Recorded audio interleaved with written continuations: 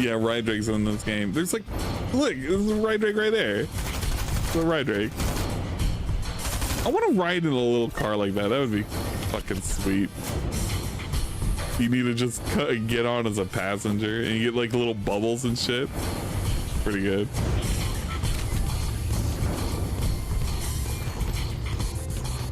Oh man.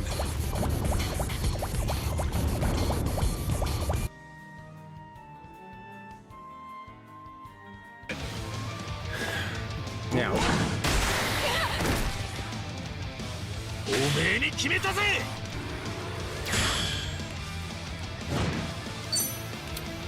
Fight!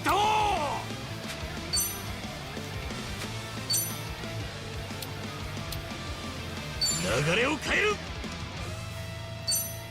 行くぜ。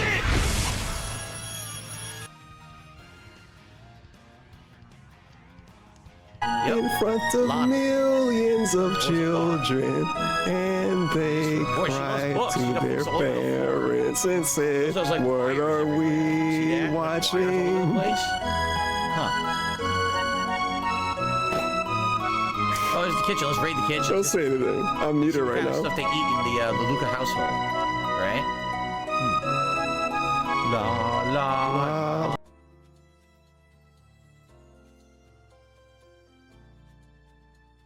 I'll kick, who can I kick out? I'll kick Phoenix out.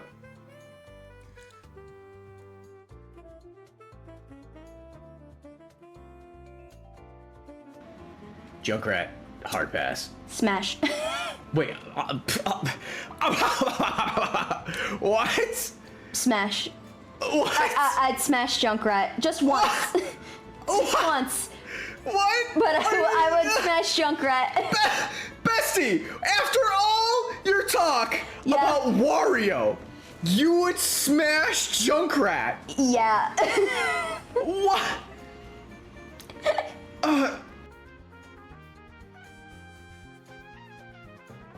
In the back.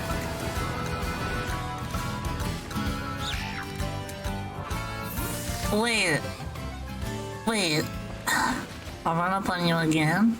Wait, do that again? Cause I could have sworn you just put your head down trying to look like a Pokeball. You are! Oh, that's so cute! Do it again, one more time. One more time for us. Please. Please do it again.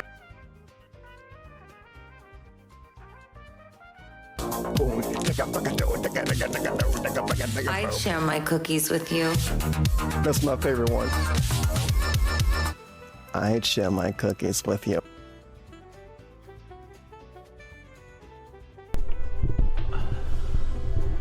Alright, I'm here. Ow! Yeah, this is the United States of Lumpy. You don't have freedom of speech here.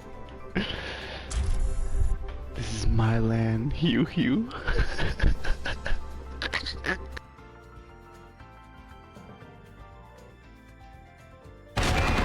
Do you like infinite ammo? I do.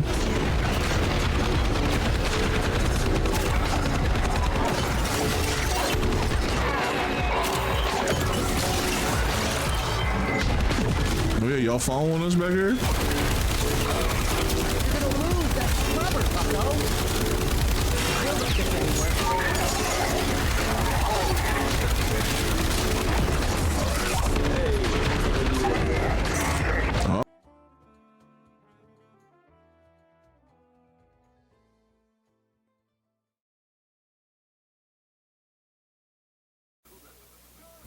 Ladies and gentlemen, Garfield and friends. We're ready to party. We're ready to party. We're ready. I hope you bring lots of spaghetti. I'm scared. Come on in, come to the place where fun never ends. Come on in, it's time to party with Garfield and friends. Dancing, Fiesta, romancing, siesta, samba, la bamba. Ay caramba, disguises, surprises, and pies of all sizes. Come on in, come to the place where fun never ends. Come on in, it's time to party with Garfield and friends. Come on in, it's time to party with Garfield and friends. Garfield and friends. And pay attention. There'll be a test at the end.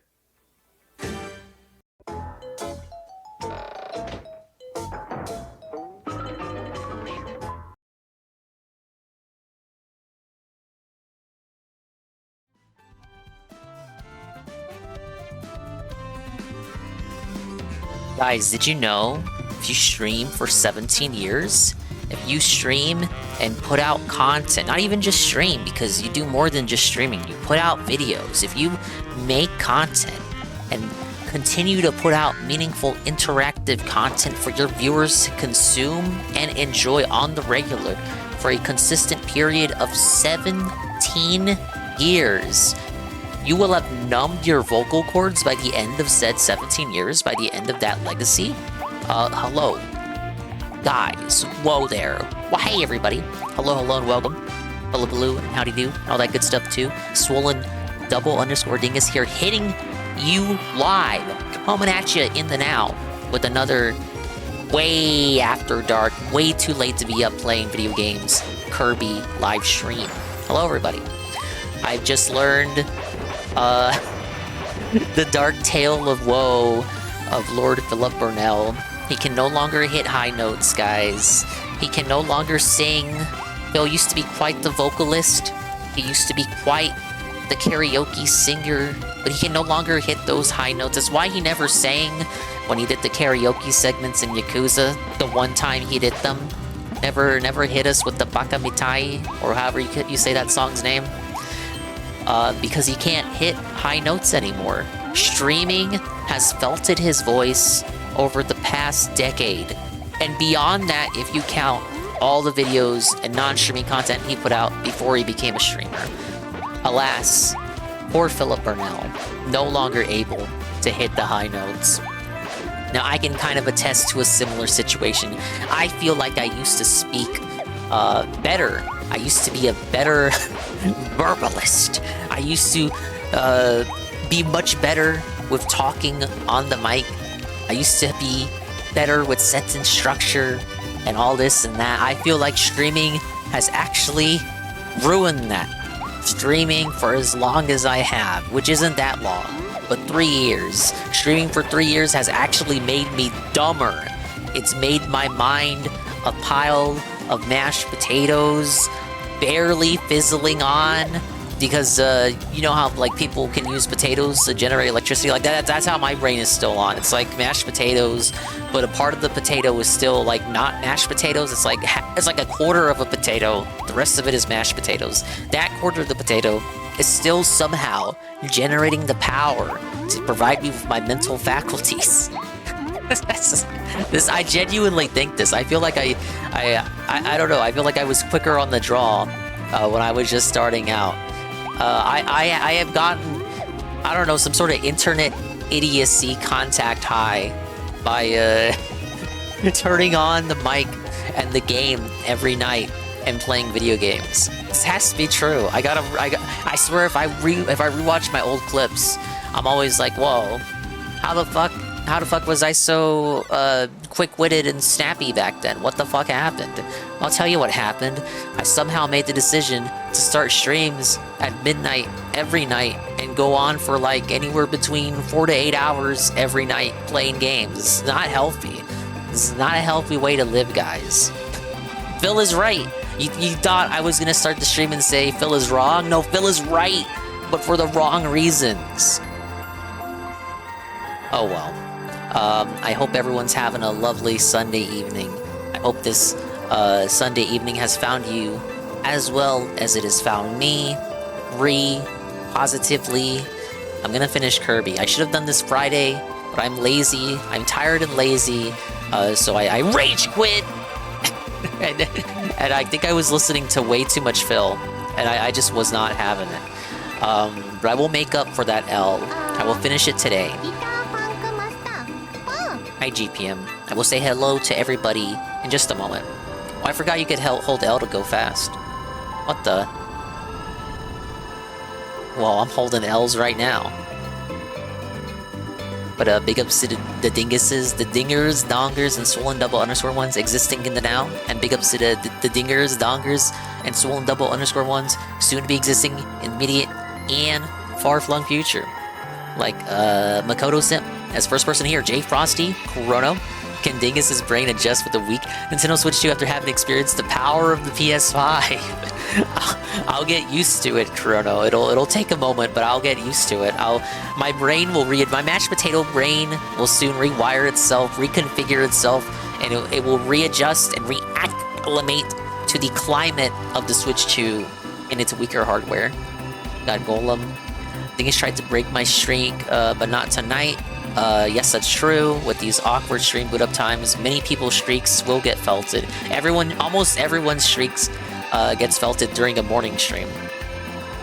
Let's see, did I say hello, Jay Frosty? Hello, Jay Frosty. Did he really say that? Yes, he said that just now, right before I started the stream.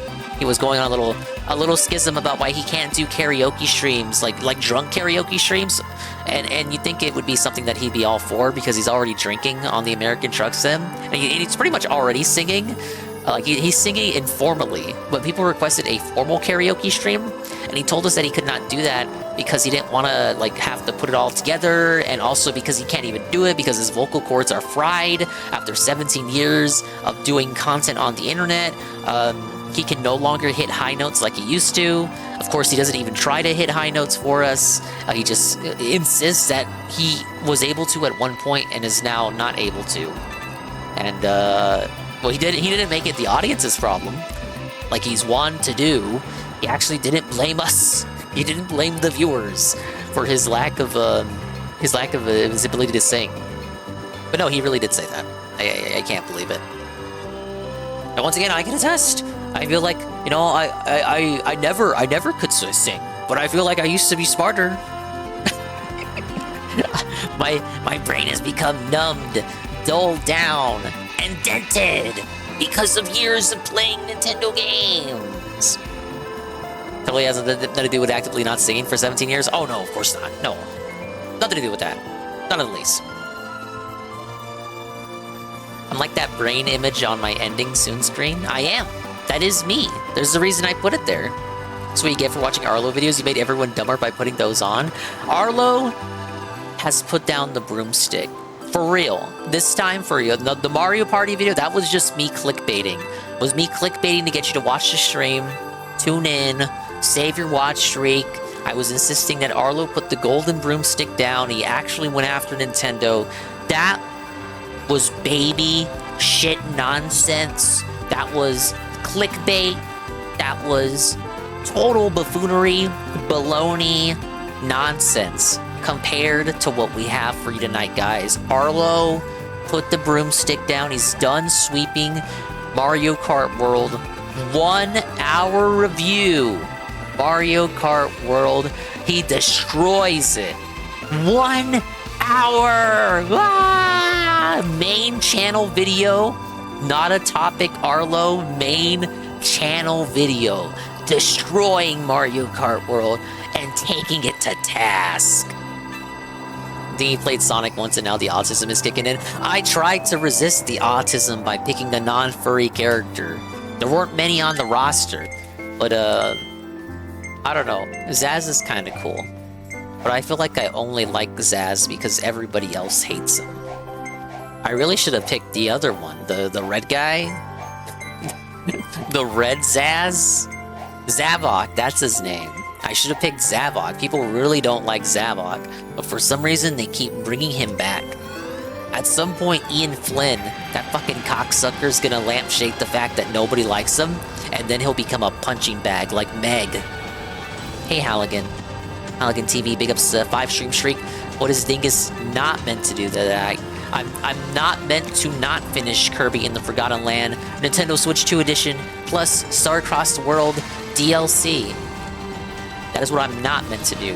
What I am meant to do is finally complete Kirby in the Forgotten Land, Nintendo Switch 2 edition, plus Star-Cross World DLC. But welcome in, Halligan. Thank you again for the 5 stream streak. I hope you're having a good evening. I gotta redo 2 stages, and then I guess proceed to the final boss. And I presume the rest of the stream will be spent on the arena. Please not tonight, Dingo. What do you mean, not tonight? There's no casino. I don't want to watch Truck Sim. We gotta have some entertainment, buddy.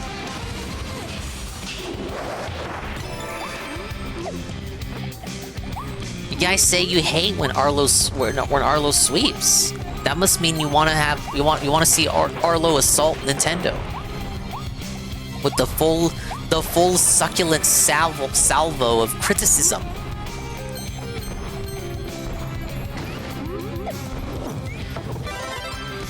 Don't you want to hear Arlo talk about his Squarespace for the dozenth time?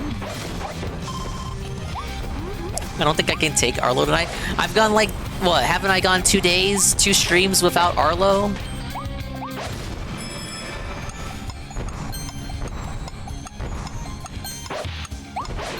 We need like an Arlo quota. Like we're allowed to go 2 or 3 streams without Arlo, and then after that, it has to be like a Arlo catch-up stream, where it's like the whole stream is Arlo. That way, the viewers can know, and they can be aware of when the Arlo and non-Arlo streams are scheduled. But sadly, I don't think Arlo makes enough content for us to be able to do something like that. Like, the only reason we had an Arlo backlog is because of how I was scheduling my shit in regards to streams where I watch videos and then streams where I don't watch videos. It just kind of worked out. We ended up having an Arlo backlog, but Arlo was nothing if not lazy! And he takes weeks to put out videos, and then the videos are like outdated by the time they're out. Like, let's be honest, guys. Mario Kart World Review, right as we're entering September. What the fuck, Arlo? Come on. This guy's got 2 editors. This guy can edit himself. What are we doing, Arlo? We're like how many months late? When did the Switch 2 drop? We're putting out fucking reviews 3 months late. We still haven't put out the Pikmin 4 review, Arlo. Arlo, Pikmin is allegedly one of your favorite franchises. How do we not have the Pikmin 4 review? Zelda Tears of the Kingdom, Arlo, where is the review? Come on, Arlo. Where's the Paper Mario Thousand Year Door remake review, Arlo? You campaign to get that game remade. You bragged and boast as if you were responsible for that game getting a second lease on life. Streams the game once. Never finishes it. Complains that it didn't sell well. Complains that the Origami King, the one that Phil played, complains that the Origami King sold more. Well, shit. Arlo, maybe if you streamed it more, it would have gotten more word of mouth, but you didn't. And the game didn't flop. We're gonna be honest, chat. We can't laugh too much. It didn't flop, it just didn't do banger numbers. It sold well, but Arlo needed it to sell super well to like send this weird message about how like real Paper Mario is the turn-based battle ones with all the story and shit versus the fucking arts and craft Paper Mario games. And perhaps you may have a point, Arlo, but it's also like you gotta stand on business, Arlo. You can't just talk the talk. You gotta walk the walk. Arlo, I feel as though you are not walking the walk right now.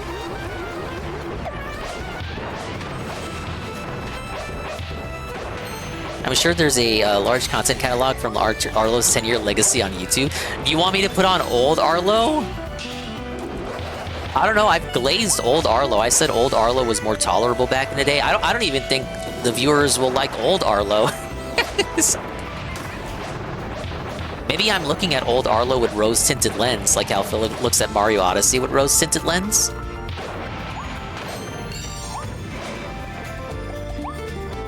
I'm the only Arlo A-log? No, what about that other guy? The Pikmin guy. And then the other guy, the other Arlo troll, Manic Mechanic, Manic Mechanic, who put up that whole video shitting on Arlo for the Pikmin thing. And then he shit on Nintendo, and people didn't like that video because I guess you can't criticize the people criticizing Nintendo or else you look like a Nintendo fanboy. Okay. Sure, Jan.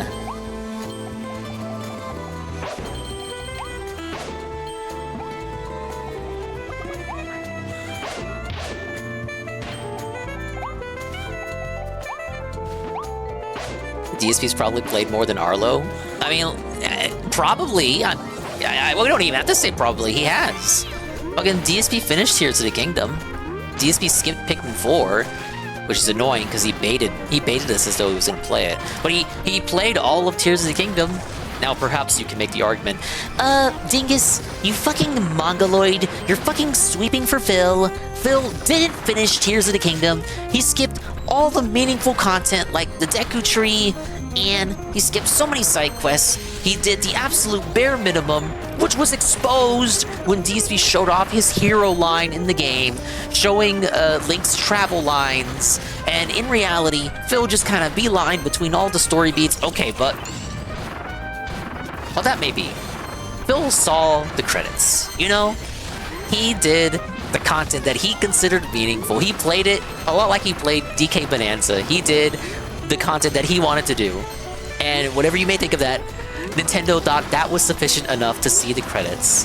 Phil saw the credits of the game. You know who didn't see the credits? The guy who's actually a self-proclaimed Nintendo fan. Yup, the Muppet. And I'm not talking about Phil, the blue Muppet. The blue, furry Muppet. DSP didn't finish Rogueport. Well, he finished the prologue of Paper Mario Thousand Year Door. He didn't finish Chapter 1. I really wanted that to become a ongoing, long-form style playthrough. I unironically would have restreamed every time he played Thousand Year Door, if I was able to, if it was within my power. Like, I would do my best to not skip a stream of that. I would have so much to say. But, no, he didn't want to do it. And now the next fucking RPG he's gonna play is, Final Fantasy Tactics? That's what he's saying. You guys think Phil will play Final Fantasy Tactics? Okay, one more sculpture. But this is the thing, I keep missing the sculptures. He's currently playing Suikoden.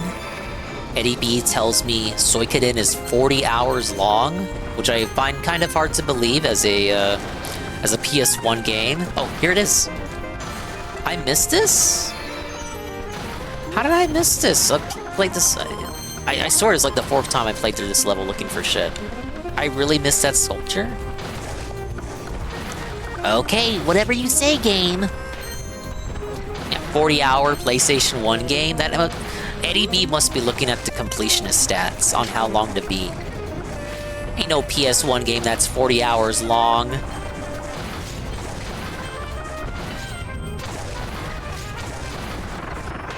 I'm gonna turn my head, I'm gonna swivel my head, and someone's gonna say some bullshit like, "But Dingus, Final Fantasy IX is like 50 hours long if you do all the content." Ah, fuck. Eddie B's here. FF7 is 40 hours long, dude. So many JRPGs. FF7, a big ups D-Scythe, and Eddie B and Infamous. Is that a late night dingus I spot? You are spotting a late night dingus. Chat will play tactics, he will just press buttons. True. It's gonna be, it's Claude. It's the Pokemon Twitch thing. It's Claude. That's what the Final Fantasy Tactics playthrough will be. Phil's gonna need a Mangs tier co-host to help him play a game like FFT. Yeah, isn't Mangs still cancelled by the Fire Emblem community? Maybe he can be DSP's co-host. See, look, I know a little bit. D-Scythe, I do not watch Mangs. I think we've brought up Mangs before. I do not watch Mangs. I know of Mangs only because the Fire Emblem people on 4chan can't shut the fuck up about him. He's like their based boy egghead superstar, hard R superstar. All right. Defeat Crystal Twin Florina using Crash Kirby. Mangs is doing just fine. Okay, so he recovered. I heard all this, I don't even know what the fucking drama was, just that he had gotten canceled. And everybody hated him, but allegedly he did nothing wrong. YouTube plays Final Fantasy Tactics? True. How long was Legend of Dragoon? Ask Anne. Anne, how long was Legend of Dragoon? I gotta say, there was no reason to give Crash a level up, because Crash Kirby is basically just a screen clearer, but it's kind of awesome that they gave it a level up anyway. Now, unlike the other Kirby copy abilities in this game, it doesn't have 3 forms, it just has 2. Which is, you know, Sleep Kirby is the same. Sleepy Kirby? That's not the name of the ability. It's just called Sleep Kirby. That also has 2 forms. I guess it would be pretty difficult to come up with a third form for Crash Kirby. Look, I like the effort nonetheless. They didn't have to give Crash Kirby an upgrade, but they did. It's like that one special ability in Brothership, where you stop time. Fucking Mario doing Zarazor. Camelot ripping us off Beyond the Beyond is under 40 hours. Dude, that was Camelot. Are we thinking the same Camelot that does the Mario sports games? They did used to do JRPGs. Remember Golden Sun? UNF still here? UNF loves Golden Sun. Hey, Scrumbles. 47 hours, basic run of Legend of Dragoon, 60 hours probably. This isn't fair. You guys are naming fucking games with more than 1 disc. Obviously, when I said what I said, ban anyone who knows what I said. Ban them. Mods, ban anybody who knows what I said. Obviously, when I said what I said, I was talking about PS1 games with just 1 disc, idiot. Golden Sun is underrated. I feel like some people look at that game like they do Earthbound, where it's like, very excited Golden Sun fan, excited to play it for the first time. Yes. I'm sure it's a good game. The Advance Wars remake was announced right when Mengs came back to YouTube. He rode that way back to popularity. Also, he just fucking swapped fan bases. Okay, well that's good. That's good to hear. I'm not in the know about the drama to know exactly what happened, but it seemed that he was lambasted a little unfairly. It was good to see that he has bounced back. Alright, this is the last one I gotta do. Hey, Gondola. Hello, Seru. Seru says another Carl video has hit the Twin Towers. Seru, I'm gonna be honest. I looked at the 3 videos that he put up that I had not yet watched on stream. And I added them to the watch playlist, and I looked at them, Seru, for like a minute or 2. And then I just kind of clicked the trash bin icon next to all 3 of them. Because I don't want to hear him babble on again about positive shit. Completely killed the mood the last time I watched that video on GoldenEye on like one of the Jack streams. I was like so fucking zonked afterward. No story, no narrative, no one to root for. Just autistically giving me bullet points about... And like sucking his own dick! That's what I remember! He sucked his own cock! He was biased! He started talking about himself out of nowhere! Hey, praise that son. Hello, praise that son. Carl is uploading sloppa, not good content. Yeah, he said, you know, people were questioning, why is Carl doing what he's doing? Well, Carl told us why he was doing what he was doing. He said in a video, the Billy Mitchell, the big Billy Mitchell rant return video, he told us he has to earn our trust back as viewers. And in order to do this, he will be pumping out content in order to earn back our trust. He's actually gonna put in the effort to win us back. I don't think the views are gonna agree with him, especially with how they're being calculated now. Yeah, the thumbnails didn't appeal to me either. Hey, Sir Patch. Yeah, oh my god, help!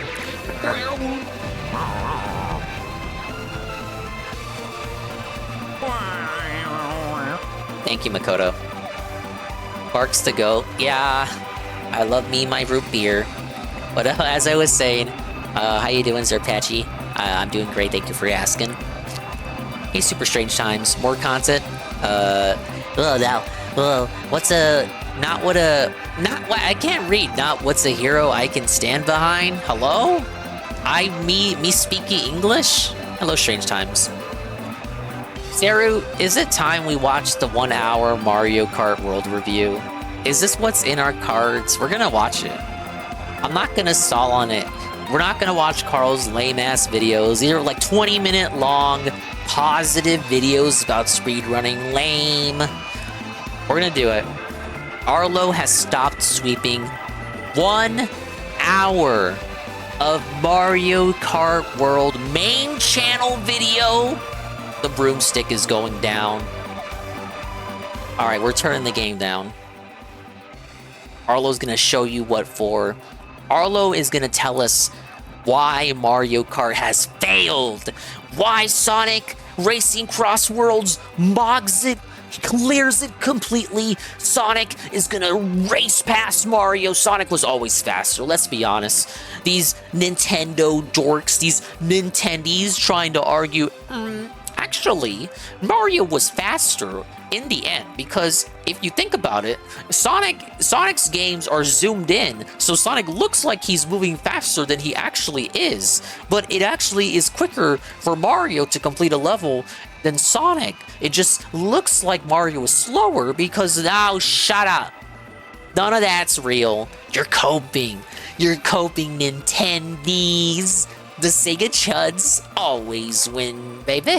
And Sonic Racing Cross Worlds will prove this once again when it releases September 25th for $90. For $90, but you get SpongeBob, Minecraft, Joker Persona, Hatsune Miku, your fucking body pillow waifu, Yakuza Ichiban, and Avatar Aang, and the Ninja Turtles, and all your favorite characters. $90 for a lifetime license agreement to race in the best racing game of all time. I can think of no better offer, chat. But let's kick Mario Kart World while it's down. Let's kick its corpse. Let's beat this bush. Beat this beaten dead horse one more time before we achieve the peakness that is the Blue Blur racing game.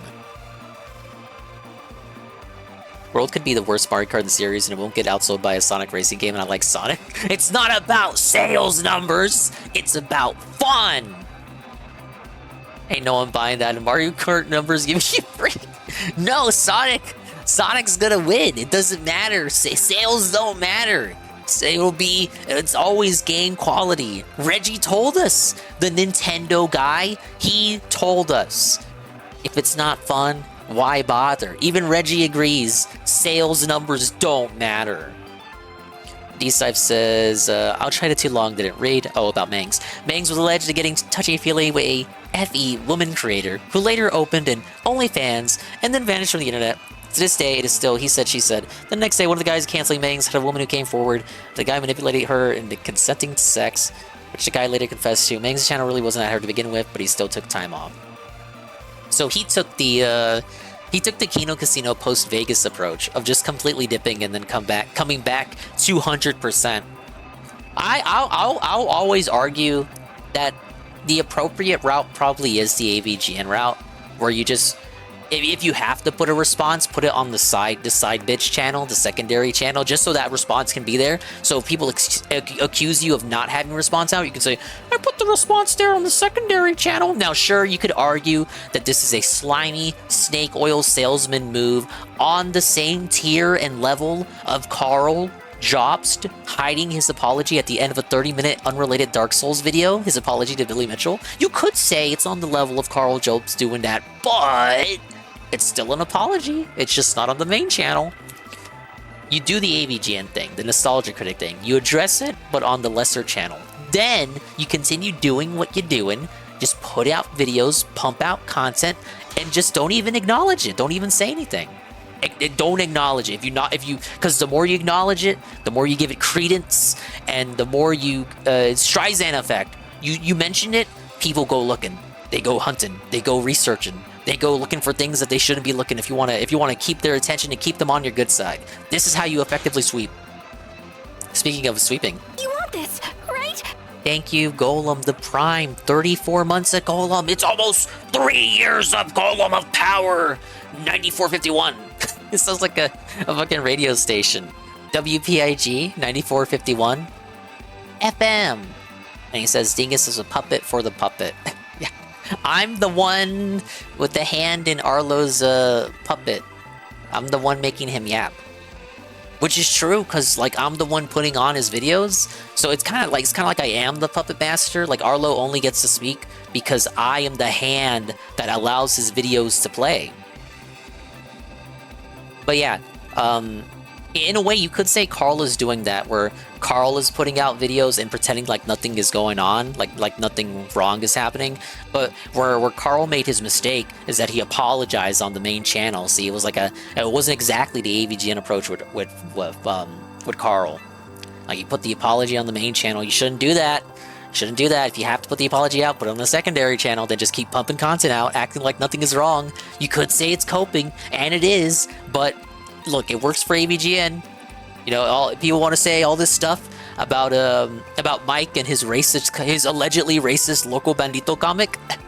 Now, I, of course, can enjoy a comic like Loco Bandito because I'm not white, and I can enjoy something like that.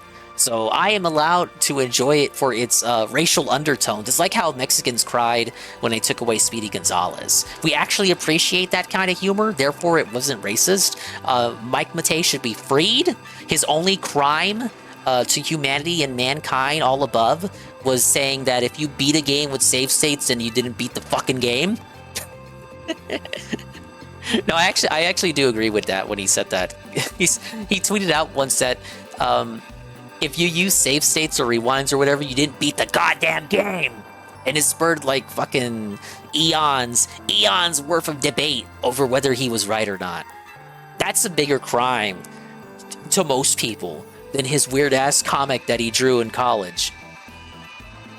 And really, should James even have to answer for the crimes of his best friend?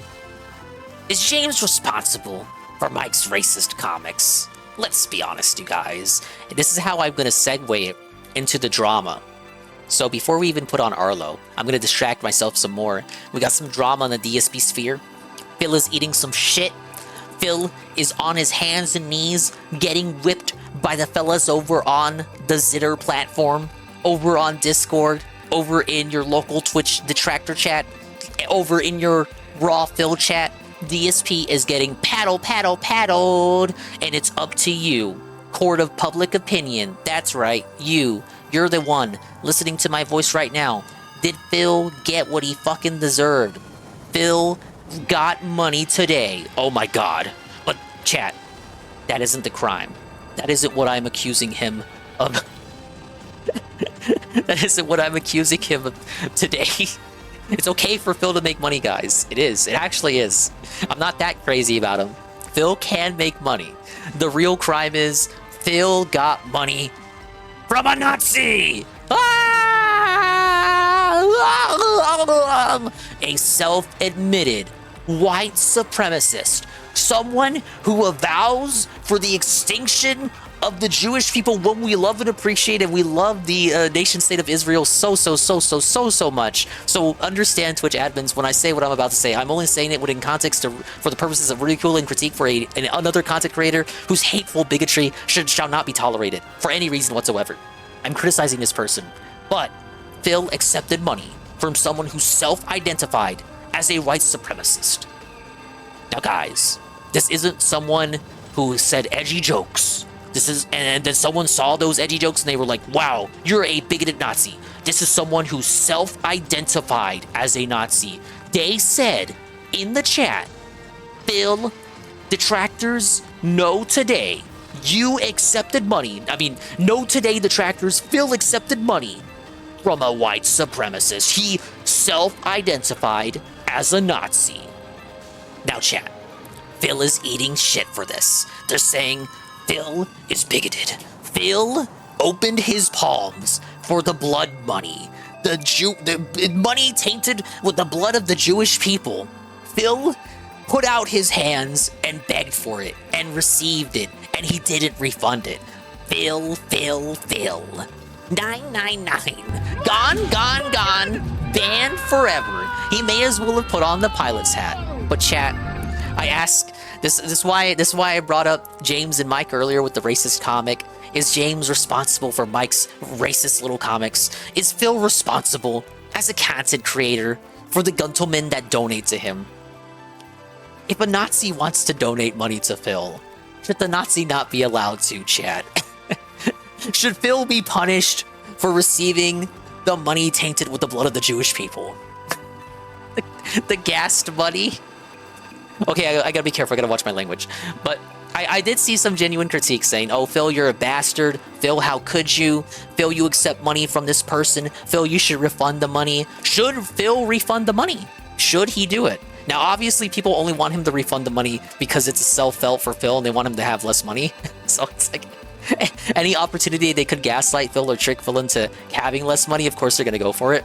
But morally speaking, should Phil return the money? I say no.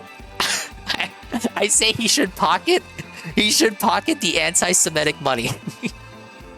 but if I was Phil, here's what I would say.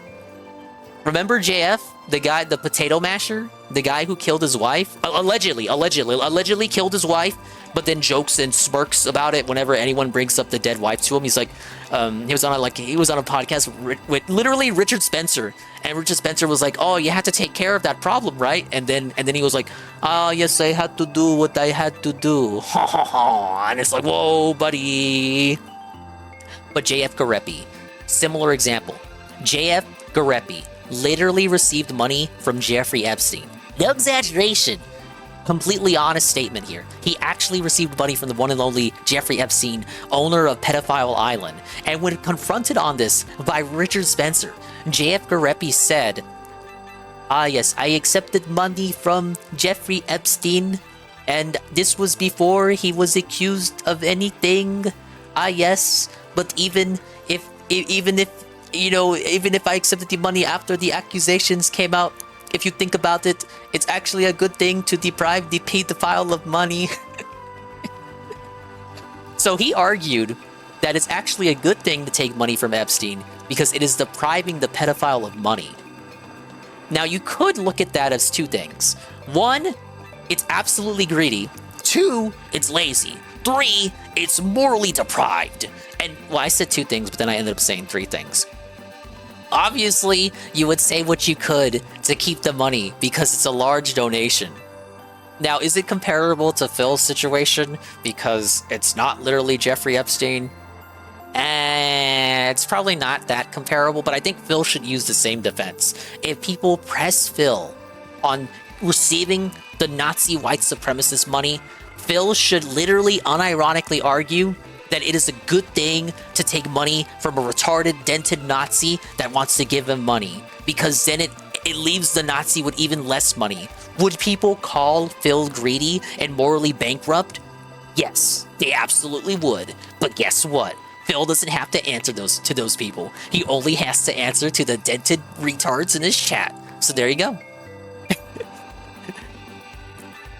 It's kind of like what happened with Kino Casino. You know, I brought up Vegas earlier with Medicare Masochist, the weird little guy with degenerate anime proclivities.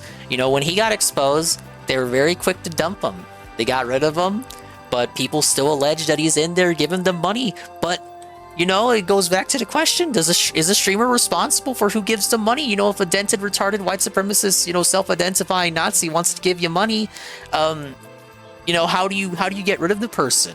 Especially if they want to give you money for the purposes of making you look bad. Like, it sounds like this self-identifying Nazi wanted to concoct a situation in which he could get attention by giving Phil money and then label himself as a Nazi so that other people would see the person labeling themselves as a Nazi and then proceed to get upset about it and then make it an issue with Phil. So you actually have a scenario where bad actors, like, now, this person could make multiple accounts or whatever. Like, let's assume Phil bans the person. I think he actually did ban the person. Let's assume Phil bans the person, but he comes back tomorrow under a different stock account, gives him more money, and then claims he is a Nazi that wants to gas everybody. And he just keeps getting banned, but keeps making more accounts. Do you just keep banning the person? Like, how much, at what point do you think, would you say the person, the content creator, has done enough to get rid of the bad actor giving them money? Because at this point, it's like the bad actor is giving the person money to make it look like the streamer avows of the bad actor. So obviously the Nazi gave Phil money to make it look like Phil avows of a white supremacist and the whole concept of white supremacy. That's why he gave him money and then said he was a Nazi, obviously. Then to ruffle people's feathers and then to make it a big issue. So big of an issue that I end up talking about it for like 20 minutes on stream. At what point would you say Phil did enough to curtail this person from giving him funds? A week? Maybe a week straight of banning the person, and then they just keep coming back on their sock accounts giving them Nazi money? And the guy's name was like PPP's 600-pound gun. Okay, I'm done ranting. I will now scroll up and see what people say. Should Phil be punished for accepting the Nazi money? I'll say this. I was talking to Goon about this in GPM's chat. A big up GPM if he's still here. I was talking about it with Goon because people were legitimately discussing this as if Phil is responsible for accepting blood money. Ethan Ralph, you love that guy. Ethan Ralph, when he was still popular, 2018, Ralph did the Heal stream. Ralph did a charity stream raising money for awareness for cancer research for St. Jude's, and he made a lot of money. He brought on Mr. Mediker, he brought on Guider, he brought on Josh Moon, brought on Zidane. I think Mundane Matt was there. Every guy from the IBS sector back in those days, Tonka, Phalia, sent the smoke signal. Everyone in 2018 in IBS was there for the Heal stream.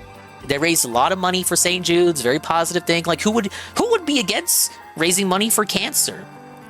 Well, guys, they sent the money to St. Jude's, and a few days later, St. Jude's refunded the money. All the money Ralph raised at the peak of his popularity, this was, post-Mundane Matt, post the scandal, everyone showing up, coming together, all the A-logs raising money for good cause, baby. They refunded the money. They didn't want Ralph's white supremacist Gamergate Nazi money. So you could say, yes, St. Jude's was depriving the Nazi Ralph of Ralph. It was depriving the Nazi Ralph of his money by accepting the donations. But in reality, they thought it would be better PR to felt Ralph and refuse his money. And then I think Ralph got banned off of YouTube shortly thereafter. Yeah, I think that is what led to Ralph getting his YouTube ban, was that Heal stream. Pretty confident that was the case. But yeah, they thought it would be better PR instead of like accepting Ralph's money to just like refuse it. And then it became a news story. Like the Washington Post reported on it, and basically ran a negative spin on it. And Ralph had a little bit of attention on him for a while because of that. Well, I understand why St. Jude's refused the money in the end.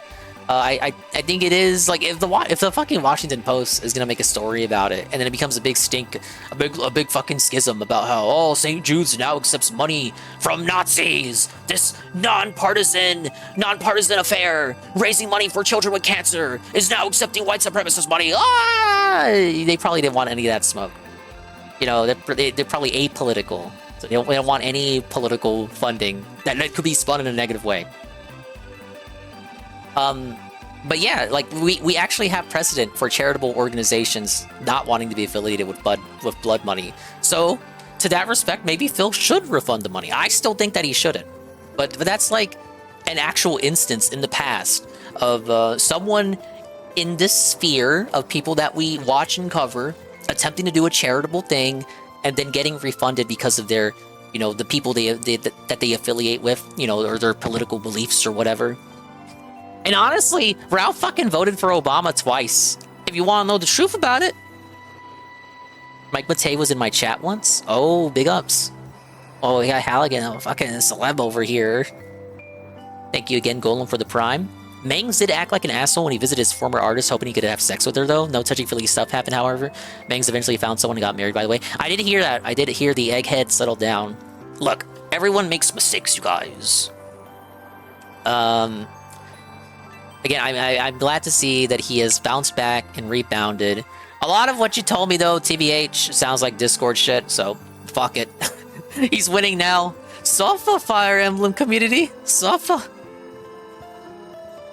Look here, look, listen. Dingus will watch them up and you're gonna like it. The more we stall on this segment, the less time we have to watch Arlo. What about when SJWs complained about Mario and Pancho, Mexicans told them to fuck off? That did happen! But Zarpachi, they got it removed from the box art. Sombrero Mario was going to be on the box art, and then it wasn't after that controversy. Nintendo never confirmed that it was because of that, but it totally was because of that. At least they didn't take it from the game. James have to respond to Rex Viper, which is even more embarrassing. And James responds as Rex Viper to the controversies. He took money from a pedophile report, so this honestly isn't that bad in comparison. That's true. That's true. That's true. Now, to be fair, we gotta put honesty on that name. He took money from a pedophile's mom's credit card. He ends up win. Coming back from detoxing for DSP, has DSP become a great streamer? No. This is just a synthetic man. Donors being drama, Lycon drama again. It's stupid. I'm not gonna social credit check all the people donating to me. Is Dingus sweeping for the nationalist, dude? What a duality of man. Wait a minute. Wait a minute. Goki says Phil should refund the money. Goon says Phil should keep the money. Whoa, buddy. Got a debate going on here in chat, possibly. Hey, Bambi Whip. I'm breaking the news, you guys. Hey, Third Eye the Third. Great preface on this. You know, from someone saying they're a part of the master race, it was pretty fucking stupid to give $800 for no reason. Well, the people, Jay Frosty, the people who claim they're a part of the master race are all in Nick Fuentes' camp. They're all dumb and inbred and brown and lonely and gay. So this does not surprise me. They would be dumb enough to give Phil $800 to flex on the haters. Should be punished and fucked with for anything. He refunded the money. He gives white supremacists money. I can't believe it. He's sick. If the Austrian artist himself gave money to Phil, he'd still accept it. Let's be real. Yeah, he would. Look, guys. Look. He may have had some bad ideas, but he was a pretty good artist. Third Eye says, why refund the money? The money did nothing wrong. By pocketing the Nazi money, it converts it to positive money. Yeah, look, Third Eye agrees. You're depriving the hateful, bigoted Nazi money. The hateful, bigoted Nazi money, if you did not accept the Nazi money, it would have gone to Nick Fuentes. It would have gone to Richard Spencer. It would have gone to Andrew Anglin. Let's be honest. Phil taking the money is actually the most honest route that money could have traveled. Assuming the guy isn't LARP in the first place, assuming the guy isn't LARP in the first place, assuming the guy isn't LARP in the first place, imagine believing this guy at all. I know there's a high chance that he could be LARPing, but from my cursory research, UNF, I have possibly learned that this individual may in fact be a regular donator to Jaden McNeil. Now, I still have to press X to doubt, because Jaden McNeil is an enemy to Nick Fuentes and America First. I saw people say that Groypers were crying about this Nazi supporter. You know, Groypers, you know, those are the Fuentes acolytes, the Fuentes associated camp. So understandably, they would not be a fan of a Jaden McNeil supporter giving money to Phil. However, it's also possible those alleged Groypers could also be LARPers. It's just a fucking 10-pronged arc to manufacture drama to make Phil look bad. In the end, none of this matters. UNF was right. It's not a fucking real Nazi. It's a fucking LARP to make Phil look bad, so other people can point at the situation and pretend to get upset that Phil is allegedly accepting Nazi money. It's just supposed to paint a picture that makes Phil look bad. It's kind of working. And again, it's like the early bird situation. Like, it doesn't matter what the truth is. It doesn't matter. People will believe what they want to believe for the rule of funny, bish. It's funnier to believe that Phil accepts Nazi money than it is to accept that the Nazi is not a Nazi and was just a guy pretending to be a Nazi to create a scenario in which it looks like Phil openly accepts money from Hitler's #1 biggest fan. Big up Century Slayer. The US government takes money from thousands of pedophiles every year through income taxes.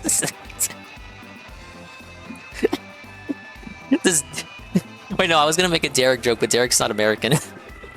Does Derek pay Canadian taxes?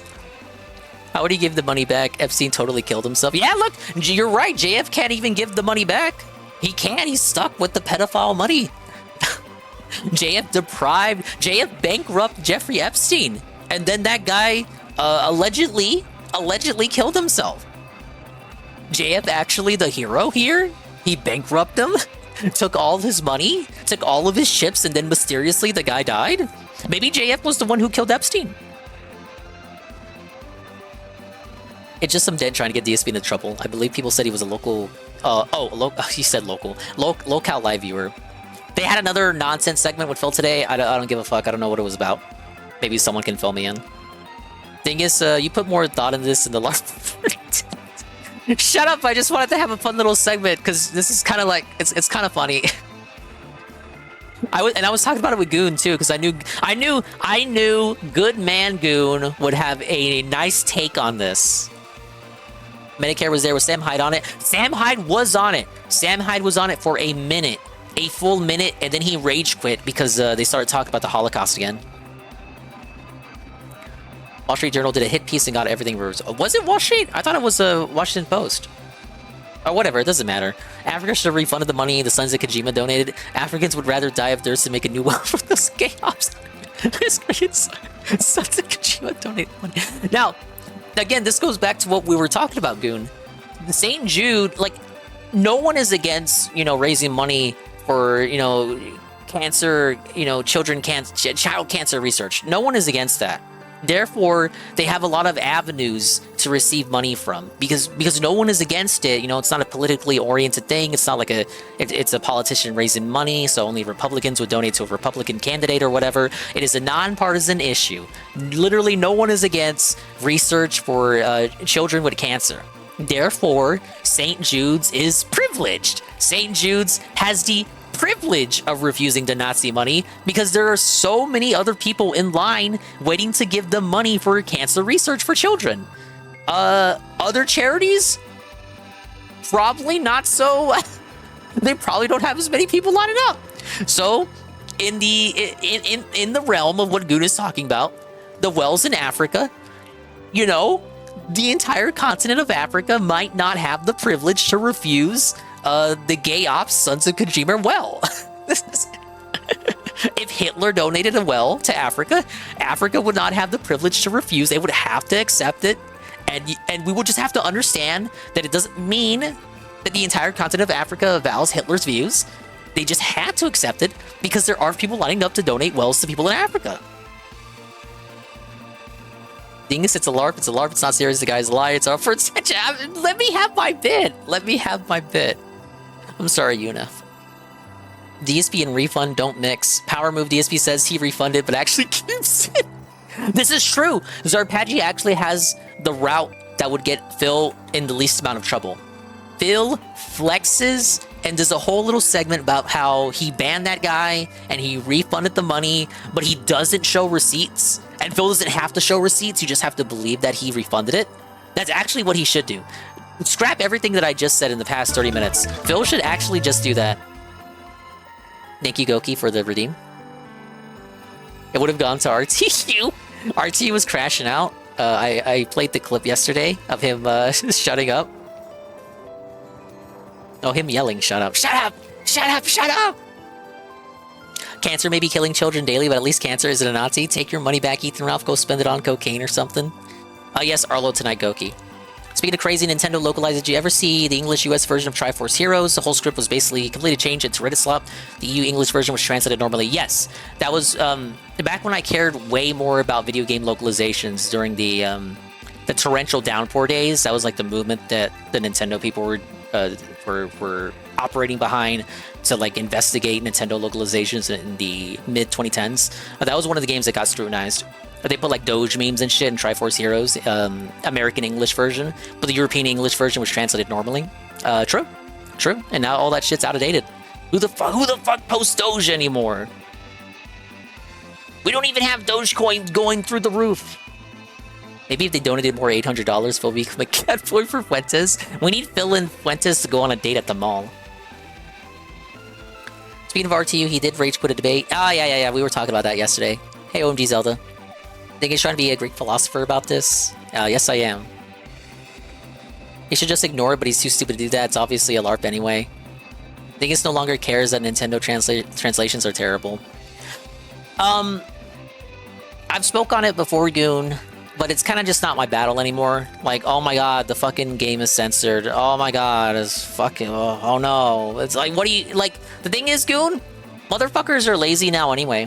It's like how anime subs, the fan subs aren't... Like, Ann will tell you, the anime subs these days are not, like, fan subs. The fans don't actually translate it. The fans just steal from Crunchyroll and then re-upload it. Now, for certain shows, there are still organic, from the ground up subtitles done, Like, for example, Pokemon. No subs exist for that anime because Nintendo and the Pokemon Company would rather have you believe that no Japanese version of that show even exists. Therefore, the fans still have to fan sub that show to this day. But yeah, you know, motherfuckers are lazy. They don't want to translate anymore. Don't look at me. I don't know Japanese. But it felt like that the movement behind doing the fan translations was more prominent, prevalent, and it was stronger in the Wii U and 3DS days. It felt like people were more fired up about the localization shit. And does it still happen today? Yeah.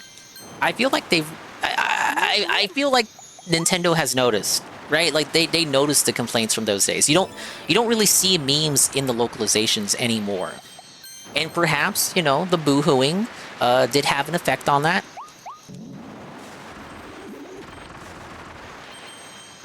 Like, Fire Emblem Fates' localization got fucking trashed. But Three Houses? No one had anything to say about Three Houses' localization. But it did have changes. Three Houses is not, like, one-to-one with the Japanese version. No fucking game is. There are changes in Three Houses English compared to the Japanese version. I think the most notorious one is Bernadetta's support with Byleth. And that was, like, so notorious that... it was changed in a update. They actually changed the support in an update. They had to re-record the dialogue and shit. I guess because it conflicted with the DLC that was coming out.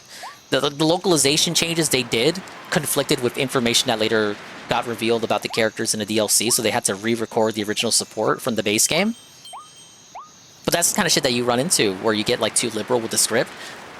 Then later information, like supplementary material for the characters, comes out via like DLC or other avenues, like you know, spin-off games or shit. And it's like, uh-oh, we created like a plot hole. I'm trying to remember what else. Fire Emblem Fates. Was it Xander or Leo? I think it was Xander. Like, it's mentioned in the Japanese version that Xander can't swim, and the English localization removed that and instead made it so that he was a good swimmer. But then that information comes up in Fire Emblem Heroes, the mobile game, the mobile game that I keep watching trailers for on stream. Like, it came up in that game, and then when it came up in the mobile game, they actually just translated it normally, even though it conflicts with the you know, the localization in his, you know, his home game is the 3DS game.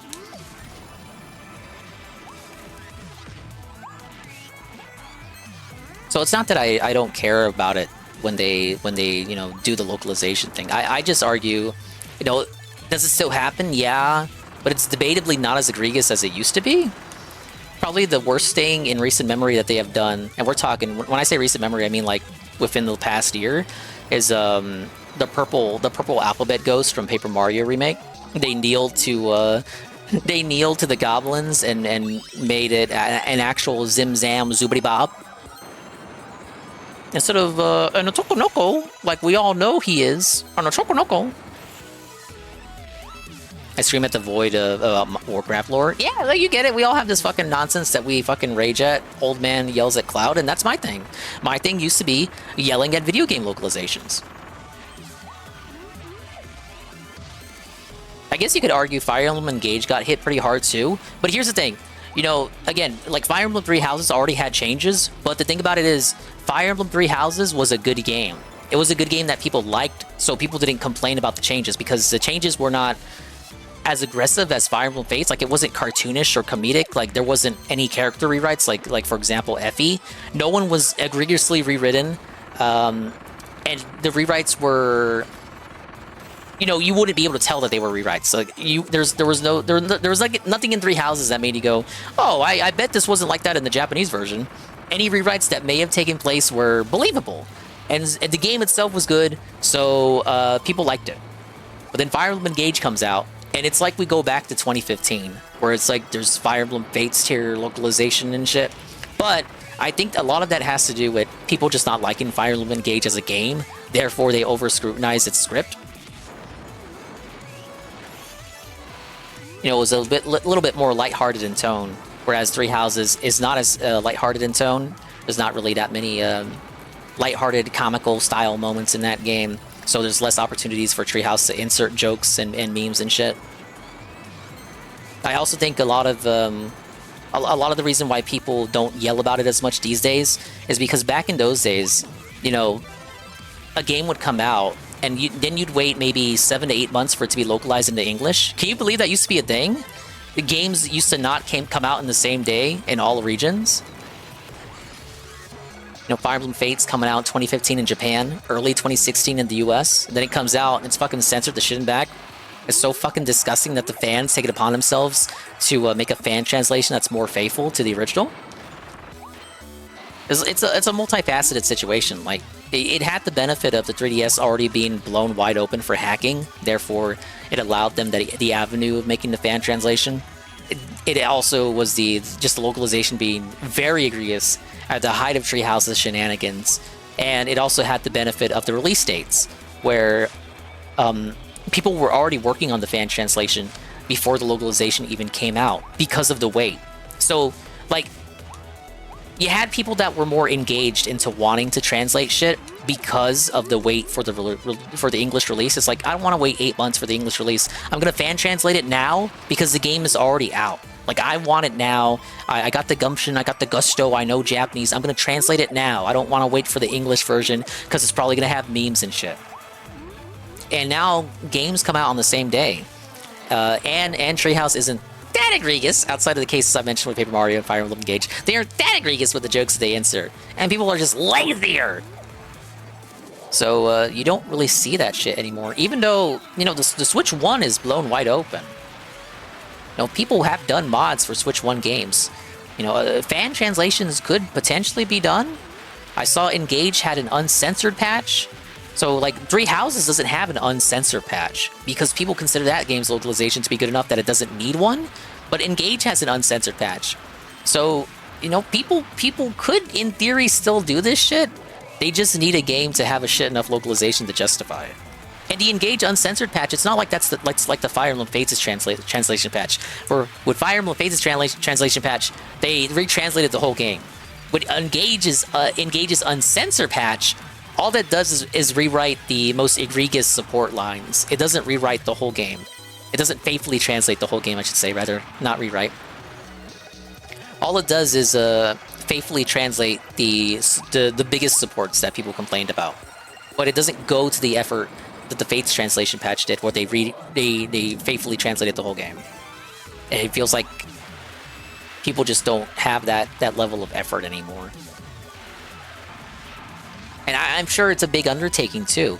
The Fire Emblem Fates translation patch was put on hiatus multiple times because people quit. There was Discord drama. Of course there was fucking Discord drama. There's always Discord drama when it comes to fucking mods. So the Discord drama halted progress. They were on hiatuses. Fucking team members were quitting. But eventually, you know, it was finished. For a long while, that fan translation patch it laid dormant. Oh, Spandog, how you doing, dude? I'm doing great, capitalization. Thank you for asking. I'm complaining about fan translations and localizations. Yeah, but for a long time, that shit laid dormant, and it was actually hard to get because, like, you know, these upload sites that they were putting on, you know, they would get struck down by Nintendo because, you know, oh, it's a piracy thing. Oh, it's like a ROM site, so that shit would get taken down, and then you know, it's dormant. It's a dormant project, so like it's not being actively updated. So all the sites where it's uploaded are getting taken down. It's hard to find, but eventually it was finished. It was finished, and okay, I still gotta look for the flowers.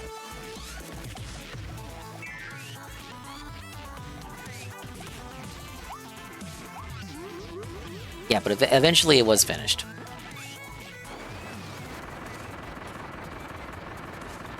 So ultimately, going back to my original point, before I rambled on and lost the plot on what the fuck I was fucking talking about in the beginning, in the first place, people are lazy and I don't want to translate anymore.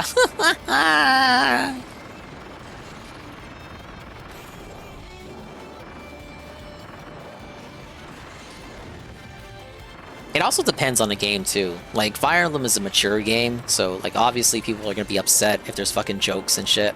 Zelda, just the same. But if, like, fucking a Mario RPG, like, you think Mario RPGs are translated faithfully? They're not. but people don't give a fuck because it's Mario. You know? How about this game, Kirby and the Forgotten? There's a few dialogue segments in this game. You don't know if they're translated faithfully.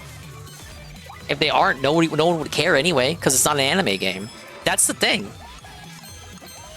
You know, the only games that have these issues are super serious, mature JRPG anime games. No one fucking cares if the Mario game is mistranslated.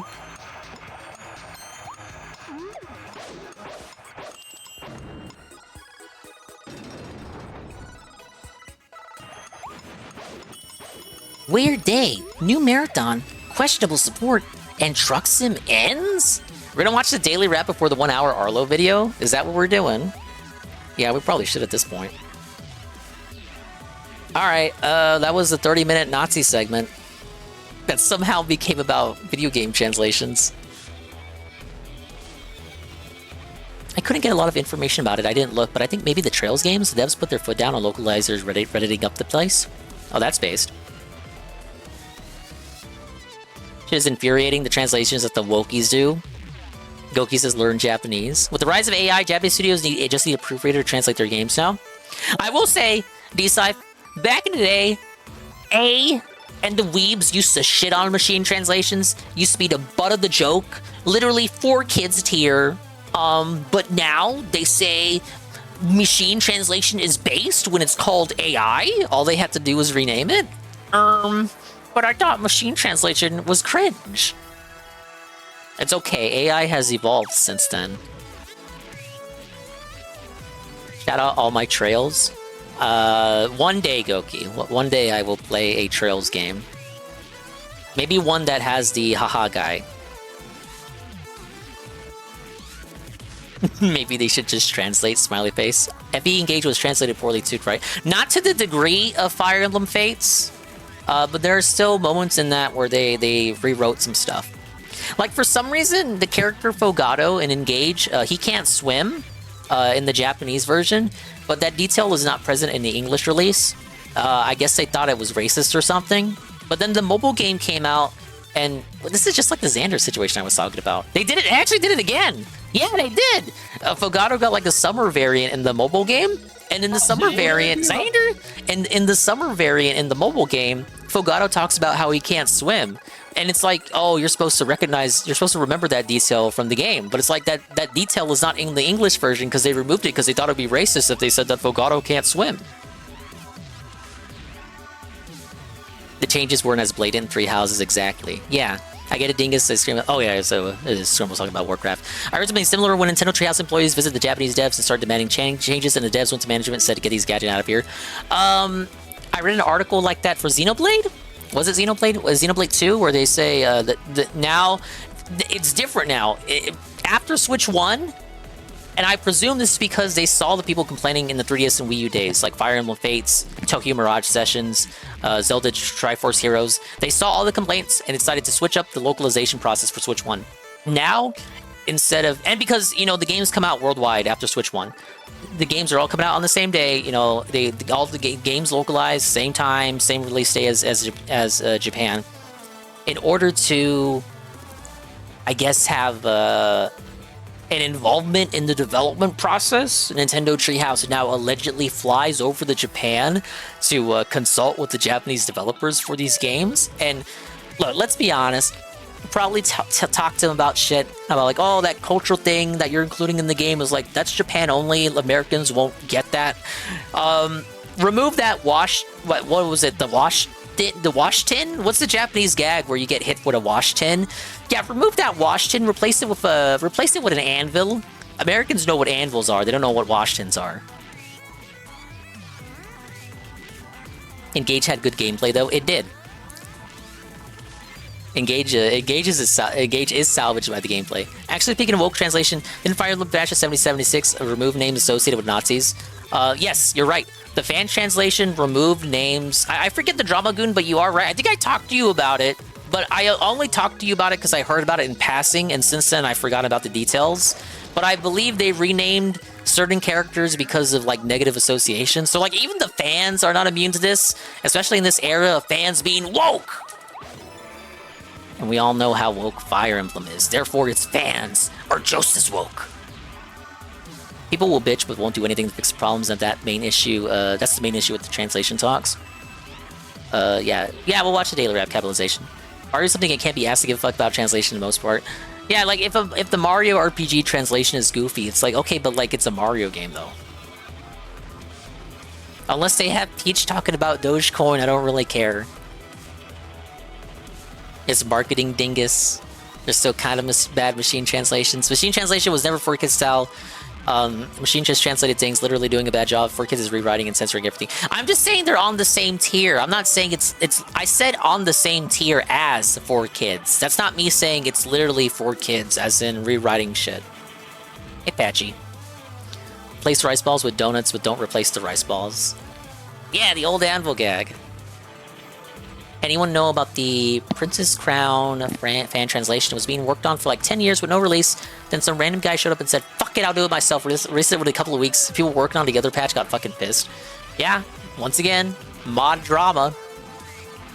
But it goes back to what I was saying about like having the gumption, having the gusto, wanting to put in the effort to actually, you know, make a difference. Be the change you want to see. And I just feel like, even though I'm not, you know, I don't approve of that shit. I'm not a fan of rewrites or whatever. It's going back to what I said. It's not my battle anymore. I'm just gonna face tank it whenever it happens, and at least it's still not as bad. The games we get now with the scripts we see now, with the games that I play in particular. You know, you just said Trails. Trails was brought up. You know, and I don't play Trails, so I'm sure other games are still getting hit as hard. But the games I play, the scripts are not as bad as they were in 2015, 2016. Therefore, does it suck when it still happens? Yeah. Am I gonna face tank it and play it anyway? Because what the hell am I gonna do? I don't know Japanese word for shit. Yeah, I'm still gonna play it. I'm gonna eat it. Eat it. Essentially, it's a way easier said than done. Because then you try to translate it, and unless you're a one-man army like this Princess Crown guy, then you have to... First, you gotta find people who are as angry as you. Then, you gotta create a fucking Discord, because everything's on Discord now. Then you gotta communicate with these people. And then, of course, everyone's doing it for free. You can't raise money or Nintendo's gonna cry about it. So you're doing it on your own time. And then everyone's doing it on their own time as well. And then these people probably don't have employment in the first place. They probably don't have the accommodations to even support themselves being a part of the project, but they want to help anyway. And then, of course, drama unrelated to the actual project comes about. And then people leave the project, and you gotta find people to replace the people that left. And then the project stalls, and then you just lose the plot. Like, all you intended to do was give a good translation for a game that you give a fuck about, and then somehow evolved into, like, everyone leaving the project because one of the project leads was a racist, and nobody knew about it. They said racist jokes, like, 3 years ago. Ah!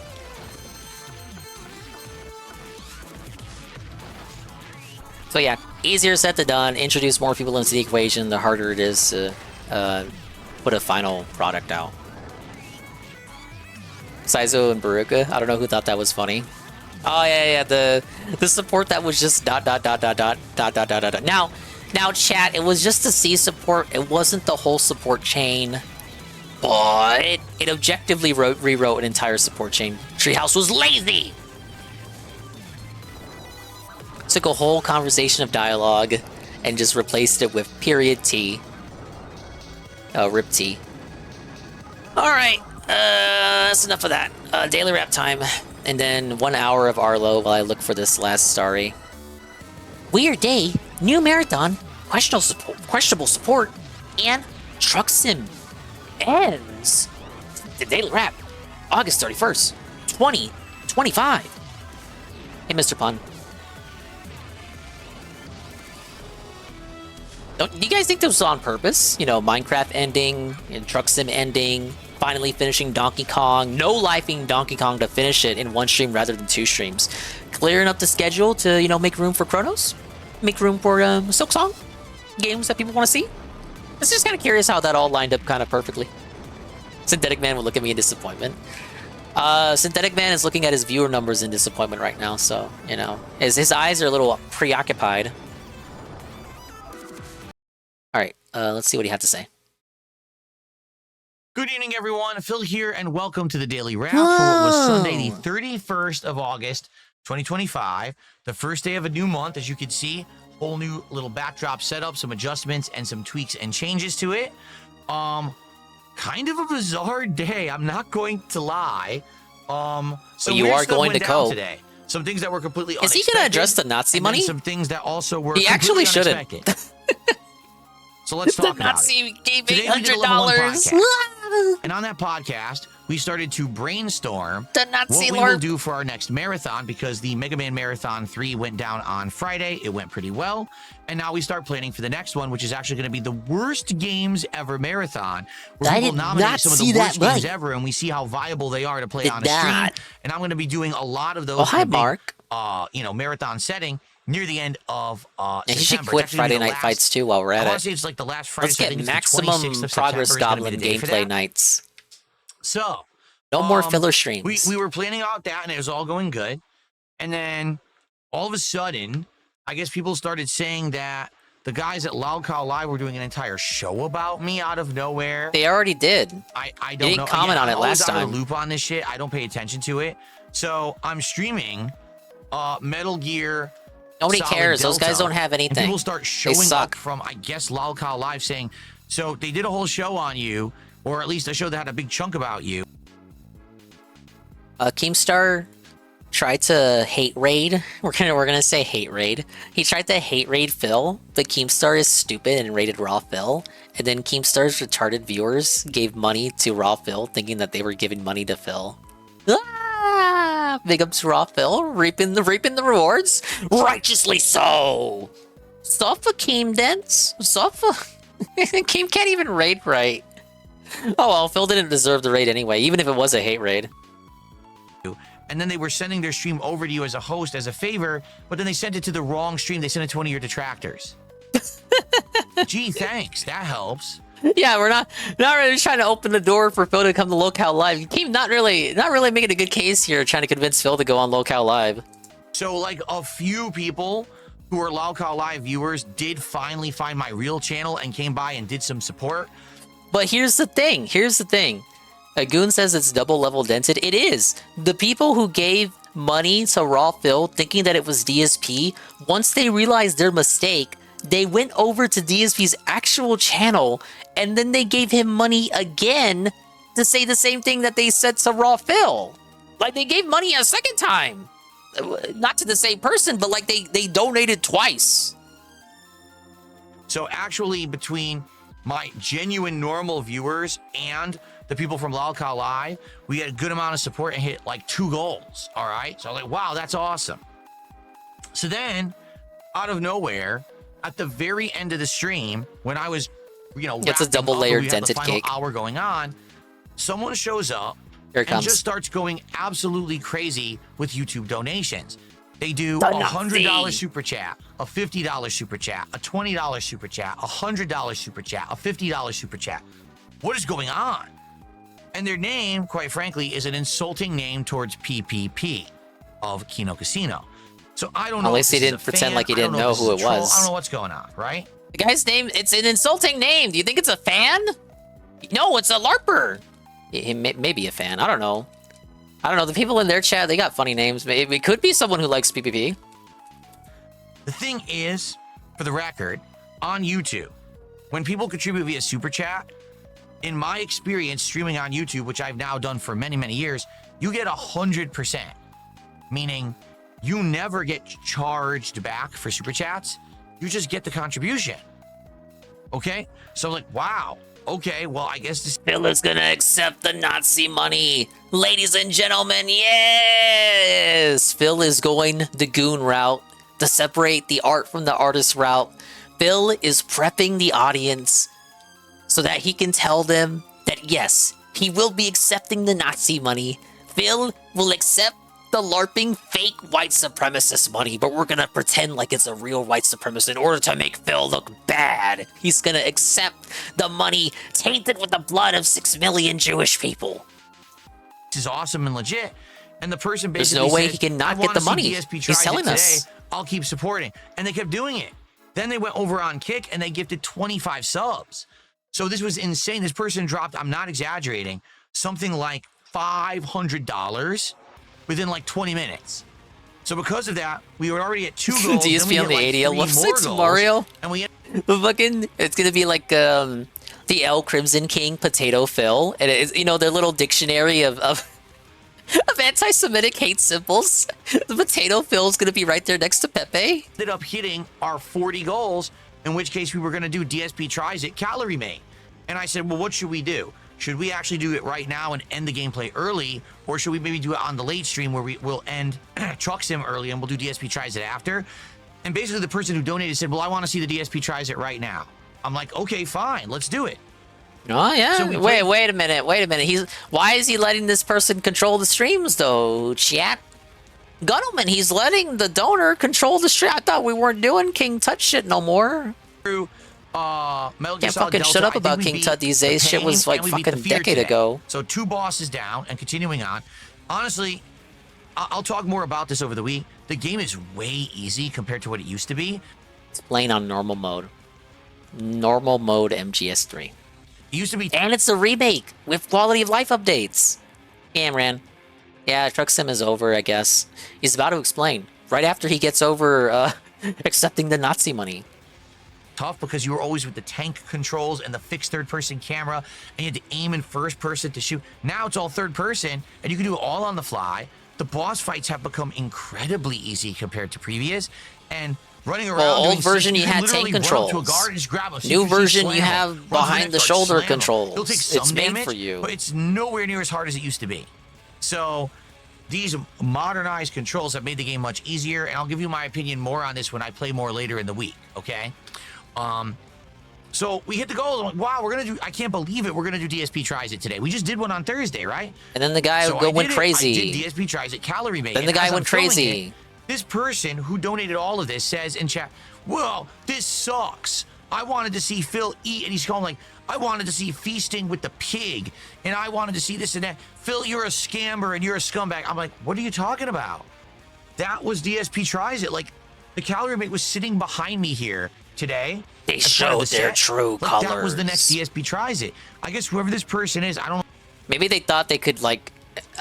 Maybe they thought because they paid money, they had control over what Phil would eat.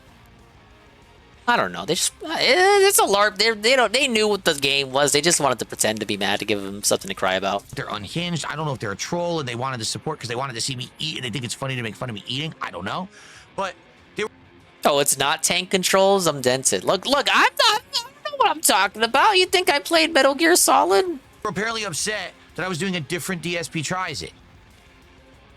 This was announced It's last not week behind and his shoulder advertised either. and posted Okay, about it I'll shut publicly, up. so I don't know shouldn't have been nothing. any surprise. I think the person was just a dunce. I don't know what else to say.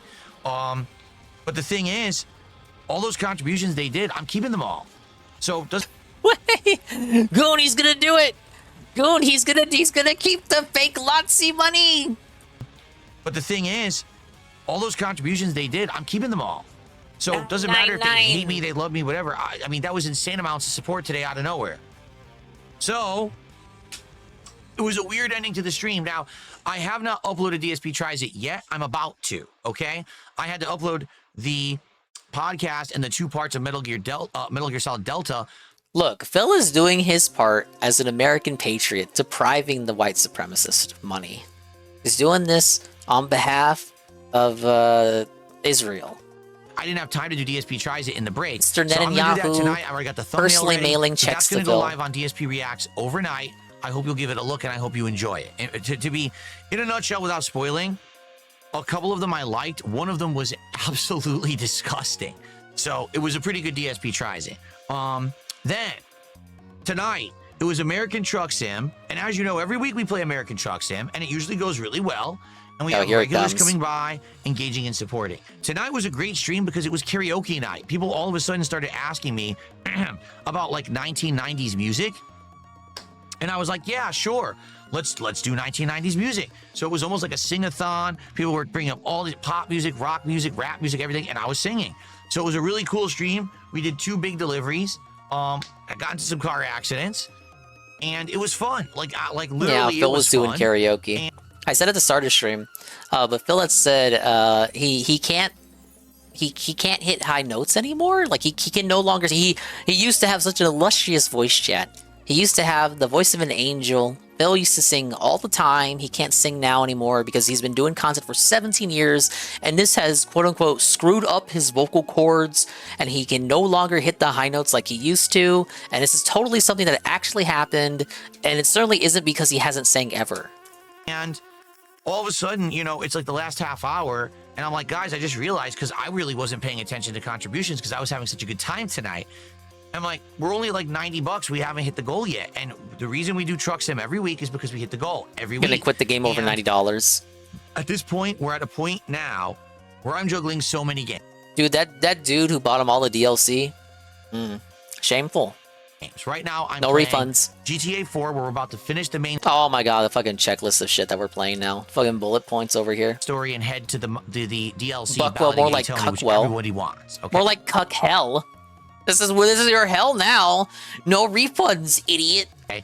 We're doing Suikoden 2, which everyone wanted as a summer playthrough. Nobody wanted that shit. We're doing Metal Gear Solid Delta. Again, everyone wanted it. He's right. Everyone wanted it, and he was gonna scam it. He was gonna say he wasn't gonna play it because of Kojima's fucking honor or whatever. In reality, it's because he's buck broken by this is how you don't play, and he thought it was gonna be a hard game, and he didn't want to reopen those wounds.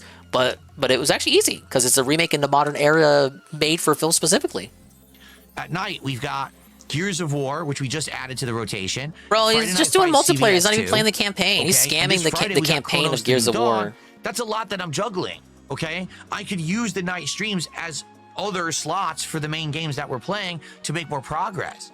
So Truck Sim is staying in the rotation as long as people support it. So we had like a half an hour left, and I'm like, guys, please, let's keep it in the rotation, support. We had a good end of the stream. It was like a good 30, 40 minutes left. I finished my delivery. We refueled. I slept at the rest stop. And I said to everyone, I guess this is it. At the end of the night, we ended, I think, 117. And that's it.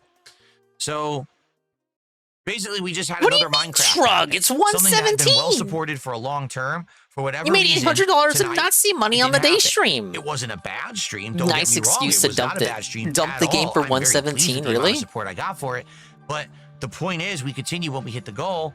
Since we didn't hit the goal, that's 117, 8, 150 dingus, and so the few people that did contribute to help him hit the goal to continue the Truck Sim actually wasted money. The money could have been saved to help him on the next stream tomorrow. Now what we're gonna do is spend those night streams as portions of these new games so that we're not running behind and we can beat these new games in a timely fashion. So at the end of the month, when the next slew of new games comes out, I can play them. Okay? Yeah, Silent Hill and Final Fantasy. We're not going to do that this week. Maybe if we're not doing Truck Sim because of the extra stream or two, we can actually do Silk Song sometime this month. What's wrong with not doing Silk Song? What a scam. Carrot dangle. This is the first time. Dan the Man Real resubbed for 7 months, interrupting the daily rap. People should do this more often. Like, they should time when he's gonna do the daily rap and just interrupt the daily rap. Like, if you're gonna give him money, you should do stuff like this. This is LARPers, hear me now, you fucking cratered assholes. If you're gonna go ahead and do your fucking dented nonsense, do it while he's doing the rap, so he can awkwardly acknowledge you, and you will be forever immortalized in the daily rap. He did play Hollow Knight for a marathon, Goki. I'm not sure what happened. Now, here's the thing. This is the first time. That's an auto resub, by the way. That's not. That's an auto resub. I guess that would count. So now we're at 122 for the night, right? Oh my god. Bro, if we were at 147 and he was gonna put the game on hold and like quit the game, but he got that resub and counted it as 150, would he just like say fuck it and keep the game in rotation? I guess we'll never know now. So, hey, in regards to Truck Sim, here's what I'm willing to do. Since this was literally the first time we didn't hit the goal for Truck Sim, okay? I'm not even kidding. For 4 straight months we hit the goals for Truck Sim. It was crazy. One more chance. Let's fucking go. Some people seem to come by in the next week and they're like, listen, We really want Truck Sim to continue. Oh, they have to For come whatever by reason, we on couldn't be there for non-Truck the Sim stream. streams. Would you do us the favor of continuing? Could you, if people come by and support on another stream, like let's say tomorrow I'm playing GTA, and someone comes by and says, here's $30, count it for Truck Sim because we really want Truck Sim to continue, then I'll continue it. But this is King Tut. This is King Tut. The guy tells us all the time about fucking King Tut nowadays. For someone that hasn't been in the chat for like literally years, wants to tell us about how people can't control the content. He's actually making you a dirty deal. He's saying if you give him money, you can control the games that he plays. But that's what King Tut was doing. Why is it now we're allowing this? So we can keep playing the Truck Sim game? Oh, wait. It's so he can continue drinking once every week. Once every week. I'm fucking kidding myself. No fucking way. That's the only time he drinks every week. And sure as shit wasn't the only time this week with that fucking marathon. We'll do it Is this what it is? He wants to keep it because it's another excuse for him to drink? That has to be what it is. That's why he wants to keep the game in the rotation, but it's tough. It's tough because he could use the extra night stream. He understands this. He needs the extra night stream for the games coming out. But he likes drinking. But I'm curious if actually the interest has waned. I think it has. Like, I love the chill Truck Sim streams, but I noticed both Minecraft and Truck Sim were severely dipping in attendance and support. And I think what's happened is well, fucking Minecraft was on Suicide Watch every stream until the very end. People get tired. They want something else. Maybe you want a different game for a late night chill stream. And I'm okay with that. I'm willing to listen. I'm willing to accept, Stars comes back. Suggestions for a new late night chill stream. But I need to know what you think.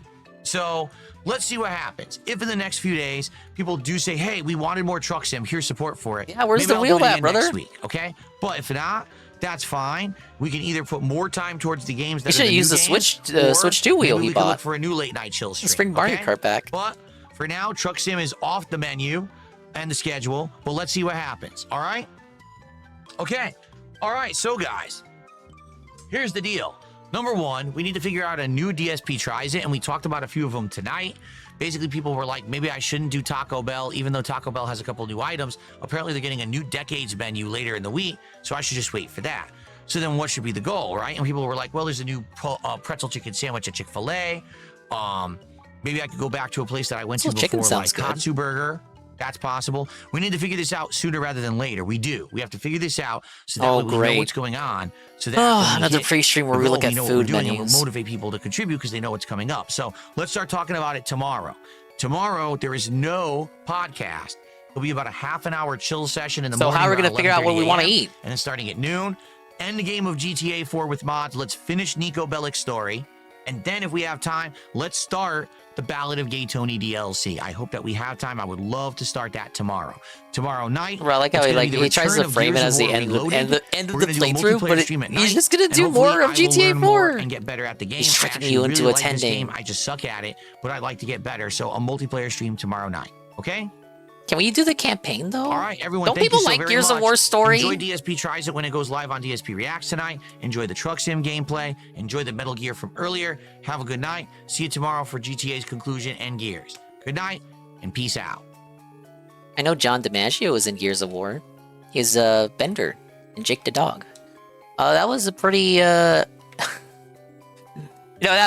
usually say they're subpar. That was kind of decent. Kind of decent for talking about the Nazi money.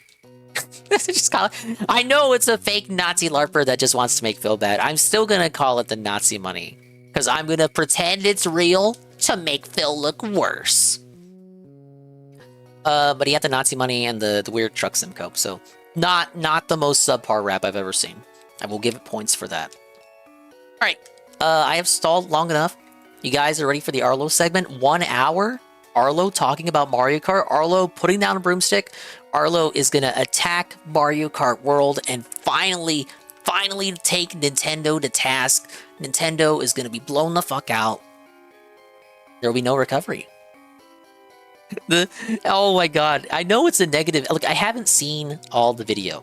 The reason why I know it's a negative video is because even when Arlo wants to be negative, he can't be negative in the title. But when he wants to be negative but doesn't want to go too hard on Nintendo, he'll have a weird title. Like, tell me if this sounds weird to you as someone who is known for Nintendo shilling. The title is, Let's Talk About Mario Kart World. It's not, Mario Kart World is amazing. Mario Kart World is spectacular. Mario Kart World is the best Switch 2 game Nintendo has ever put out.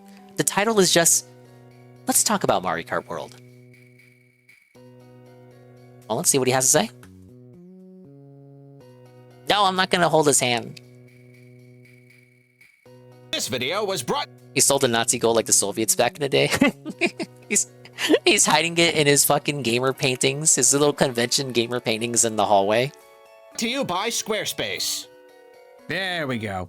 Hi, weirdly huge Yoshi. Yeah, can I get your medium seafood pizza, light on the shrimp? Oh, I forgot I turned off the video for this scene. This video. God damn it. Light on the shrimp, no olives, and when you eat it, it turns you into a traditional Venetian gondolier. And yeah, that'll do it, thanks. All right, here we go. Are those olives? They put olives. Hey, a farmer! They always get my order wrong.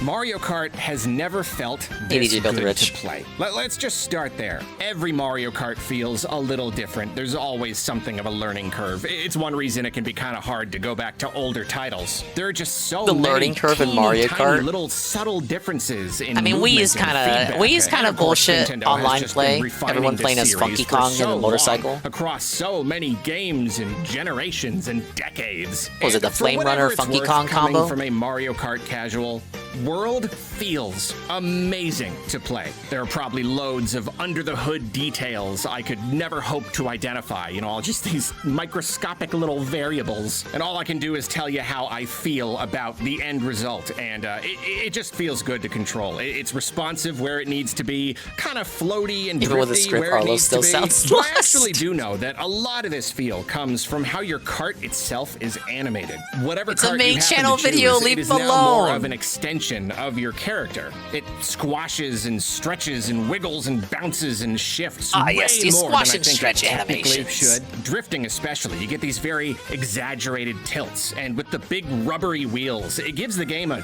tactile kind of feel that I don't think the series has quite achieved before. The cart is like a tangible thing in the world now, if that makes any sense. Like, I love how crashes are No, I no get longer it. He means to all or say the nothing. card is You can so have animated, close the card calls, you itself can may bump as well into be a obstacles character. and like almost tip over. So much of game feel is visual feedback, and the way the cart reacts to your inputs and to the world, it's just DC so dude. satisfying. No, it's a And of negative course, you've video. got He's all getting new the positives tricks out at the your way first. I disposal. promise. You can I'm hit not. the I drift didn't button lie. on a straightaway to build up a little boost jump, and man, the ability to purposefully jump in Mario Kart, that is very, very novel, very freeing. It's this extra little bit of flexibility. He's just getting the positives out the way first. A little honey to make the medicine go down.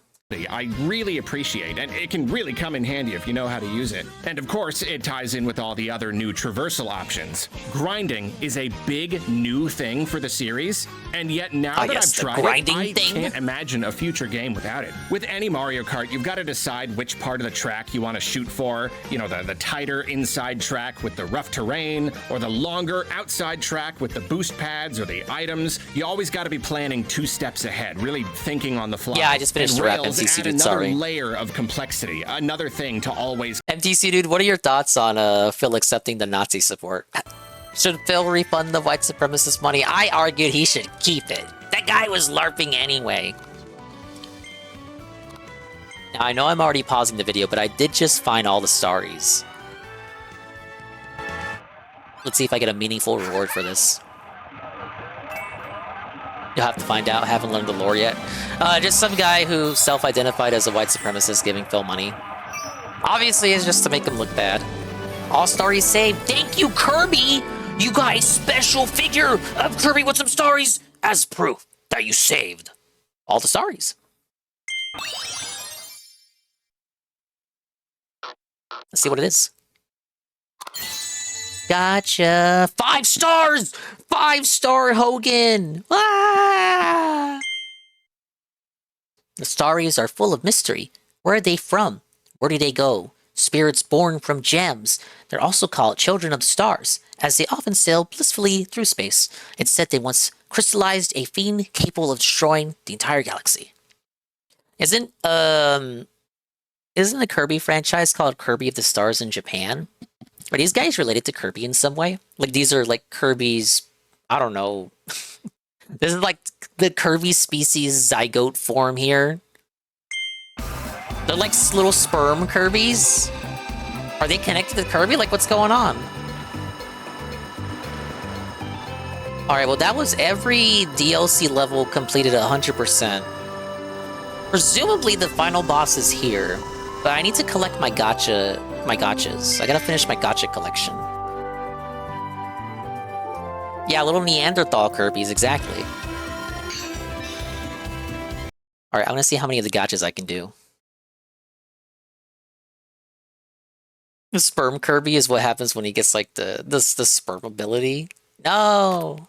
Consider hopping around rails, especially like left and right between them. It is just incredibly fun. It's like drifting and tricking. It's just another thing to do to break up the gameplay and keep it interesting. Jumping while on a rail gives you a boost, but you have to be cognizant of where you're gonna land. There are lots of rails that'll break if you hit them wrong, so you gotta jump carefully, which is a genius little detail I don't think I would have ever considered. Then you also gotta factor in wall jumping, which admittedly isn't nearly as much of a thing as I think I was hoping, but it's still a cool option and feels great when I can pull it off. And you know what? I think they've done a pretty good job of balancing all this, introducing these new elements without, like, requiring that you make constant use of them. I can stick to the ground if I want and generally do just fine, or I can play around with rails and jumps and maybe I'll mess up half the time, but when it works, when I see the opportunity to shoot for some cool move and I actually pull it off and it puts me ahead a little or gets me out of a bind, it's absolutely exhilarating. I'm sure pro players will probably figure out how to utilize all this to create crazy shortcuts I could never hope to replicate. Don't worry, they have. It probably does raise the skill ceiling somewhat, but for the most part, okay, to me, completed it the first one. Seems like a cool option. According to videos, it seems that there is no one way to go fastest, especially on straightaways. Yeah, Ivan sent me some videos showing this off when the game first came out. Sometimes, you know, despite all the cool boosting and shit, and maybe it's just rule of cool, where like if you can pull that off, it looks like you're maintaining your speed and going further ahead and shit. But this is Nintendo, and Nintendo values the concept of letting everyone win fairly and having a fair chance, and you know, everyone has a fair shot at winning. So, you know, sometimes driving straight is just as fast, if not more so, than sweating with all these tricks and grinding you could potentially do. A boost jump slows you down a bit, which counteracts the boost that you get. And then rail jumping is only faster if you're able to chain a few of them together. It kind of seems like whatever. Yeah, you have to nurse the rail jumpings. I learned that early on too, from that same video with the cow just now. The cow is only faster if he rhythmically times the boost jumps. It's supposed to, I guess, act as a countermeasure for you just spamming the button. If you spam tricks, you're not going to go faster. You got to time them rhythmically, and then you can go faster. But then it's like, how many rails in the game are long enough that you're going to be grinding on them long enough to be able to do that chain to get that extra speed?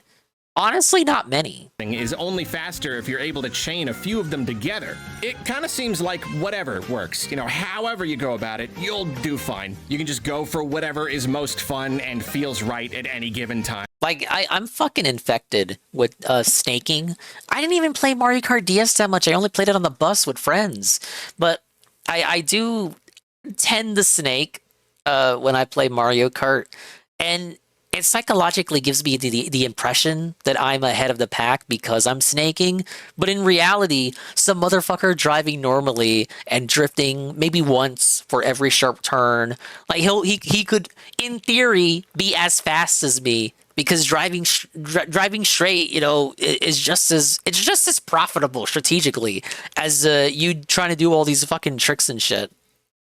You tried snaking in Sonic Crossroads. I tried snaking too. I thought, oh man, Sonic Crossroads. If you missed the stream last night, I played Sonic Crossroads with Ann and Saru and UNF, and I got, and Chowder too. I got so fucked, dude. My Mario Kart muscle memory kicked in. I was trying to play it like it was Mario Kart. In Sonic, there's no kart hopping, so you start the drift in Sonic and you just start drifting. Whereas you start the drift in Mario Kart, it's like a half-second delay before the drift line actually starts, because when you press the drift button, you hop. You have to hop into the drift. So when I drift in Sonic, my mind is accounting for the hop before the drift begins. But there's no hopping in Sonic. You just start the drift. It fucks me up so bad.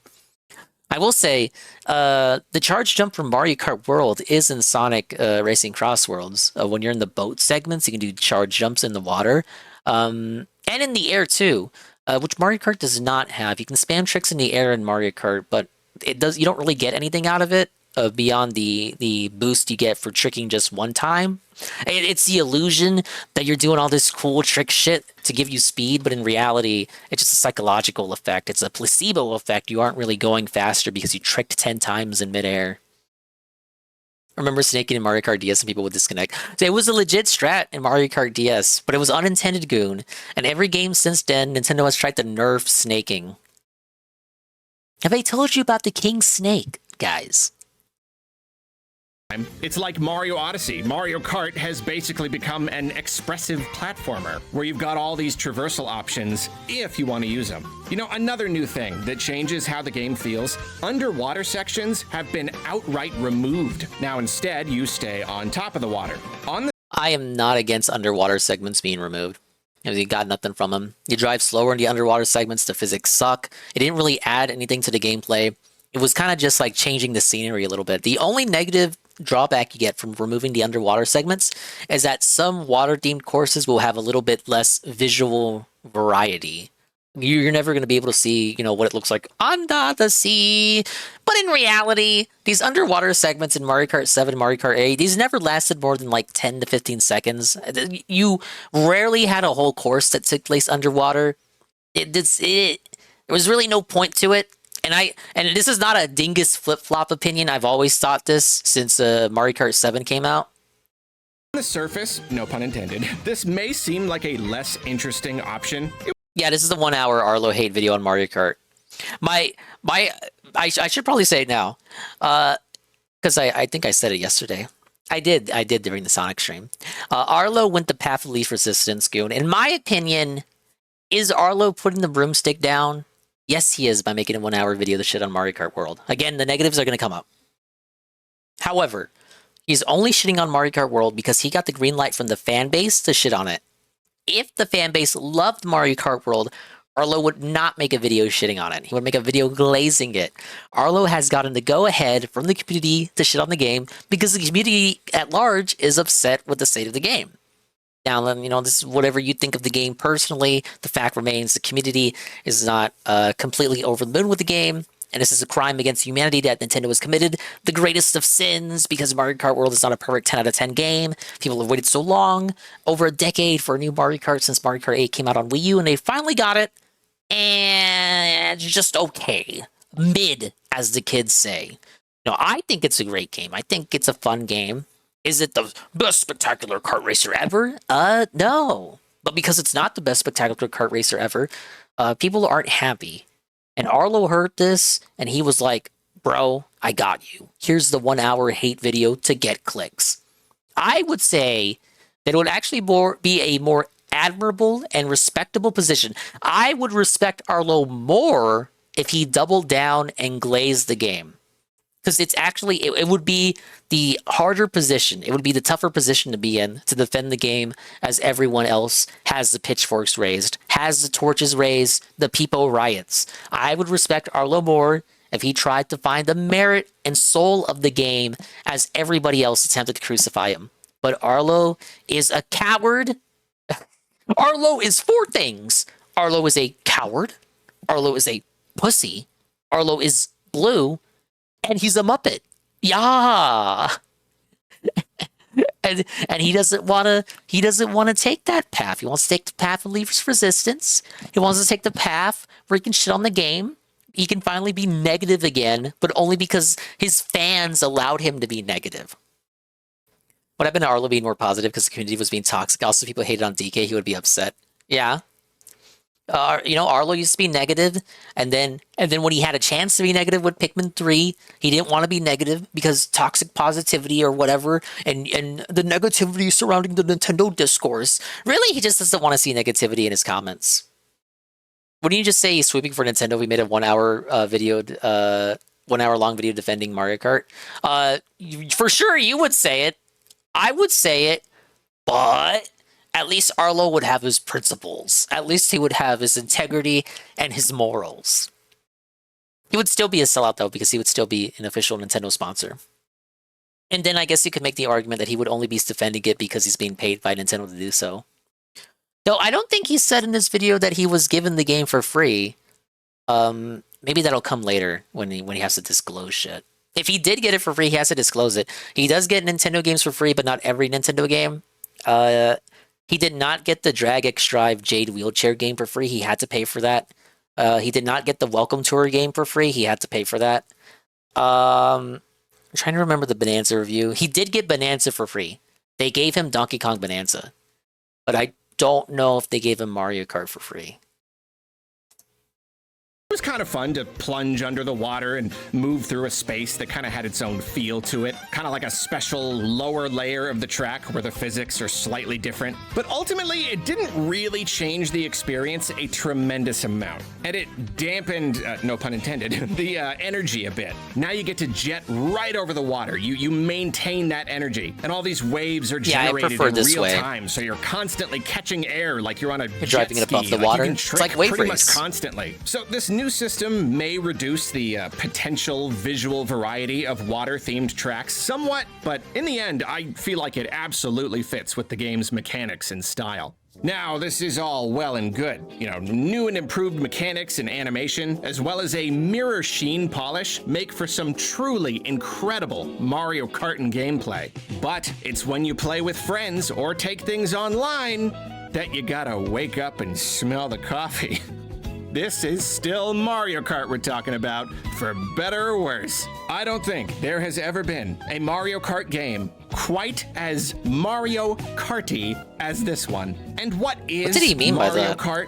Well, it's a competitive I think what he meant to say is it's the most Mario Kart. Game that does not want to be a competitive game. Mario Kart is a game where you race and it pretends that skill is what you need to win. And I mean, obviously, skill is indeed important to a fair extent. A good enough player will be able to secure victory in most cases. But the rest of us are left scrambling for scraps because for the most part, Nintendo doesn't want the best players to win every time. They Yeah, want everybody has everyone to win. have Idiot. at least something Everyone's of a gotta chance. have a chance They to want win. you to be in first for most of the race, only to suffer a barrage of shells and explosions right at the last second. They want you and your friends to scream at each other. This is just Mario Party racing. The point is not to win. The point has never been to win. The point is to It's have fun. quote unquote fun. This has always been the case, but World once again takes the series to a new level. This is next gen frustration. With 24 players, each with 2 item slots, to say things get hectic would be. Here's what I'll say about double item slots. I am in favor of them, but they do make the game more chaotic, especially with 24 people on the track. Having played Double Dash again for the first time in decades during the anniversary stream this year, I realized that Double Dash gave you the ability to swap the item boxes, which I don't know why you're not allowed to do that in Mario Kart 8 and Mario Kart World. So let's say you have a green shell in the first item box and a red shell in the second item box. In Double Dash, you can swap that, and it's kind of tactical in a way. You can press a button, and then the red shell becomes your primary item, and the green shell becomes your secondary item. I wish they would bring that back. I'm not sure what button you would tie that to. Maybe select or something? I think in Double Dash, it was like the X button. It was the same button that swapped your characters. It's like the person in the back becomes the driver becomes the person handling the items. By pressing that button, it also swapped the items around. Because you don't have an extra guy to give it to you, duh. Oh my, well they should just make Double Dash 2 then! Double Dash 2, 24 racers becomes 48 racers? Think of the marketing. Underselling it. I mean, we're talking pure insanity here. 48 And player races. I'm torn. Part of me thinks this is too much. There are times when I feel like it would be nice to win, at least sometimes, to not just... Sakurai agrees it's too much. That's why Kirby Air Riders has like 6-player races. Always be caught in this maelstrom of items. But then I remember that this is Mario Kart.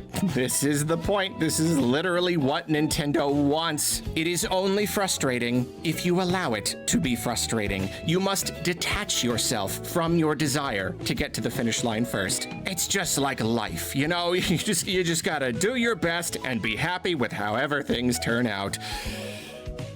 Boy, howdy. It is frustrating, though, isn't it? Arlo gets mad at Mario Kart. He's no better than Phil. Everyone remains kind of lumped together. You know, when the people in the top spots aren't that far ahead and everyone kind of takes turns. I feel like I didn't really get mad playing Mario Kart. I don't know what these guys are all about. Even if it is hard to win, it's a fucking if it feels baby game. Like no matter what I do, it largely comes down to luck. It really is fun. I gotta admit it, it is. I think the real frustration comes when the race falls right back into that groove that you see in basically any Mario Kart game. The person in first is so far ahead that the occasional blue shell is not gonna be enough to slow them down significantly. Anyone behind them is totally stuck in the fray. The person in second is the recipient of like all the red shells, but since they're in second, they are not likely to get any red shells themselves. So that person in first just kind of coasts uncontested to the finish line. I bet he's gonna say this, then talk about how like, oh, in Knockout Tour, first place is the worst place to be in because you're always getting pelted by items. But right here, he's saying, oh, if you're in first place, then you fucking already won because you're so far ahead. This has always been so is it that or the other? The dialed up chaos can make the problem even worse. I will say though that even if the chaos is something of a double-edged sword, getting smashed to smithereens isn't quite as frustrating as it used to be.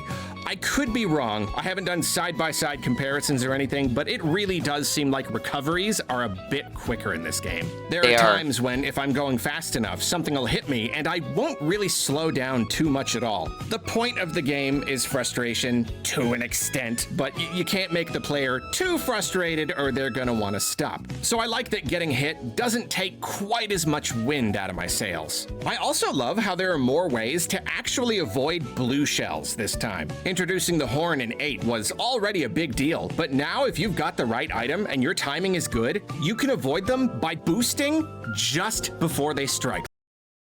This was in the last game. You could do this in Mario Kart 8. The same game that introduced the horn. Oh my god, Arlo. Like even just like a regular mushroom. This was in the last game! It was in the last game! Hit it at just the right time, and you will just barely be outside of that blast radius. Yeah, this can make the issue of one player dominating a race more of a problem, I will admit. But I don't know, I've always just hated the absolute inevitability of blue shells. This is at least another way that a player is rewarded He's for exposed good himself, old-fashioned skillful play. There is still absolutely no avoiding having your items snatched by boos and lightning, though. Ooh, I'm trying to embrace that frustration, but man, I Is he really seething over Boo? I don't think I've ever heard anyone really seethe over Boo as an item in Mario Kart. Cannot stand it. I cannot stand how you are not allowed to actually wait for a good opportunity to use an item. No, you gotta use it or lose it in mere moments. I hate it, I hate it, I hate it! Ooh, I still can't even say that it's bad game design, though. It does make sense. Again, that's life, isn't it? You can't control everything. You just gotta do your best with what you got. Relax and float downstream. Okay, so there really is an actual problem with multiplayer, though, and it's Grand Prix. Having to drive to the next track after each race was a fun idea on paper, but in practice, it doesn't really work that well. The stretches between tracks. That's true, Capitalization. That's always been the case, and he didn't even bring that one up either. If you have a blue shell coming at you, you can brake and let second place pass you as first place. They won't be paying attention. They'll get hit by the blue shell, and then you cruise on ahead. And in Mario Kart 8, you can also just drive off the track, and then the recovery time is so fast compared to letting the blue shell hit you that it's to your benefit to just drive off the track, let the blue shell hit nothing, then you recover quicker than if you were to just let the blue shell hit you. You know, if you don't have a horn or a boost item available. Tracks are just too long, and these are generally very simple, lots of big, wide straightaways. Without a lot of opportunities to maneuver, you just kind of stare at the back of the heads of the people in front of you and hope you get a good item or two. And you spend so long between tracks that the game only makes you do like one lap of the actual track, otherwise the whole race would be way too long. When they first revealed this idea, I imagined that there would be some reason to get to the next track first, rather than just stitching these pieces together and having you do them all. We were talking about this with Sarah yesterday, and I think we both agreed that first place should get a little something for winning the intermission segment. Maybe like an item, or they get to start the race. When drive to the next course, they get to like a head start or something. I think that would have made the competition aspect on the intermission courses a bit more fierce. In one fell swoop. And after playing the game, I really do think my idea was better. Like, what if there were extra hyper speed boost pads everywhere and all the item boxes had mushrooms, so everyone got Sonic to the next had track that yesterday, extra Frenzy fast. Time. And there was some sort of bonus for getting there first, you know, an extra item when you start the race, or you start a little bit ahead of everybody, just something. The in-between tracks would be like short little mini games, and then after everyone arrived, you would do the actual race and have at least a few laps. I guess I don't know exactly how to make this idea work, but the way it currently is really leaves something to be desired. And considering the Grand Prix is usually the star of the show, it is pretty surprising that Nintendo overlooked such a glaring flaw. On the plus side though, and this is a very big plus side, Knockout Tour pretty much makes up for it, honestly. Like, as a guy who doesn't really like racing, My only critique with Knockout Tour is there's only 8 routes and there are so many routes in the world of Mario Kart World that exist but are not used for Knockout Tour. Like there is a route in Shy Guy Bazaar that goes through Princess Daisy's castle, and no Knockout Tour route uses it, and you don't go through it in Grand Prix at all. Yet you can go through it in the free roam. Like, why is it there? Like, it has a whole course inside the castle, and you just don't go through it for any of the Knockout Tour rallies. I don't understand.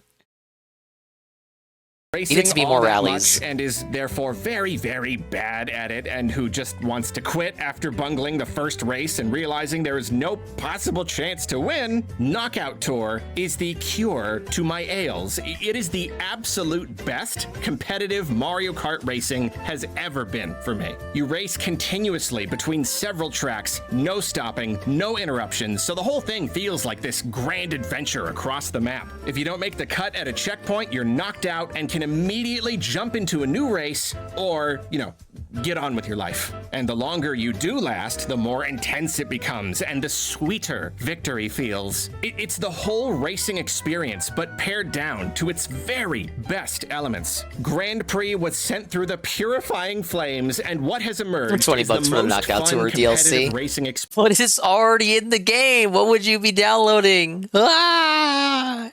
experience I think I could imagine. Even if the whole issue of one player dominating a race is probably at its absolute worst here. At least with the Grand Prix, all the drivers are set back to 0 at the end of each race. Here, one person really can just sail ahead, and that's that. Fortunately, the people in the higher ranks get better items as people are knocked out though, so that helps. And even considering that, it's still just the best. I will say, online play has surprised me so far. I haven't played an absolute ton, but the experience has been pretty good. Watching other racers, it is clear that the game has a little bit of trouble predicting where they should be. They kind of wiggle around a little bit, and sometimes is Nintendo hiding the lag again? Hitboxes and whatnot can be a little funky. But for the most part, it's been good. It's easy to find races. I have not experienced any major disconnects or lag. It has been smooth. Just about every online game on Switch 1 was a roll of the dice, and I don't know if things are going to be an ancient improved on Wi-Fi Switch card. 2 overall. I guess we're still kind of waiting to see, but I don't know. So far, so good. Unfortunately, the game's got this weird thing where even if you're just doing a single race against whoever, you still have to get to the course. So you got the same problem of only getting like one lap when you get there. For a Grand Prix, I guess I get it, but like, here it just doesn't make any sense. You're just doing one race. It used to be you could get a regular 3-lap race on a main track if the system selected random, so there was this thing where yeah, then they updated the game. You guys were having too much fun. Random. It was an awkward workaround, but at least it worked a good amount of the time. But then, lo, Nintendo heard the cries of the people. They said, we see that you don't like having to hope you get a random track, so we will fix. Well, because they updated it, because if they see all the player, it looks bad for them if everyone in the game does random because they don't want to do the intermission. So of course they're gonna cuck you. Sorry, Drumpy, it was a feature, not a bug. Or no, wait, it was a bug, not a feature. I got that backwards. It was a bug that you were able to pick random and get the regular courses. No, it wasn't a intended feature. Updated the game, and now, not even selecting random will give you a traditional race. Yeah, apparently that was a bug, not a feature, and now the game's online experience has simply been made worse. Personally, for me, it's not the worst thing in the world, mainly since Knockout Tour is already my preferred alternative, but it really, really matters to a heck of a lot of the greater Mario Karting community. And Nintendo's insistence that we have to race on these in-between tracks, no matter what, it is non-negotiable. It's just they put effort in that open world, idiot. You're gonna race on it. Inexcusable problem with multiplayer, though. It's the same problem that plagued Mario Kart 8 and 8 Deluxe. It is a huge lack of options. Man, Nintendo, why you gotta put us through this again? Chances are, if you want it, you cannot have it.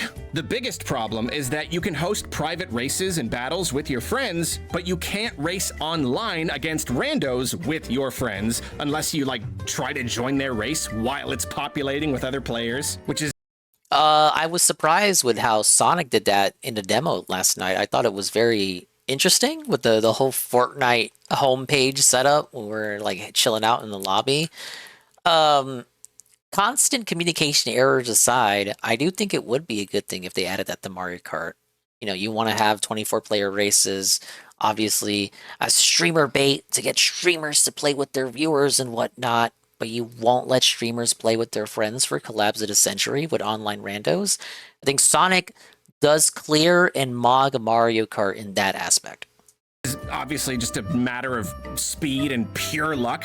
It's always been frustrating whenever Nintendo has failed to give us these basic multiplayer options, but this generation, with game chat and a much bigger emphasis on connection, this is just absurd. Pardon the pun, but pick a lane! Do you want people playing your game with each other or not? Is this another thing where it's oh, it's only Mario Kart, it's just silly fun. Yeah, you shouldn't want to control the experience so much. I don't know, but this is getting ridiculous. Technically, it's probably for that reason. The kind of thing Same reason why you can't choose your map in Splatoon. Be patched in later. If this game is going to be the Mario Kart game for the entire generation, then maybe a few years from now it'll look different. They'll keep on improving and adding to it.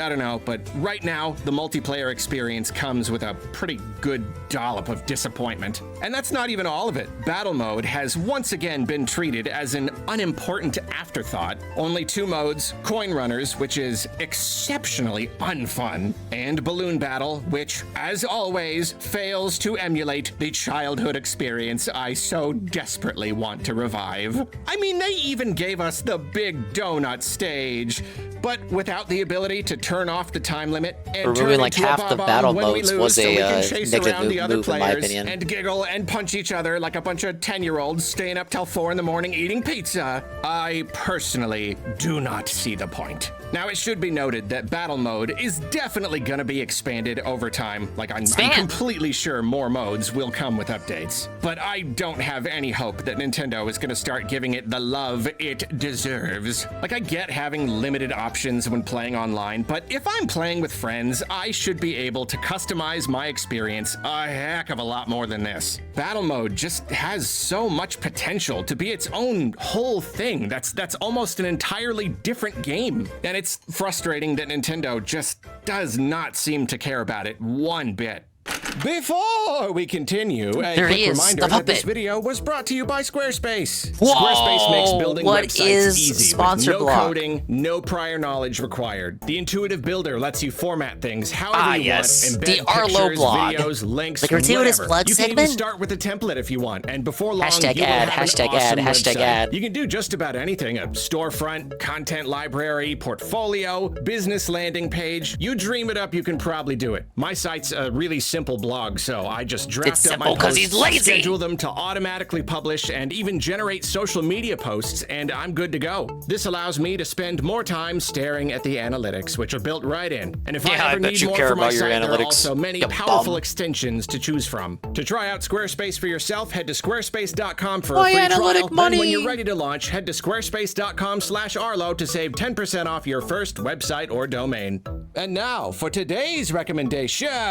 Some other game you're shilling? Some other game This you voice acted in? incredible Animal Well book. Lost in Cult does such good work, and their latest book on you for the Animal root Well beer. is no exception. Loads of art, dev info, screenshots from old builds, just like everything. They're also selling some really spiffy physical editions of the game.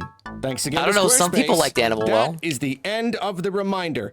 Thank you and enjoy the rest of the video. I will not. I am not able to appreciate every little way that Mario Kart World improves upon or otherwise even changes the formula. I have not even played every Mario Kart, but I'm going to give you some Big of my fan. thoughts for whatever they're worth. First I off, played let's every talk Mario items, Kart. and wowee, do I love how items automatically trail behind you now without you having to hold the button. I am honestly surprised it took this long to get here. I mean, I guess technically the old way was slightly more strategic, but I don't know. This is so much simpler. It is one less thing to have to pay attention to. I am, however, once again disappointed that they've brought back double items, but do not. He thought it was wait. He just said it was too complicated for him to hold the button to bring out the item? He's actually happy there's less skill? Without you having to hold the button. I am honestly surprised it took this long to get here. I think that's a negative. I think it is more strategic. I preferred how 8 did it. I actually got fucked over starting that game for the first time because I had the muscle memory from Mario Kart 8 of having to hit the button first to have the item come out. I guess technically the old way was slightly more strategic, but it was I don't know, way this is more so strategic. much simpler. It is one less. Because, okay, you're not able to see when your opponent has an item. Only DS, Mario Kart, and Mario Kart 7 let you do that. You have the bottom screen which tells you if your opponent has an item. But you can't see if the guy in front of you has an item or not. So you toss the shell at him, then he whips out the banana. He presses the trigger, whips out the banana. Thing to have to pay attention Now you can't have that anymore. I am, however, once again disappointed that they've brought back double items, but do not allow us to swap between them. To me, that is the entire Okay, I do point agree with of that. double items, or at least it was in Double Dash, because that's just a little bit of strategy that I think really enriches the experience. But I guess I can see it from Nintendo's perspective. They want just the right balance of strategy, and they don't want people to like get attached to their items and all that. You're supposed to just use what you got, sure. Then another thing I can kind of understand, but it still doesn't feel great, is the fact that there's like a little cooldown when you grab a single item box. So even if you are sure, you're 100% sure that you have hit 2 single item boxes at once, you're only gonna get 1 Whoa, item. I guess smooth it would moves be there, too Mr. easy to Editor. grab multiple items otherwise. They want the double item boxes to mean something. They want them to be the only way to get double items. Yeah, I do think this is see kind of it. whack. I guess I get it, but I can still grumble about how it makes me feel. But anyway, as for the new and newly returning items themselves, we've got the Ice Flower, which apparently comes from Tour. It's not much different from the Fire Flower, so its inclusion does feel maybe like slightly redundant. There are actually a number of items that function very similarly to each other, and it's a little surprising because Nintendo usually likes Astro. to boil their ideas down, 1 hour Mario Kart World review in which he shits on it. keep things as simple as possible, make sure each idea really functions on its own merits, kind of fills its own niche. But I can't say that similar items is necessarily a bad thing. Really, it's just more variety, so I guess I'm for it. Like the Mega Mushroom, for instance. It's not that different from a star. Mega Mushroom isn't new, it came from Mario Kart Wii. You can hit more people as you go, kind of a mix between a star and a bullet bill. It's certainly fun from a visual perspective, you know, I'm not gonna lie. It feels pretty awesome to just plow your way through a whole huge crowd of people. The feather also makes its return, which does make sense because of this game's bigger emphasis on verticality, all the rails and wall riding and stuff. And I feel like the feather could probably be used really well. The problem is that most of the time I end up just kind of holding it awkwardly until I come to the next item blocks, and I end up just wasting Well, you don't know strategy. Or sometimes I'll even can be used jump over strategically. the item blocks on accident. I'm sure I'm not the only person who's ever done that. At best, no, I have I'll, never done that. Hop over a tiny little bit of the terrain. I don't know. I think the item just is not as versatile as I would like. Out of all the items, it feels like the one with the most specific purpose that kind of has to be used in just the right place. Kamek is brand new. He turns people into different characters temporarily. Yeah, which, people hate this doesn't item. really do anything, but it's a cute idea. More importantly, though, he spawns enemies to get in your way. Nintendo said that various mysterious things may happen. I don't know if there's like more. Yeah, that was that the I just marketers. You haven't fell seen. for it.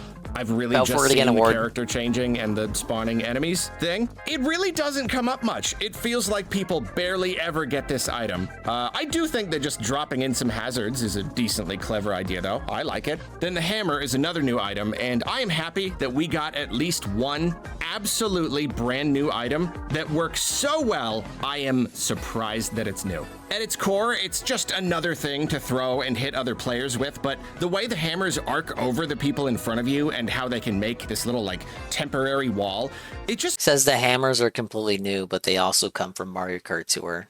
So, wrong. works really well. It really carves out a nice little space in the realm of Mario Kart items, and I really hope it sticks around. So then you've got the coin block, which also seems to carry over from Tour, and it took me an embarrassing amount of time to realize that hitting it gives you a coin, but then it like, drops even more coins behind you. So it's not the most beneficial item. You probably end up helping other drivers more than you help yourself. But I like that idea. I like that dynamic. Some items are a little less than ideal. You're essentially trapped into helping the people around you. It's kind of fun. Similarly, the gold shell travels along the ground and leaves behind a huge trail of coins. I like it because it's a bit like the blue shell. It really just kind of plows through everyone who gets in its way. And sure, you are once again providing coins for the other players, kind of a lot of them. You may not even benefit that much from it, but I still like it. It adds to the chaos. I think it's cool having coins all over the place. And you know, that's another big difference with this game. The coin limit is now 20, and it is so much easier to get coins, especially with these new items. The very act of getting my coin count up is just, it's a lot less frustrating and more fun overall in my eyes.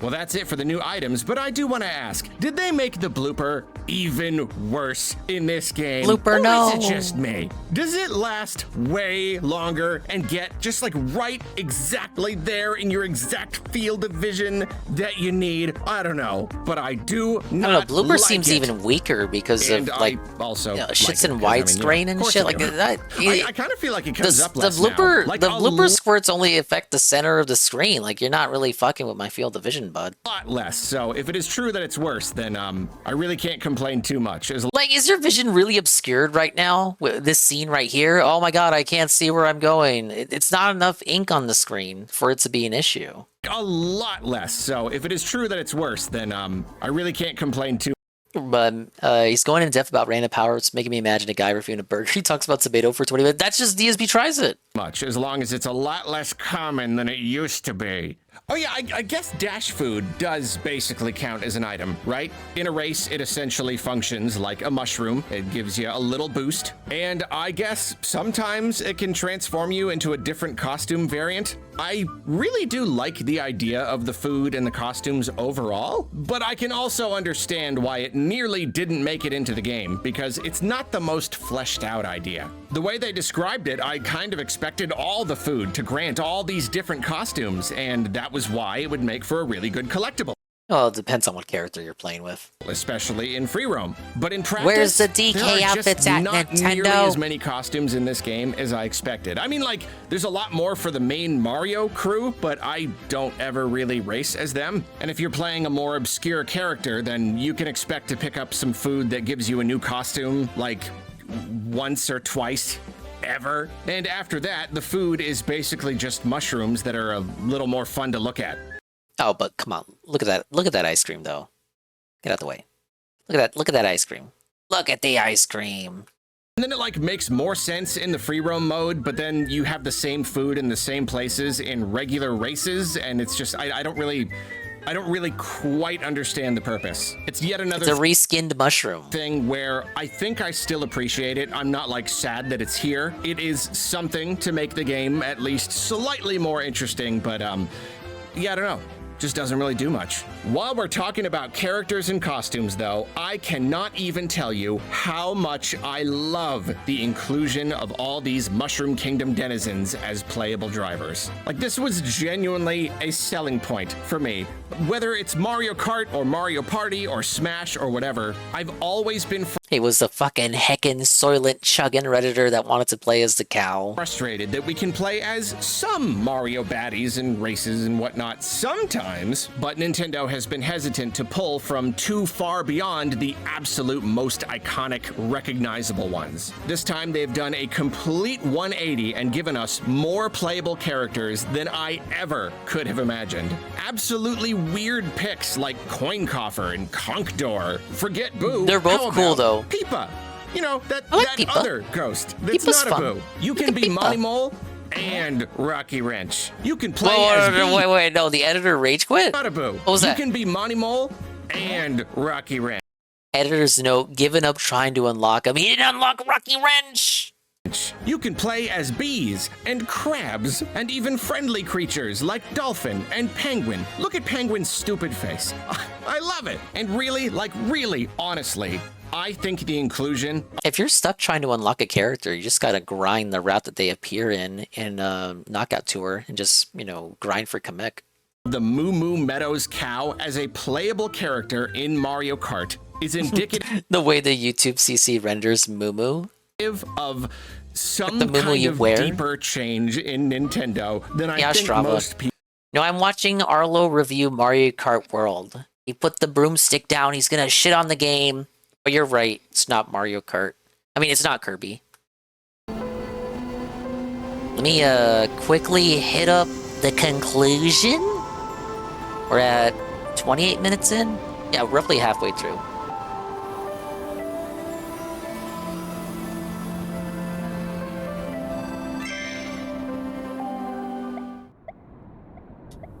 Whoa, what's gonna happen, guys? Wah! We just go straight to credits, there's no final boss. We did it, Kirby! You saved the day in the DLC! Awesome, it's gonna hatch out.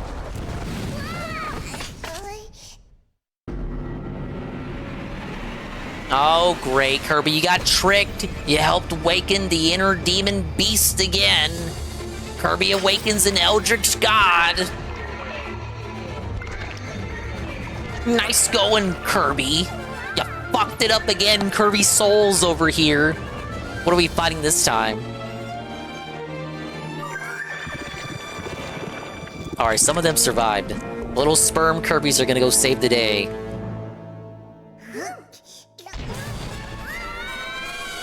No, Kirby! Wait, I have Dragon on. You gotta fly, Kirby, fly.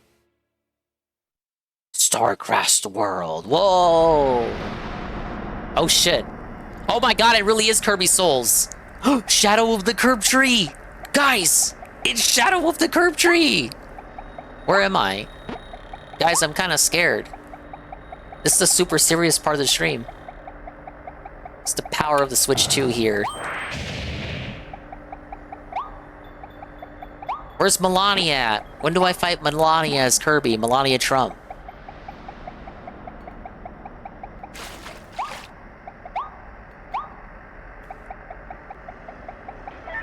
This is kinda anxiety-inducing, you guys.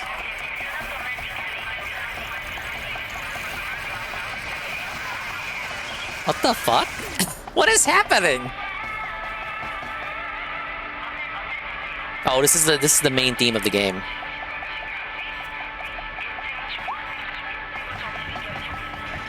Yeah, they saw Phil's rage quit, decided to put Kirby Souls in the game.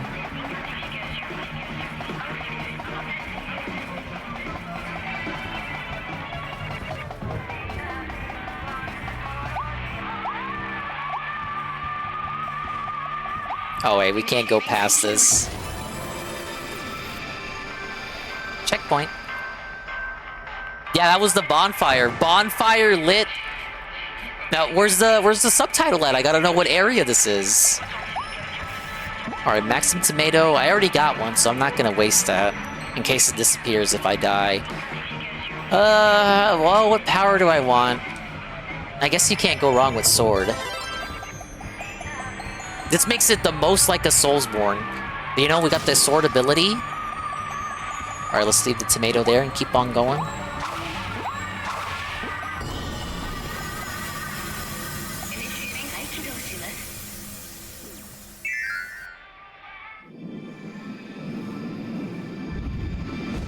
I wish that was more like a final gauntlet or something. A test of your abilities, a skill check, as it were. I just go straight to the final boss.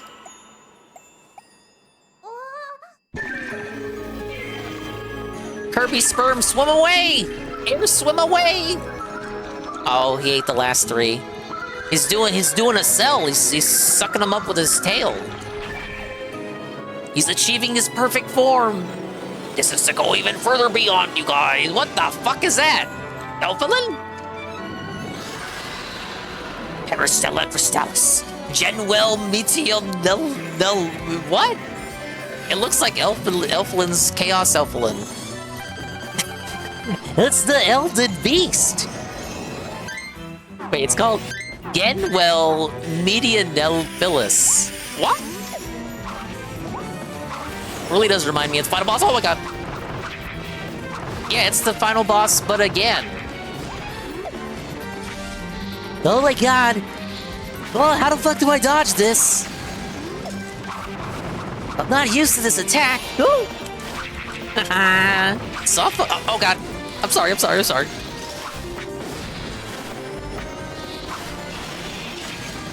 No!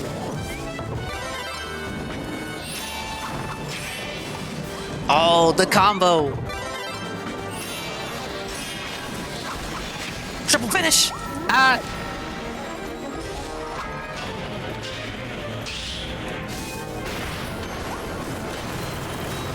No!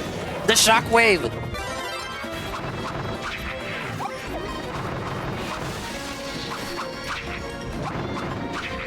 Halfway. Combo.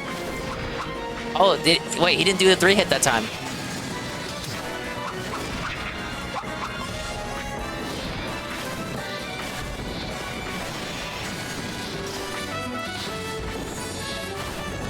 Great music, by the way. The whole fucking OST slaps.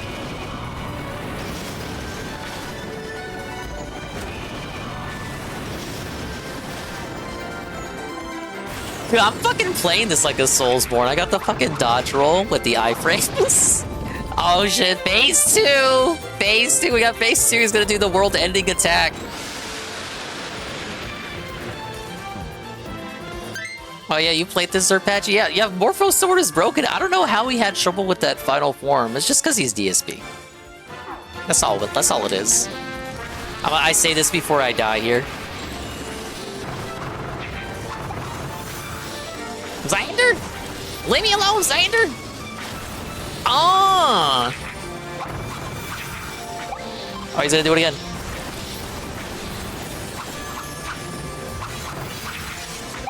You're just gonna spam this now?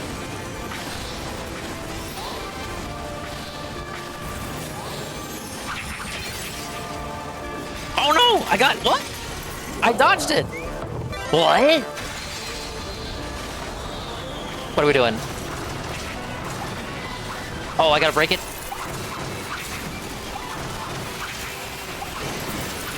Okay.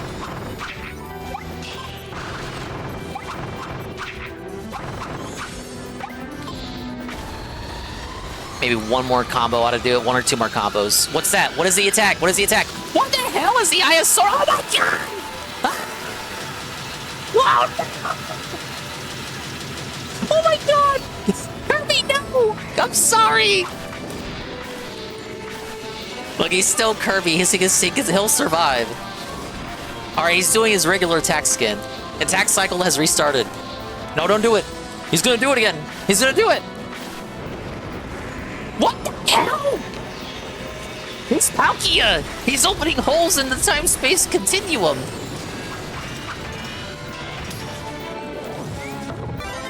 Oh, his attacks, they're getting more range.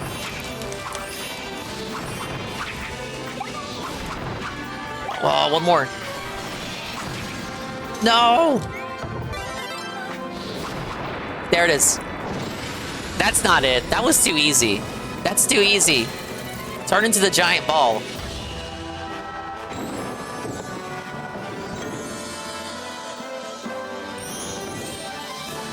What are you doing? What are you doing? It's desperate attack. Grab the weapon and use it against him. Grab his harpoon, his little halberd, whatever it is. He's doing the spirit bomb. He's accumulating all of his power.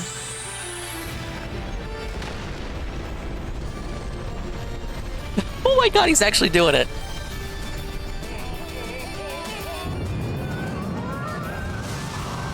Oh my lord. Holy shit, this is Kino. I wish Saru was still awake. Oh, he already played through this. Why didn't Phil play this DLC, guys? Nobody told him that it was getting DLC. He wants to play games on his Switch too, right? You're telling me DSP wouldn't be able to finish this? He only rage quit the post-game secret super boss. He beat the regular form. What are we doing? What are we doing? What are we doing? What are we doing? What are we doing? Oh my fucking no!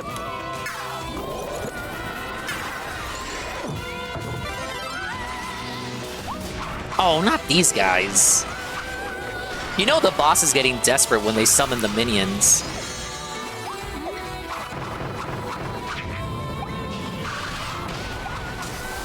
Oh my god, really? Fuck.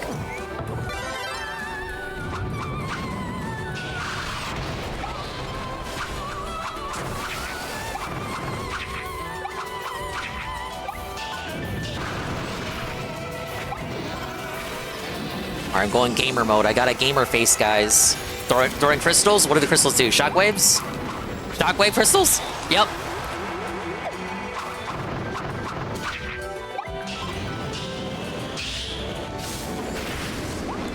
Of course, run away right as I get the giant sword.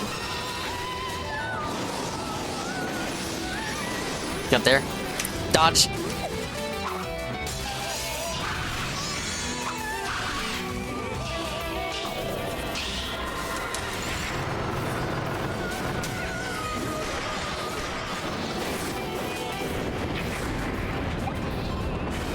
Gonna throw a fucking building at me now?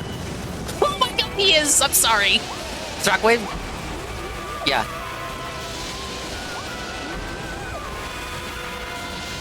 One more? Okay. No, he still has it. Oh my god, chunks! I can't see shit, brother!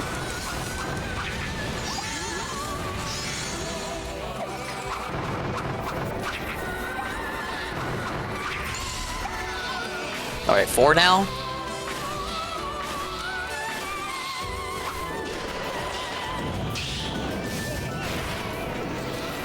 Always runs away when I do the giant sword, huh?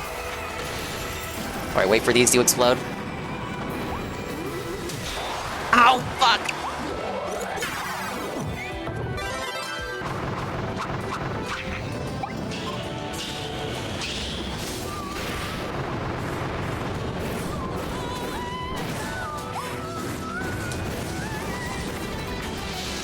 Dodge, dodge, dodge, wrong way, wrong way, wrong way, wrong way.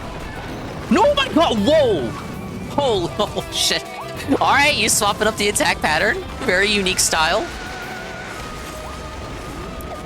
Alright, raining the chunks down. Stop running away when I do the giant sword, you fucker!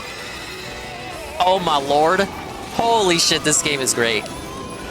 When's the next Kirby game? That's not a racing spinoff?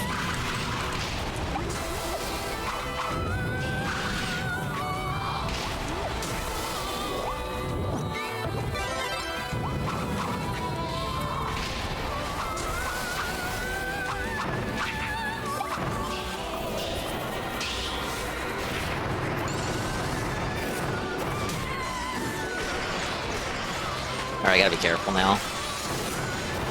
Running out of HP. Oh my god.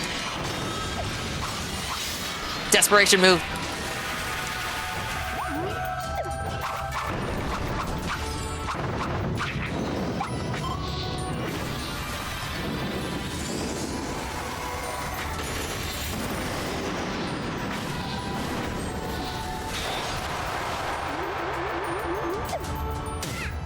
Oh no! Really?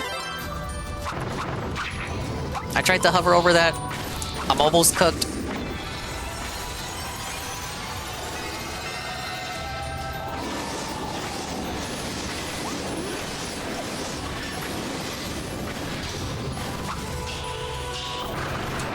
Got him. I didn't even use my Maxim Tomato. Phase 3? That can't be it. The whole game is like this, Halligan.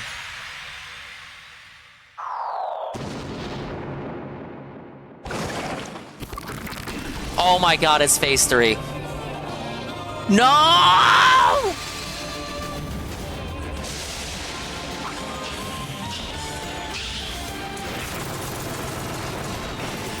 There we go. Okay, that's like a quarter of it. I am gonna use the tomato here, though. If there's phase 3, fuck it. Oh, you're using HP.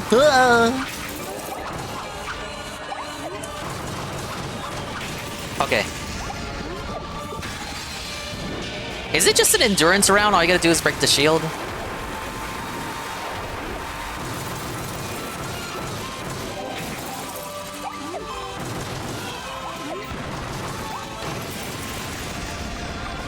I'm doing less and less HP for each of these shield cracks. Oh, wait, there it is. Alright, well, I really didn't even need to use the tomato. Phase 4.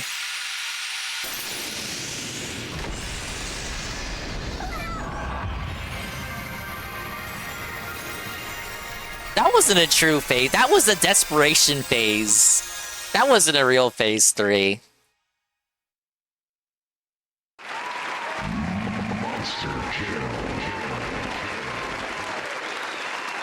Thank you. First try, ladies and gentlemen. Thank you, Perez. Perfect. Ugh, Kirby.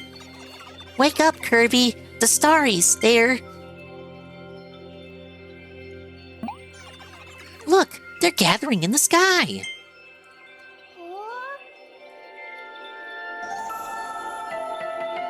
Yeah, just like the story said, the starries are now gonna seal the evil demi-fiend. Thank you, sperm Kirby's.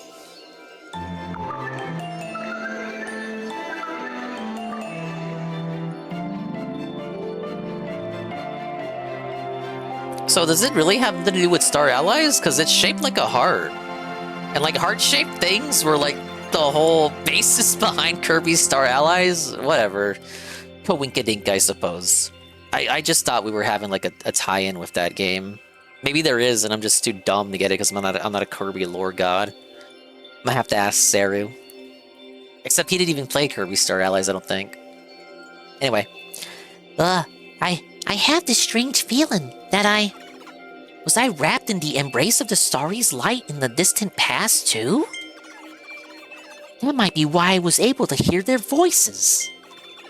I hope the starries get to travel the universe and explore freely from now on.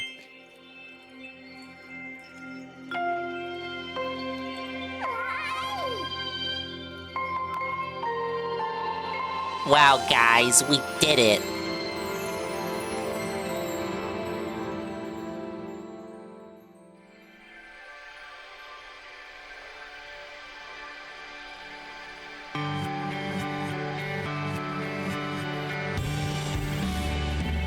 Well, guys, Kirby, lyrics?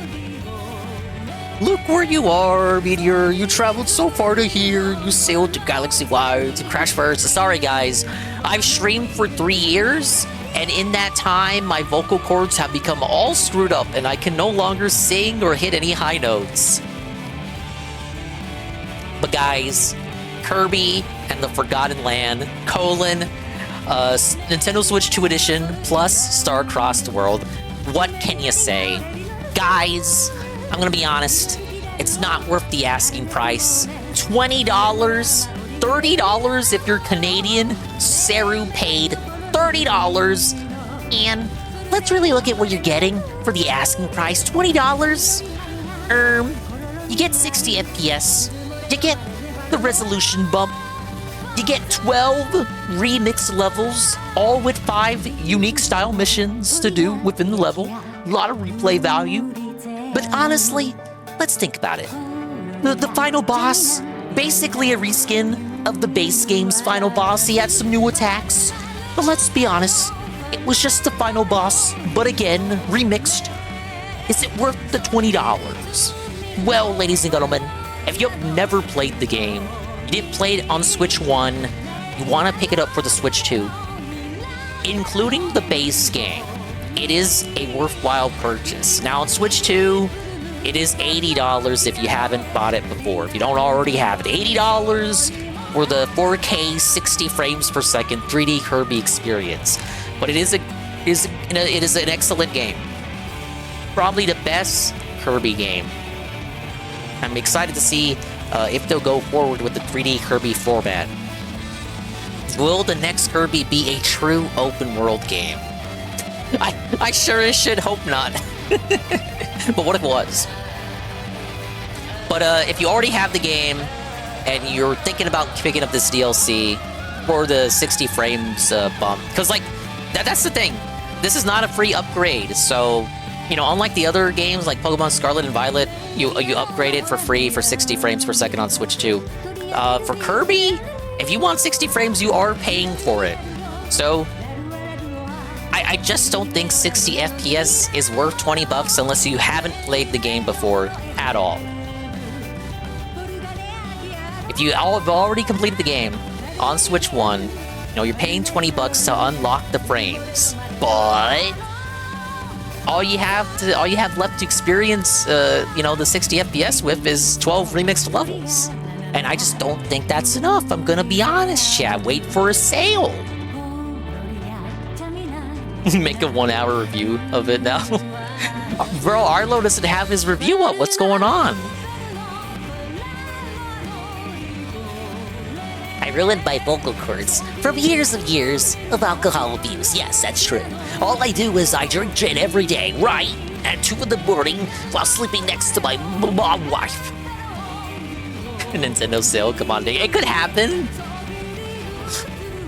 Wait until it's your birthday and get a gift coupon from Nintendo. They give coupons for your birthday. Wait until your birthday to get the email from Nintendo that you got the discount and use it on that. Actually, they might not even still do that. Maybe. It is the Dingus birth month. It's September now. When my birthday arrives, I can see if I get the Nintendo discount coupon, guys. Oh, Catspur's already said it. They stopped doing that. Discount on store apparel. Use your discount to get a Kirby hoodie. I'm in the in-between section, got Forbidden Land for $40 on Switch 1 and only played part of it. Well, I guess if you paid the $20 for Switch 2 upgrade, Catspur, technically, you know that's $60. You technically paid the full price of the game, you know, without the DLC. So for you, it might be worth it, especially if you're not done with the game. It's as though you paid the base price, but got the DLC included.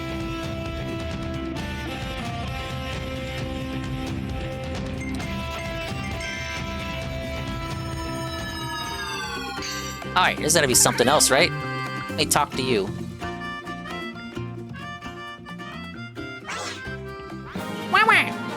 Put your glimmering memories to music. The band can play new songs you've heard in Star-Crossed World.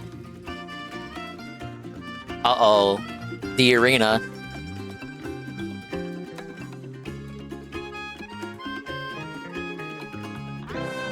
There's an extra super decisive battle that goes beyond the Ultimate Cup Z. You can now enter the Ultimate Cup Z EX in the Coliseum. Ah yes, to enter it, visit the booth in the front of the Coliseum. Good luck. No, seriously, good luck. Kirby Souls again! Ah! I'm so glad the stars returned to their original forms and gotta go back to space. I'm sure they're traveling through some distant corner of the universe now. I hear their voices from the sky as they left. They said thank you. Don't do Arena EX with Morpho Sword or you're a bit. Were you waiting just to tell me that? There's no telling what might happen when a giant meteor falls from the sky. But of course, once again, all eyes were on you as you saved the day, Kirby. Not only that, you saved all the stars who fell all over the world. That's amazing, and that's the Kirby we know and love. 100% honest, of course I was gonna save all of them.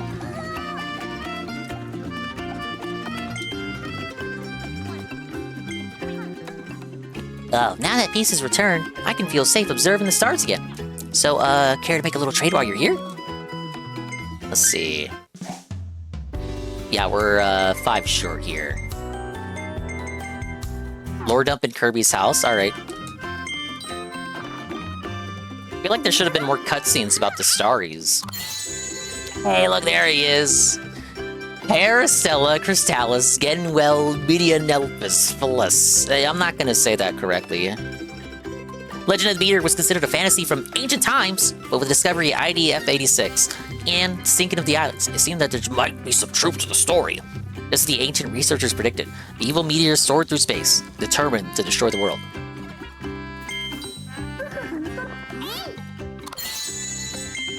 We got the Spaceship New World. The Spaceship New World is capable of warping to other galaxies.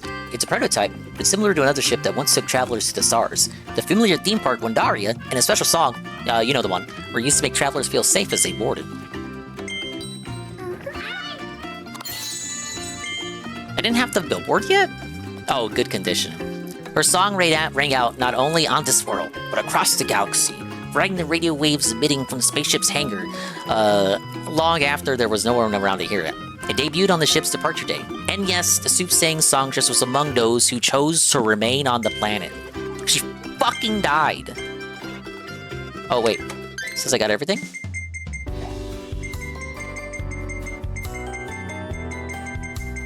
Are these two from the arena? Sorry, I mashed through it. Did he just say I wasn't gonna get anything? Oh.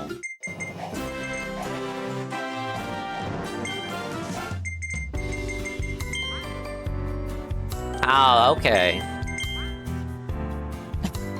Fuck.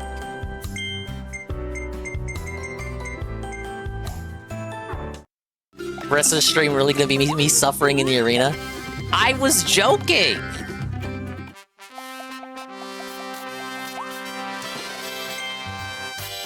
This is the lore dump.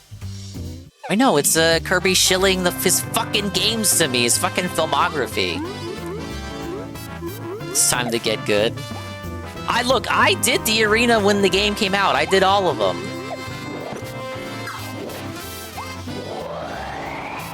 What did I suck up just now? Let's rest up.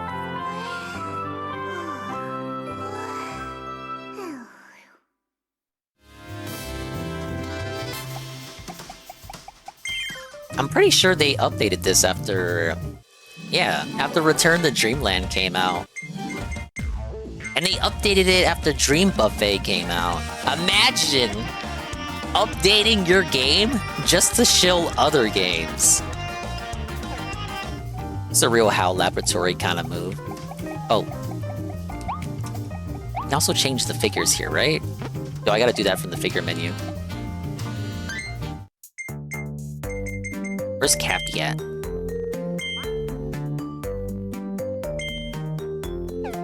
I gotta put... Wait. No, wait, it worked. Okay.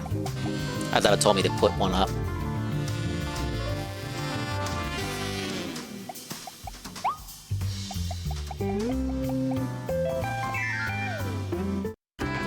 Wait, looked like he wanted to talk to me.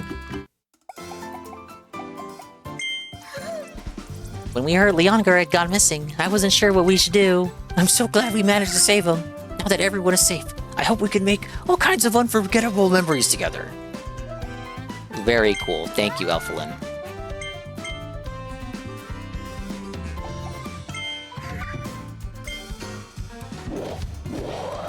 Don't you have anything useful to tell me? Alright, let's stop stalling.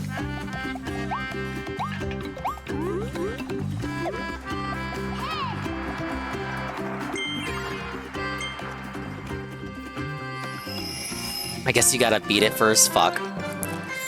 The Ultimate Cub CX is now available at the Coliseum. Challenging battles with ferocious bosses await you. Oh goody. Here, look, here's the proof. You think I'm bad at games? There's the crown sticker at the top left. It was done. My times are garbage. And I only did it once, but I did do it. Alright. 3 rare stones, 1,500 coins for each one. All done with the Morpho Sword. Shut up! They may have been done with Morpho Sword, I don't remember. The first 2 were not done with Morpho Sword.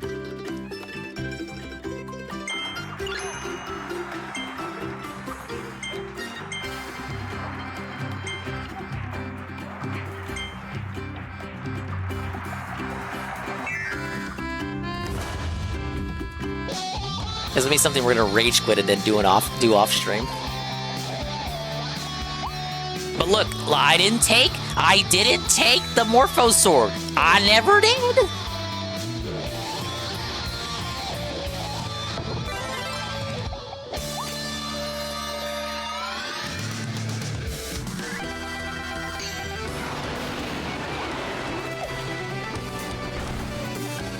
God, look, it's been like 3 years since I fought any of these bosses. This is my preemptive cope. I did just upgrade Cutter Kirby, though. This may be in my favor.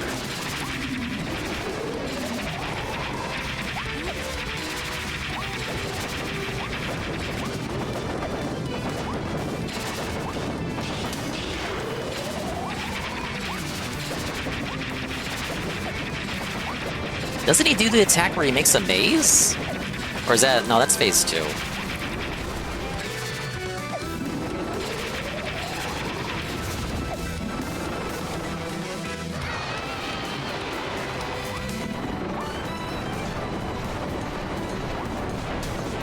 Oh, there's the first hit.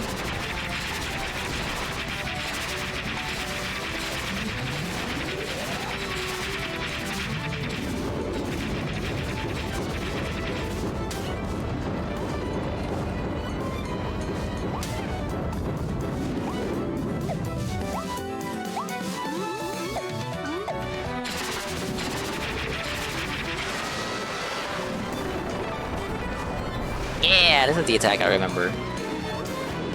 No, we're not doing good. And we're already almost half HP on the first round. I don't remember how these fucking bosses are fought. Leave me alone.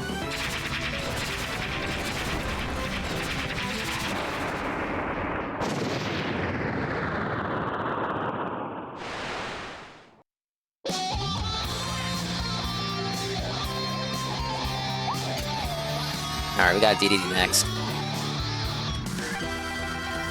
I definitely don't remember much about this fight. Look, I remember he grabs the pillar.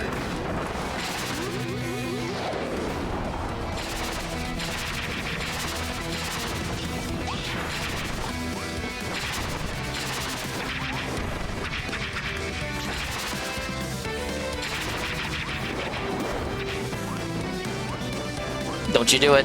Don't you do it. He's going for it. We're gonna spam dodge roll. It really is Elden Ring. Think Bloodborne.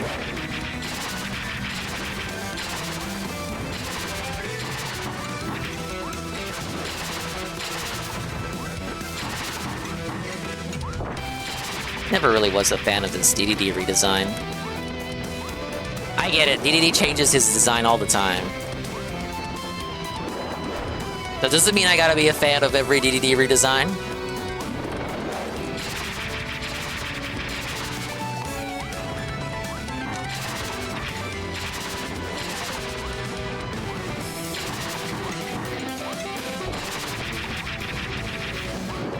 Yes, I am a big Kirby fan. I probably played more Kirby games than Stereo, though.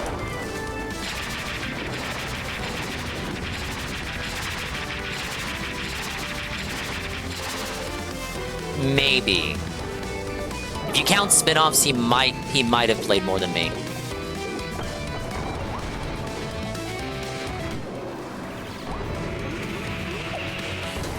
Oops.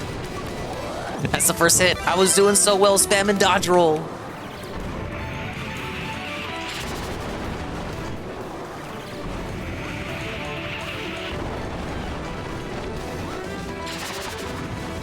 You should get like an extra, I don't know, extra rare stone for doing it without Morpho Sword.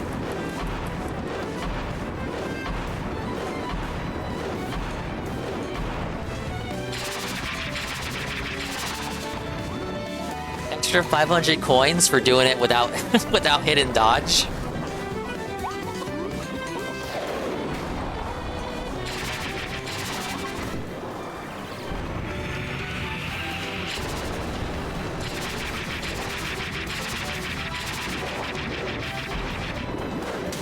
Oh no!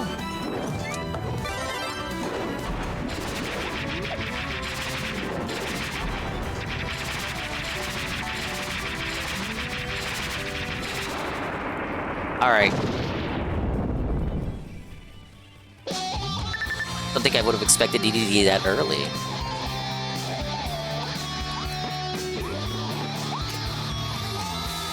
There's no fucking way I'm making it, guys.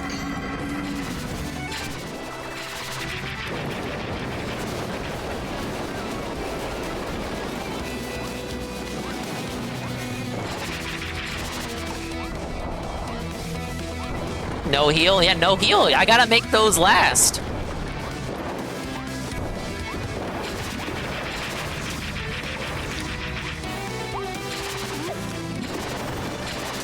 No!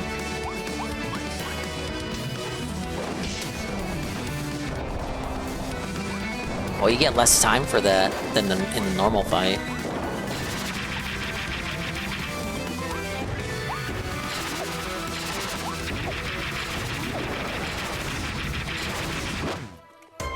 Oh, there it is. Well, I'm pretty sure when I did Ultimate Cub Z, I didn't pay to retry. So, we're gonna take the L.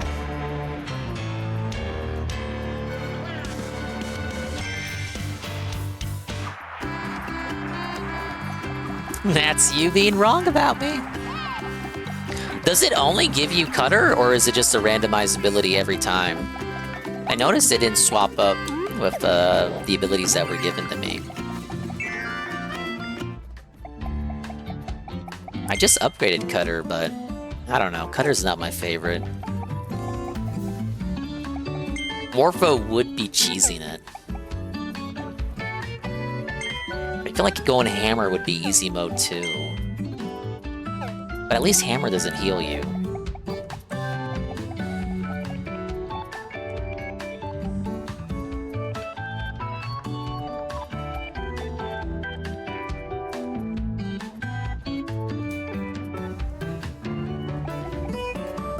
Oh, hey, Alien.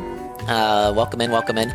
I just finished the Kirby and the Forgotten Land, Nintendo Switch 2 Edition, plus Star-Crossed World DLC expansion for the Nintendo Switch 2 family of systems. It was pretty good, pretty good, pretty good. I would say for the asking price, wait for a sale. Unless you have never bought the game. If you don't have it for Switch 1, $80, you get the best Kirby game ever with a pretty neat expansion. If you already have the game, wait for a sale. $20 for 12 remixed levels and a final boss that is just, well, without spoiling it, it is also a little bit of a remix. So I would say the content that's there is great. I wish there was more of it. And for what is there, I would not say at this moment in time it's worth $20. Now, to be fair, included in that $20 is a upgraded, improved resolution and frame rate. But presumably, if you have the game, you'll already have beaten the game. So it's like, okay, well, I have 60 FPS, improved resolution. What can I use that with? Well, the new campaign that's only 12 levels long. That's why it's like probably a better package to buy if you just never played it before. It's the best Kirby game ever, in my opinion. Don't take my opinion for anything, because I have played very few Kirby games. I'm not a Kirby god. Played a few of the OGs and some of the modern ones, but I'm not like a Kirby expert over here. Definitely don't come to me for questions with questions for anything about Kirby. I will not be able to assist. But I did enjoy my time with this one, really. I did everything there was to do in it. 100% right there. Bottom right, dominated. Of course, the DLC adds content. It adds like a new boss rush, which I'm currently contemplating on how I should approach it. This is a glowing review. I never played this. Yeah. You've got to Switch too. I definitely would say that Kirby's first 3D adventure. Need a comparison. I would say it has the transformations for Mario Odyssey. You know, because Kirby can suck things up, and he can suck a car and turn into a car. So think Mario Odyssey. But with the structure of Mario 3D World, I would say the adventure itself, the levels contained within Kirby's adventure, feel a lot more like it's been inspired by Mario 3D World.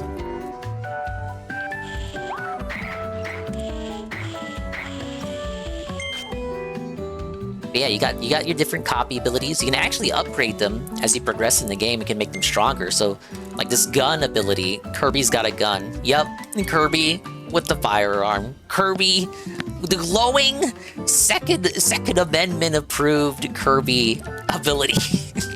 You can upgrade it to, so he has 2 guns. And then you can upgrade him to a 3rd tier where he gets like a little laser gun. Kirby sucks. He sucks and blows.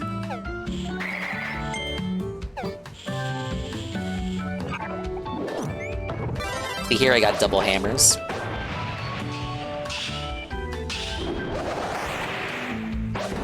And of course, all the abilities have their own benefits and shit. Look, we have the giant sword. It can be Meta Knight. You can get the Gigant sword, the regular sword. You got the classics Cutter Kirby, Fire Kirby with Dragon Fire. We got Crash Kirby, upgraded to be like a time stomp.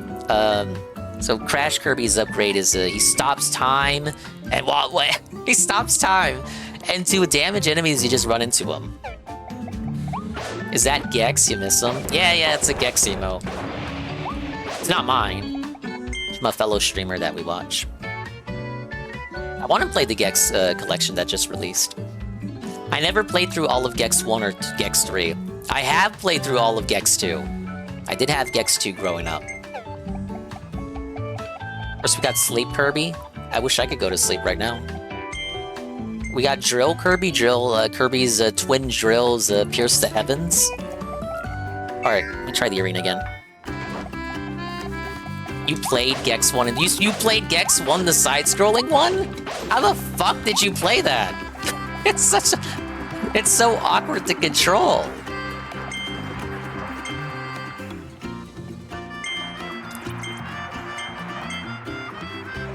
See, even the little Waddle Dee here warns me that this is not a challenge I should be undertaking. Being old? Oh, fair enough. It's just in your nature, huh? Look, it gave me Ranger now. Last time it gave me Cutter. Alright, let's try it. What are we doing, alright, Alien? I know you're watching Nia play Metal Gear Solid 3. I hope she had fun with that. Obviously she did. Also, this is the first game in the Kirby series to appeal to, unfortunately appeal to the Kirby, to the furry demographic. What's so funny? What do you mean funny? You like, You like watching her misfortune as she has trouble fighting the bosses? You gotta be her moral support. No! I'm already losing. I forgot how to fight this boss. It's been 3 years.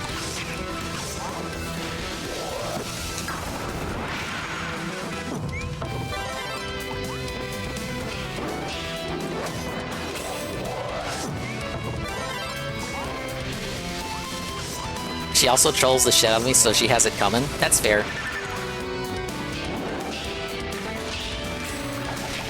Oh, fuck. Wait, what? Eating the knife gave me sword? No, I said I would not use sword.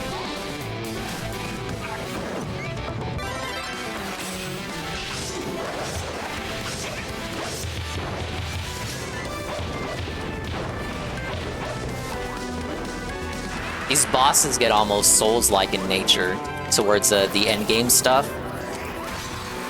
I'm spoiling it for you by even showing you their movesets. See, you even get the dodge roll. With the slow motion iframes. Ah! Also the music.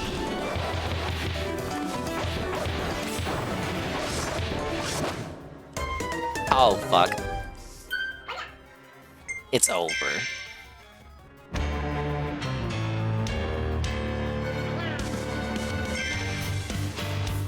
You hate to see it, bros. I'm not gonna make it.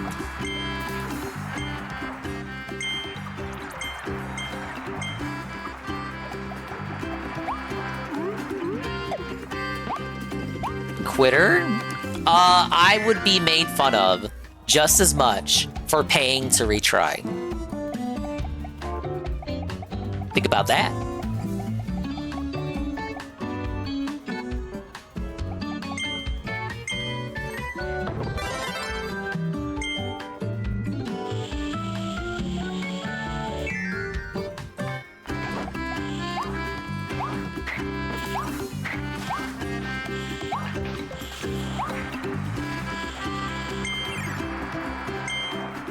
Oh wait, I withdrew. Fuck, I withdrew.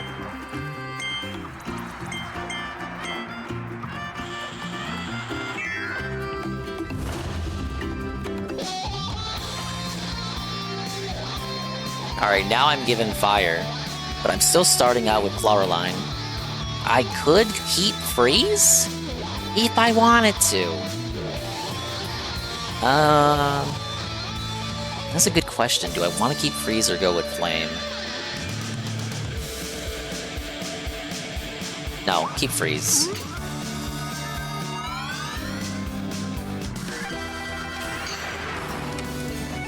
Roll for Morpho? Oh fuck, I forgot, this does change. Freeze does change the dodge.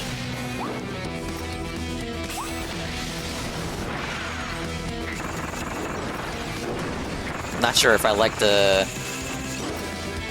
I'm not sure if I like losing the dodge roll.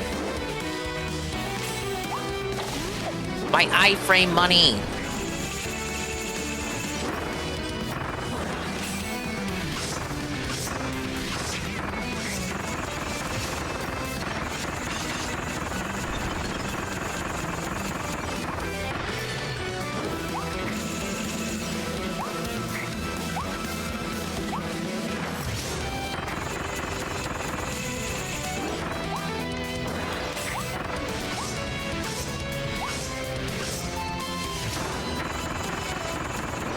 I don't know. Is this effective? Yeah. But it's not exactly engaging.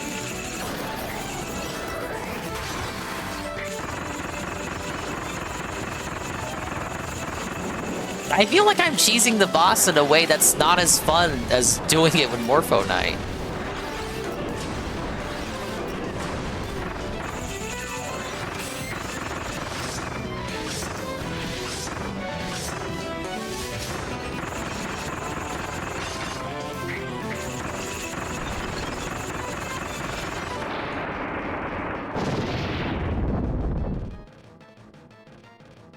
I'm surprised that worked. Okay, now I got Hammer for Tropic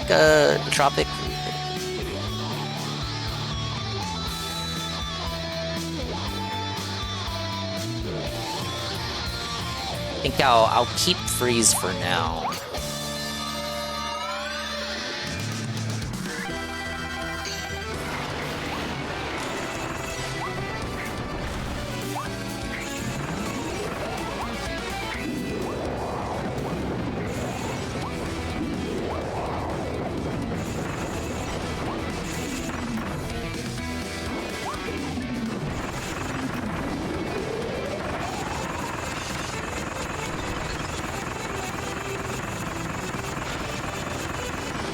This feels lame. I don't like this.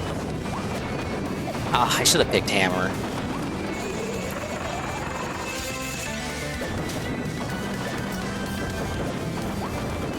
It's like, yeah, I can cheese the boss, but I lose my dodge roll. What the fuck?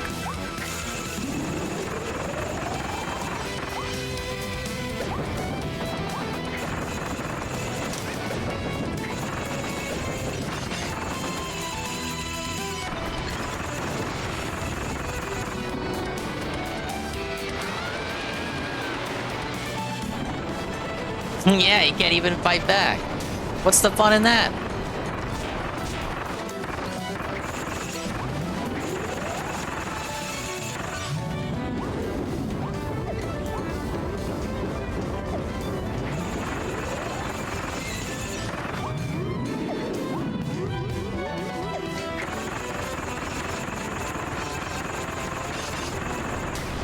You just freeze them and they can't even move anymore.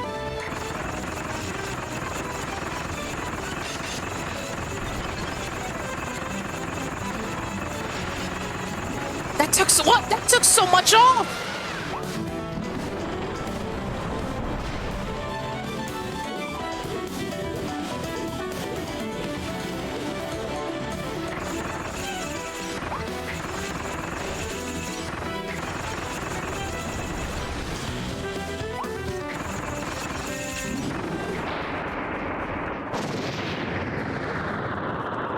I don't know, guys. Do we drop freeze? Like, what are we doing here? Drill for okay, Silly Dillo. I remember Silly Dillo's moveset because I recently saw Seru fight him.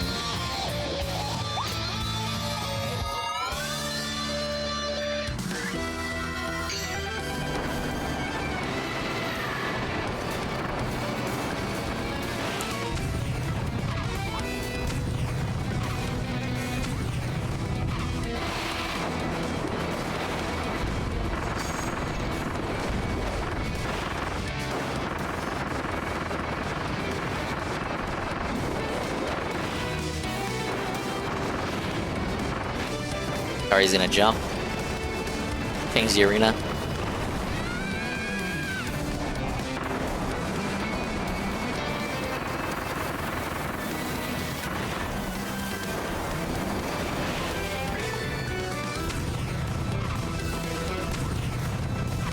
I can't remember if Phantom Silly Dillo does this in his base fight, or if this is unique to the arena fight.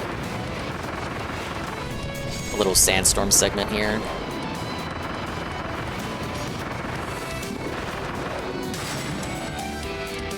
It's only a matter of time before he caught me.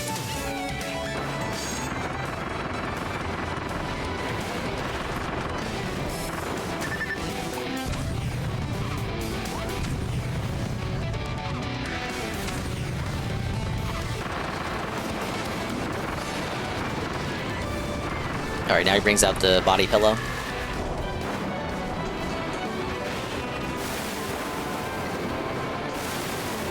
He's got multiple waifus.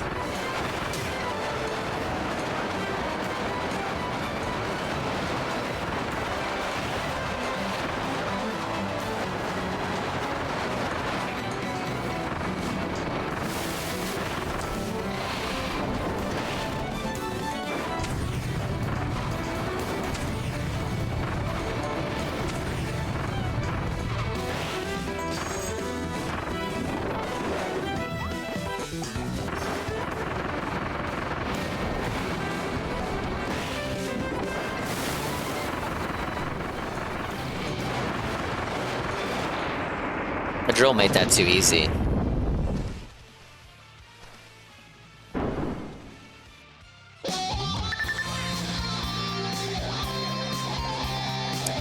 Yeah, but I'm almost dead. We're up to Gorimondo.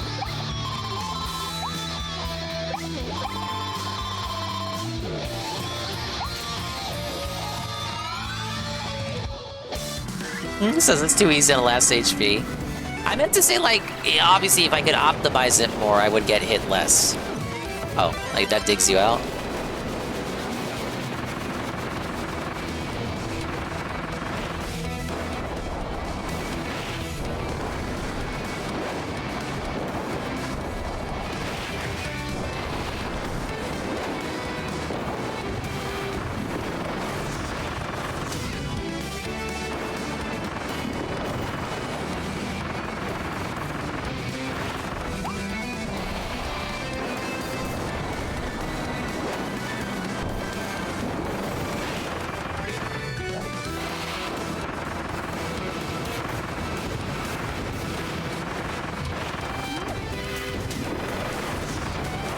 I think if he's making the earthquake, it would hurt you while you're underground.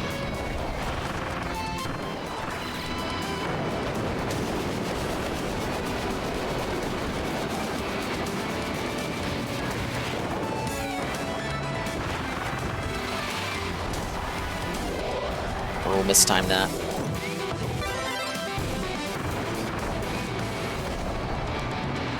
Kirby! Wait, dude, he is! How did I not notice that? Bro, you're right. That is Wokey Kong.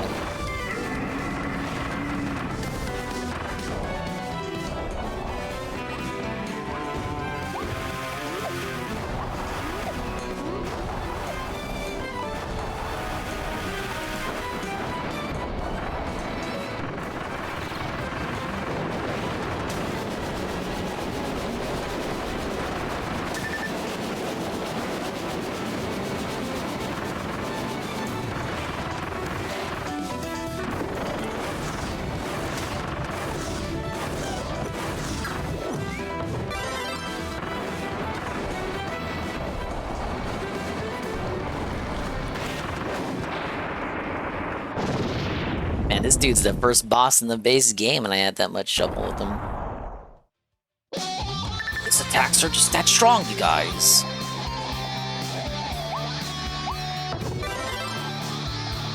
Alright, Boss Medley is next. Mini-Boss Medley. There goes all my healing items.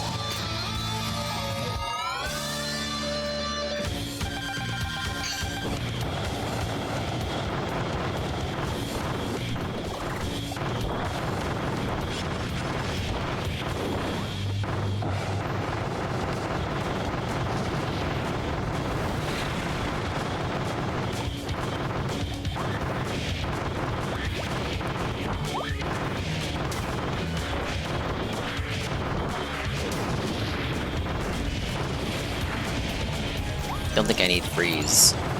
Hey, this guy's back again.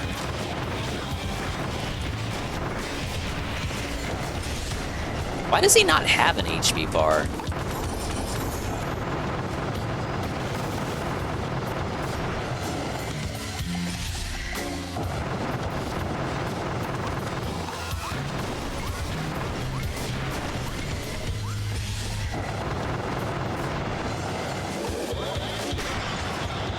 Yeah, this boss was added with the DLC.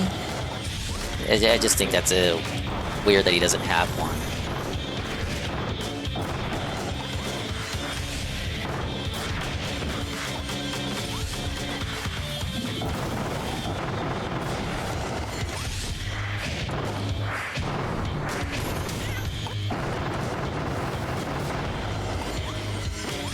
Is he tankier than he is when you fight him normally? He should have been dead already. Oh, he takes so much when you get him. Alright, route ball edge.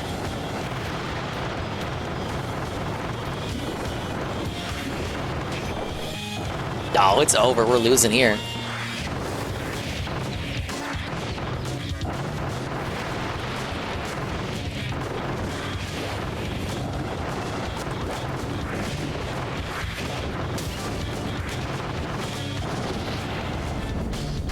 I lost too much HP there, man. There's Morpho Knight, but I said I wouldn't do it. DDD is next. See, that's Storm. No. I just want to see how far I can get without relying on Morpho.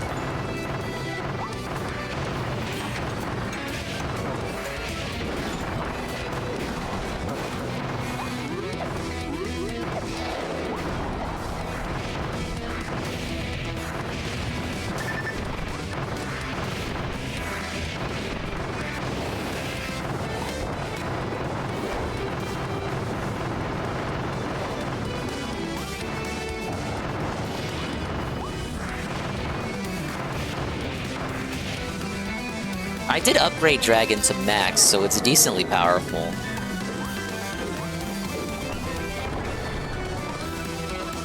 It's actually at +1. I can upgrade it more, I believe. I just don't have the rare stones for it. Are you planning on using Morpho afterwards? See, if I don't do this tonight, I'm like, am I really gonna do streams of this until I do it? I don't know if people want to watch that. Because I still gotta finish Jack. 100% Jack 3. And then play the other Jack games. And then finish Xenoblade. I got too much stuff I gotta play. This is the very last thing that I have to do. Either there it is right there. I can't use it.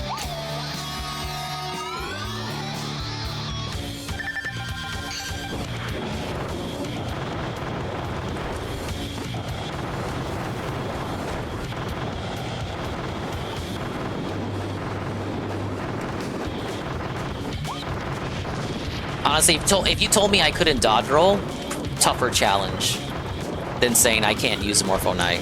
You saw me in the final boss for the DLC just now. Fucking almost died with Morpho Knight. That's how bad I am at the game.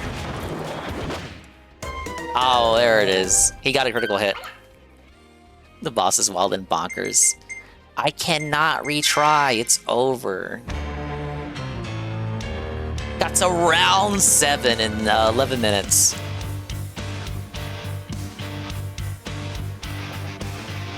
I had 6 more to go. I gave it my best shot. We're only here to see him suffer.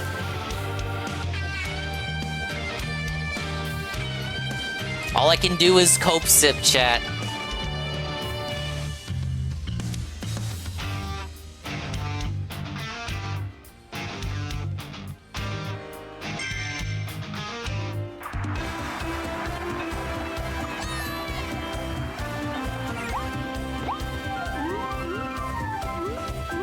What are these guys doing? On a date or something? Where do they get the drinks from? Where's Kirby's Starbucks at? Is it here? Oh yeah, this dude sells items. I could scam items, guys. Increases attack power for 200 seconds. Stack up to 5 at once. Increases speed for 200 seconds. Stack up to 5 at once.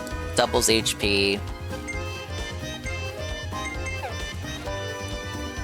Don't you get a badge of dishonor if you use items to beat it? I'm actually not sure. I may have just made that up. I gotta cool off. Let's do the minigame. Do the minigame, maybe give it one more attempt.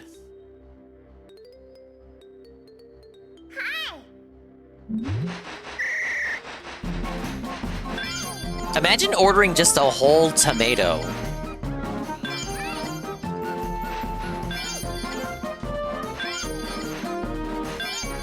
Yes, hello. I would like 1 big tomato, please. The biggest, fattest tomato you have available. Not even like a tomato in my Kirby burger. Just give me 1 big fucking tomato. That's all I want. I want nothing else from your establishment, sir. Put it on my tab. Oh my god, we got a lunch rush. Alright, cake. Burger. Cake. Cake. Can I get a energy drink? Oh, can I get a let me get I'm losing.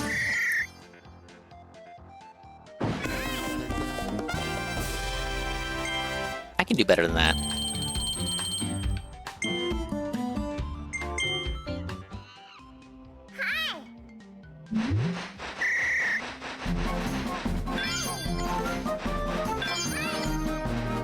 But let's be honest, how much of a narcissist does Kirby have to be to have, like, burgers of his own face? To have a cake that's him as a car?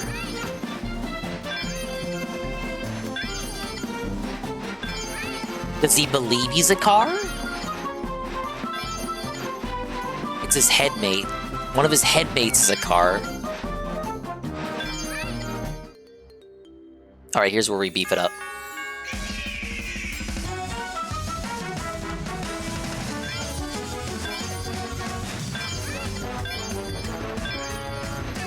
Fuck! Thought that was the tip of the energy drink.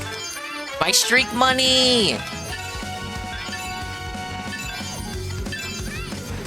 I get more orders out of these Wallabies. Hurry the fuck up. Kirby's secretly a narcissist. He is. He sucks on a car, turns into it. If he eats the car cake, does he become a car? Or does he become a cake? He becomes a cake car. If it's a Kirby cake car, does he just retain his usual form?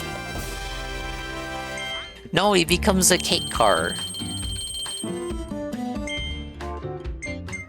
Of course, if you would like to see gameplay almost as good and competent as mine, yes, you can follow the one and only, the illustrious Alien Sin, who is currently not playing this game.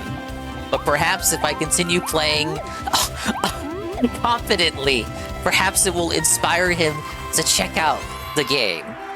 I spelled his name wrong. There he is. Go back to abilities.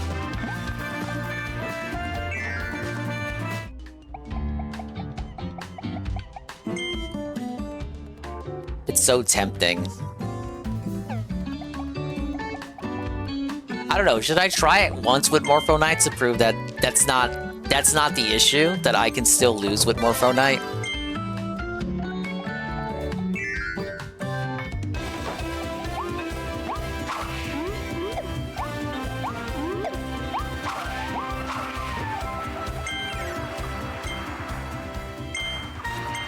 Oh, we still gotta finish the Arlo video. What the hell? I completely forgot. Thank you, me, for reminding myself of the video we were watching.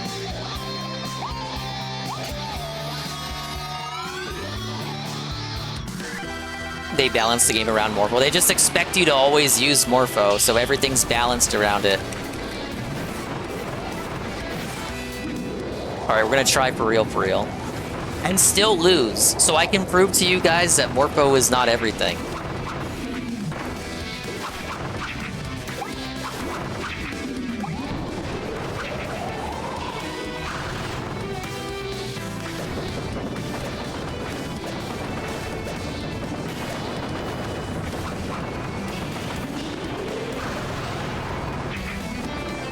Whoa, we cucked him out of his attack.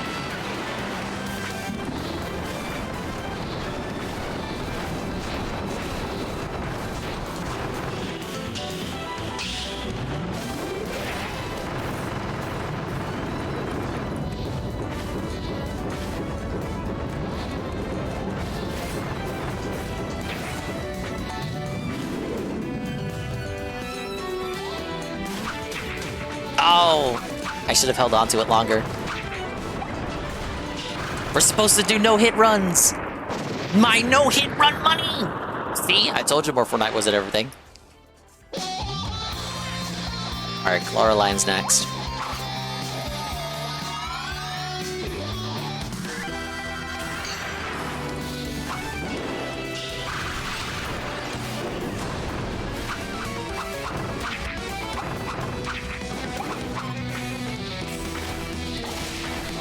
Honestly, she's not too bad. I remember her being more annoying. You want to know the truth about it?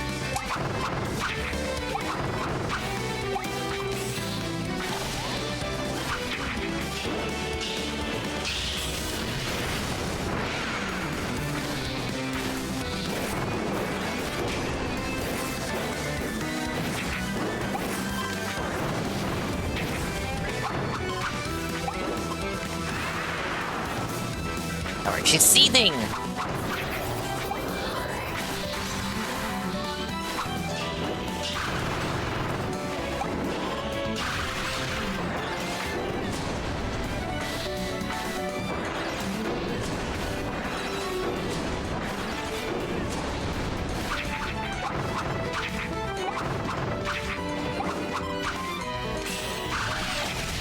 Oh, fuck. I got bitch slapped by knives!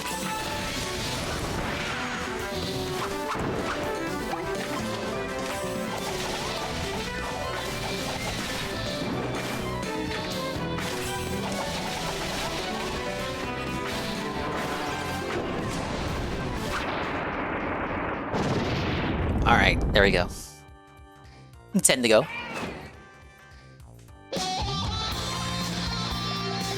Next is... Okay, Silly Dillo.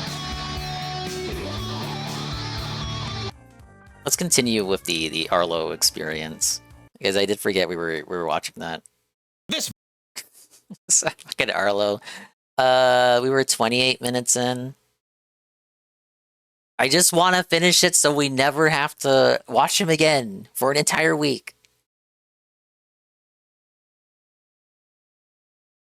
And because it would be pretty rude of me to start a video and then not finish the video by the end of the stream.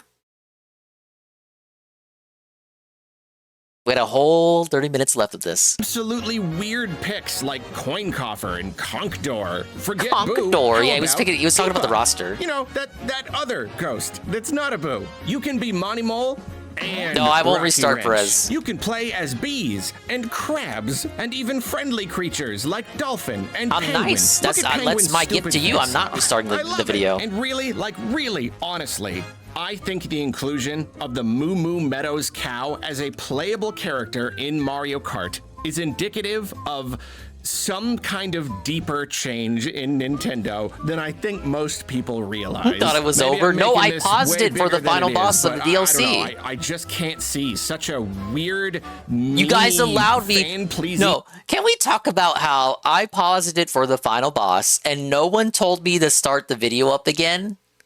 Now wait a minute. You guys, you gotta be excited. You gotta be fired up. Come on, we gotta be fired up for Erlo shit talking Mario Kart.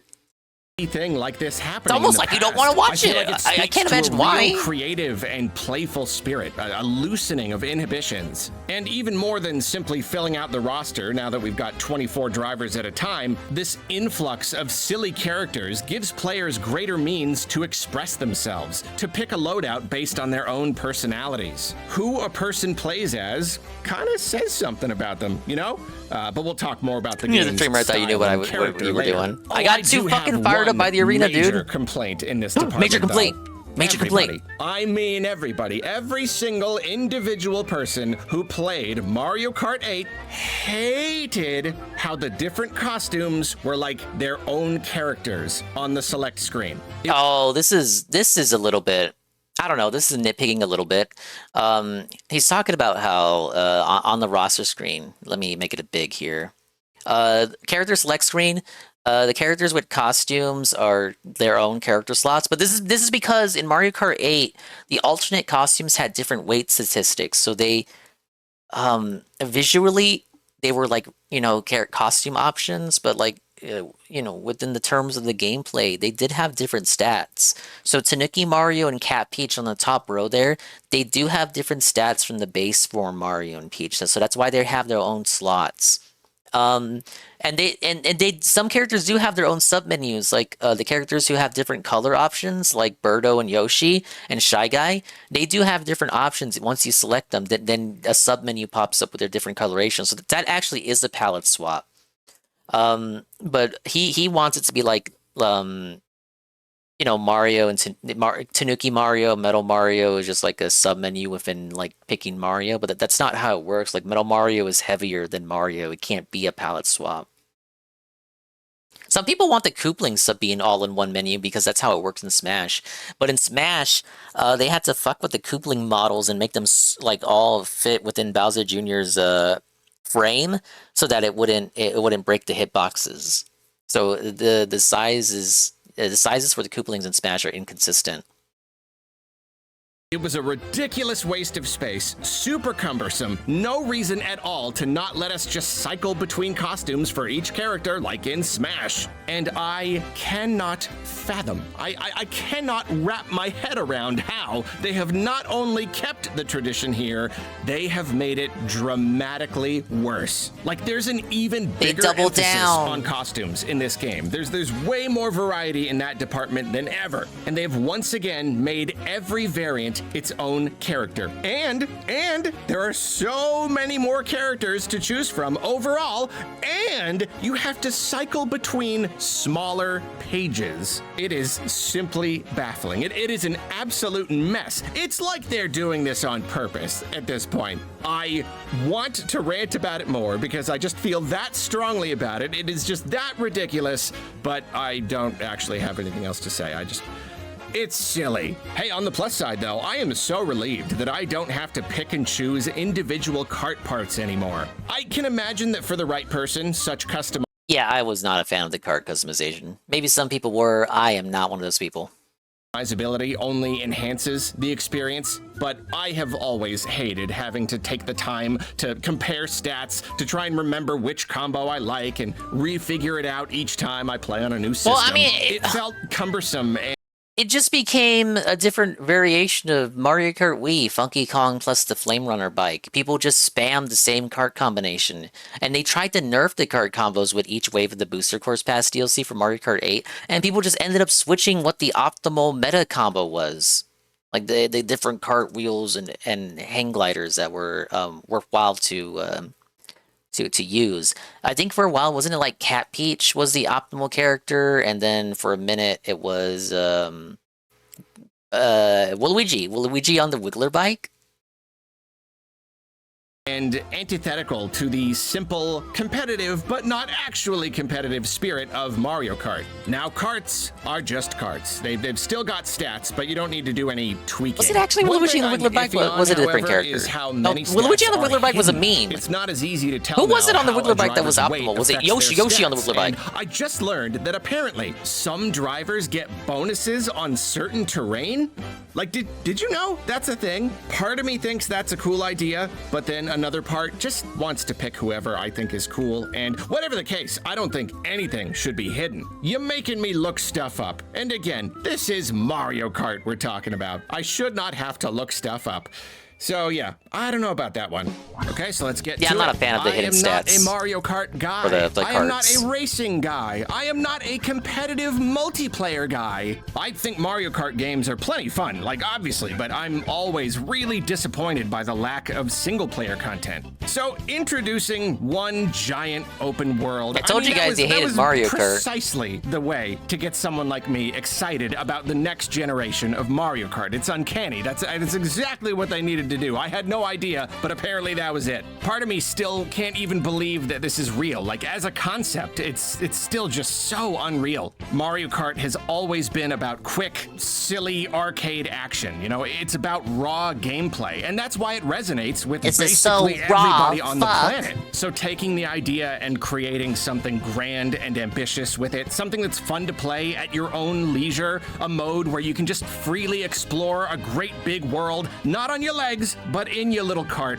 It's a dream come true. And from a design perspective, this world is a marvel. I know there's a lot of debate around the price point and whether or not the game has enough content to justify it, and of course that's going to vary from person to person. Most people thought it was not justified. But however you feel, just this game really is an achievement. Taking these tracks and building them into a consistent world so that you can see them and approach them. That's why you buy the bundle. And designing all these smooth and mostly interesting transitions between them. It's a dramatic departure from the design process of the past, and I think the effort that went into it is easy to miss. Clearly, they've had to overcome a mountain of challenges to make all this work. And sure, I know other games have done things like this. Open world driving It's not the first open world racing situation. Absolutely revolutionary, but the Mario Kart team hasn't even almost done something like this before. And Mario Kart style tracks presented a very very unique challenge compared to more traditional, realistic driving games. And I really do feel that the end result of the dev team's huge effort is truly incredible. Driving around this world never stops being fun. Like, I never seem to stop being deeply impressed by what they've done. And that is a near impossible task because it's so easy to get caught in these little chunks of the map because it's just so much fun to cruise around randomly. You gotta make an effort to stick to a straight path from point A to point B because this free-form driving, you know, no plan, no direction, it just feels so good. Mario Kart gameplay has always felt good, so allowing the player to enjoy that gameplay, that super refined gameplay without limits, it opens up a whole new realm of experiences. It's like riding in a super cool ride at an amusement park. At least it's not a sandwich shop analogy this time. Incredibly fun, but you've jumped the tracks, you've broken off the tether, and now the entire park is your ride. You now control the fun. I've played the game a good amount, and yet the simple act of driving wherever without a time limit ticking down, without Lakitu keeping me on the track, it has still not lost its novelty.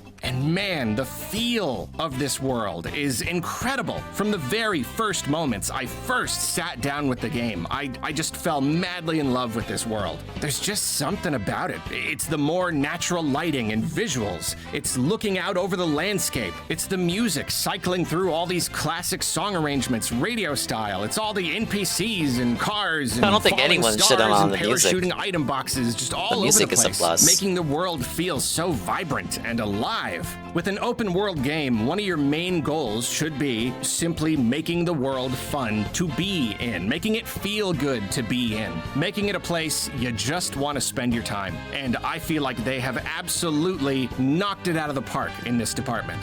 Unfortunately, though, the game doesn't quite hit the mark when it comes to content. Another important feature there's of an nothing open to do world in the game open is world. obviously It's no better than lots of Assassin's stuff Creed. to do in it. In modern 3D Zelda games, you've got your shrines and towers and Koroks and caves and enemy camps, just lots of little things to mess around with to give you a reason to spend a lot of time in this pleasant world. It feels nice to be in. You got a bunch of stuff to do to give you a reason to be in it. That's why you can play it for dozens and dozens and hundreds of hours. But wouldn't the Mario Kart variant version of that would be the does P-switches? give you some stuff to do. The star Does acknowledge the attraction is P-switches? P-switches, which give you these little challenges to complete within a time limit. Collecting all the blue coins or reaching the goal is usually what you got to do, but the conditions and strategies are all different. Some of these are disappointingly easy, but then some are like super tricky, so there's a decent mix here. They even let you instantly retry when you fail, which is I do love very that. convenient. And there are a No loading pretty screens. good number of P-switches scattered about. Then you've got question mark panels and peach medallions, which don't actually do much. I mean, they really just give kind you of sit there. stickers. There's something to get. You don't like They give you stickers? stickers. I guess that's something. It could be argued that the panels kind of help teach you about shortcuts. You know, they make you slow I down think they and do. really explore and learn how They're to get put places. in specific But yeah, places I don't that, know. and then teach you there's the about food. ways to That go to get around the is track. kind of a collectible, but like I said earlier, it's not really as much of a collectible Everyone as hates I the was hoping. stickers. So it's not like a terrible amount of stuff to do, but the big problem is that apart from your sticker collection, the game doesn't do anything to keep track of what you've found. Yeah, I said this when we watched this video complaining about collectathons, and when it came to this game, I wouldn't mind streaming myself finding the rest of the peach medallions and the P-switches if there was just a way for them to track, because I don't want to have to rely on a guide off stream, on stream but off screen. I don't want to have to rely on a guide on the stream, off screen while on the stream, to know what P-switches and medallions I've gotten and which I haven't. Because I feel like that would be dishonest. Wah! Even if I was honest about using the guide, it's like, okay, well, I have to cheat to keep track of my collectibles. And it just goes back to, it seems like Nintendo didn't want you to care too hard about finding all the medallions and the P-switches. Just find the ones that you find, but don't actually go to the effort of finding them all. If they wanted you to find all of them, they would have had a checklist for you from the get-go. It's intended by design. It's a feature. It's not a bug. It's not that they forgot to put a checklist. It's that they don't want to put one, because if they put one, then you would feel obligated to go looking for them. But there's way too many of them, and then it would give the impression that that's all that free roam is about, when free roam is supposed to be about roaming around freely. That's the name of the mode. Right. Same reason why they didn't give you an actual checklist for the Koroks. I know they give you a little indicator for the ones you found, but they don't give you a checklist of all the ones that you have to find. There's not a they don't give you like, oh, you have to go find the one over here, and there's a total of 999. You got to go find them all. They didn't give you that because they didn't want you to find them all, and they made fun of you if you found them all. So unless wrong video, that was Donkey Kong. It was Donkey Kong, but he also critiqued Mario Kart in that video. you like keep a journal and like meticulously keep track of everything using a guide online and like checklists, you're not gonna know which collectibles you've found. Like you won't have a clue. And honestly, this really does make it hard for me to care.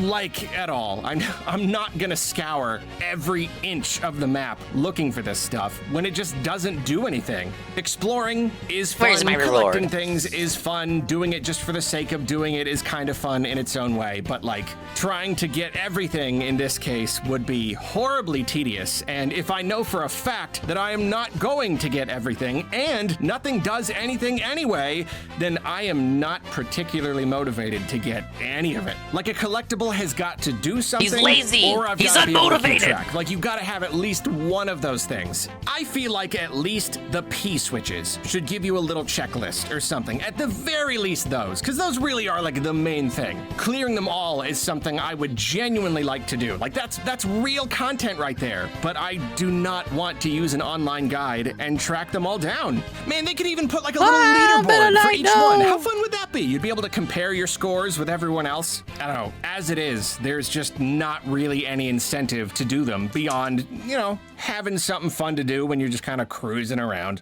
The biggest issue to me, though, like really more than anything, is simply the missed opportunity. It is strange that Nintendo I wish there were would NPCs spend to talk so to in much the free time roam. creating this huge connected world and not give us a reason to explore it. I can't help but imagine a version of this game where the map is filled with genuine secrets, not just panels and medallions hanging out on hard-to-reach ledges. I mean the kinds of discoveries that delight you when you find them. Another kind of collectible that doesn't feel like it was just plopped down, but is an organic part of the world. Maybe something to do with the NPCs walking around, or the other racers you'll see sometimes. Or maybe something like the doors in Super Mario Odyssey, where you're transported somewhere else for a little challenge. Or they could be shortcuts. There are a few warp pipes scattered about, but they just like don't do much. Got too cocky there with the Meta Hard to Knight even fight. say precisely what the map needs, but like it needs something. It also really needed some sort of progression system, even like a really simple one. Something to work toward, something to keep you coming back. I mean, you finish all the Grand Prix, and there's a cutscene where all the trophies combine in the big tree, and they unlock the special cup with Rainbow Road, and I can't help but feel like this should have felt more important. You know, this should have been the payoff for really doing something in the world. It doesn't feel more important because you just get it from playing all the cups. You don't even have to win the cups. You just get that cutscene by doing all the cups. Maybe there should have been a special free roam campaign. Nothing super fancy, no cutscenes or bosses or characters or whatever. Just a mode where you gotta go around to all the tracks and beat a certain time on each one, or collect enough of the medallions in you'd each call that area tedious. or something. You'd call that tedious. You wouldn't like wanting that. to force the player to engage with a mode before giving them access to all the tracks, but this would have really helped me. The game needed some kind of structure, some substance. Instead, you can mess around in free roam for like 20 minutes and feel like you've basically seen everything. Obviously, you haven't seen every single track and site, but you've gotten the vertical slice. You know, you've seen all the kinds of gameplay you can expect to find. And then you can sit down, blast through the Grand Prix in a couple hours, unlock Rainbow Road, and boom, that's it. Like you've done it. That's the whole game. Now it's just a matter of aimlessly messing around in free roam and slowly unlocking carts and racing against other people. This game had the chance to present a primarily single player, such as myself, with a lot to do. Just 'cause Mario Kart Arlo doesn't have usually friends. appeal to me because I don't want to just race again and again and again and again against other people. You're DS weird, has Arlo. always been one of my favorites because at least it's got a challenge mode. Like It's called mission mode. something to do. And this could have been that idea.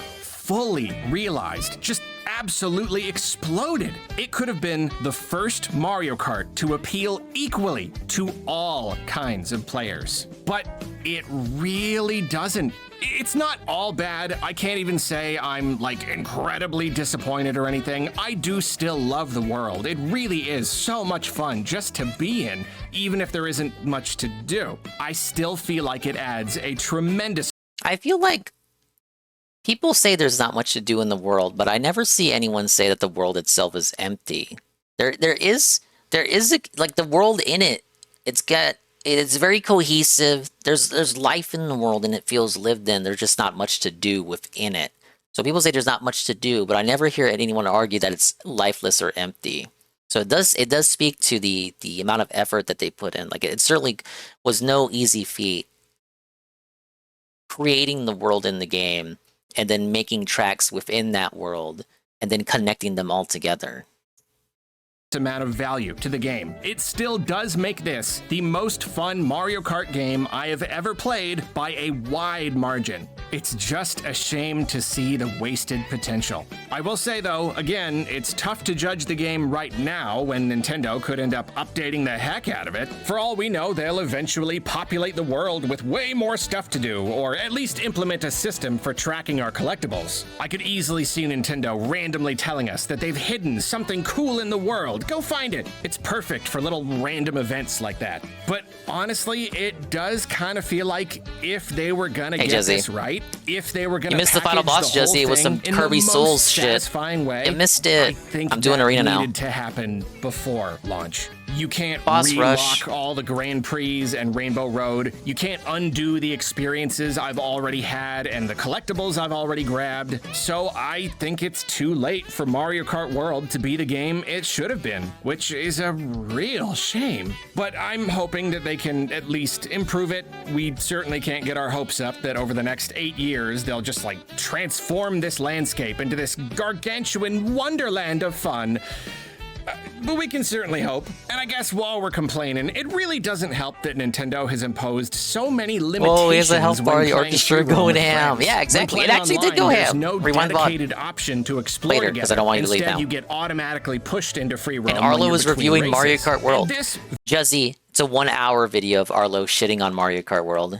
He put down the broomstick. Very well may be just a problem with me. I completely admit, and it's probably a pretty silly thing to be upset about, but something about it working this way, it just like, it affects the vibe of the mode. There's always a thing on the bottom of the screen telling you to start a race or wait for a race to start. And you can just ignore the little thing and explore as long as you want. Really let me stress here that this really should not matter. But something about it rubs me the wrong way. It feels like we're waiting for something. This free roam is only temporary. It's the thing that you do between the other things. And all the P-switches are disabled when playing with friends, so now there's even less stuff to do in the world. You can mess around and take in the sights and play tag if you want, but it's another case where nothing is grounding you here. Nothing is encouraging you to engage with the world. You get that vertical slice right away and it just loses its luster really fast. This is more of a glorified waiting room than anything. And you know, it's a great waiting room. Don't but it is a waiting wrong. room. It's a waiting room for the next race. Fun. It's a really great It's not even thing glorified. To mess around with It is a waiting races. room.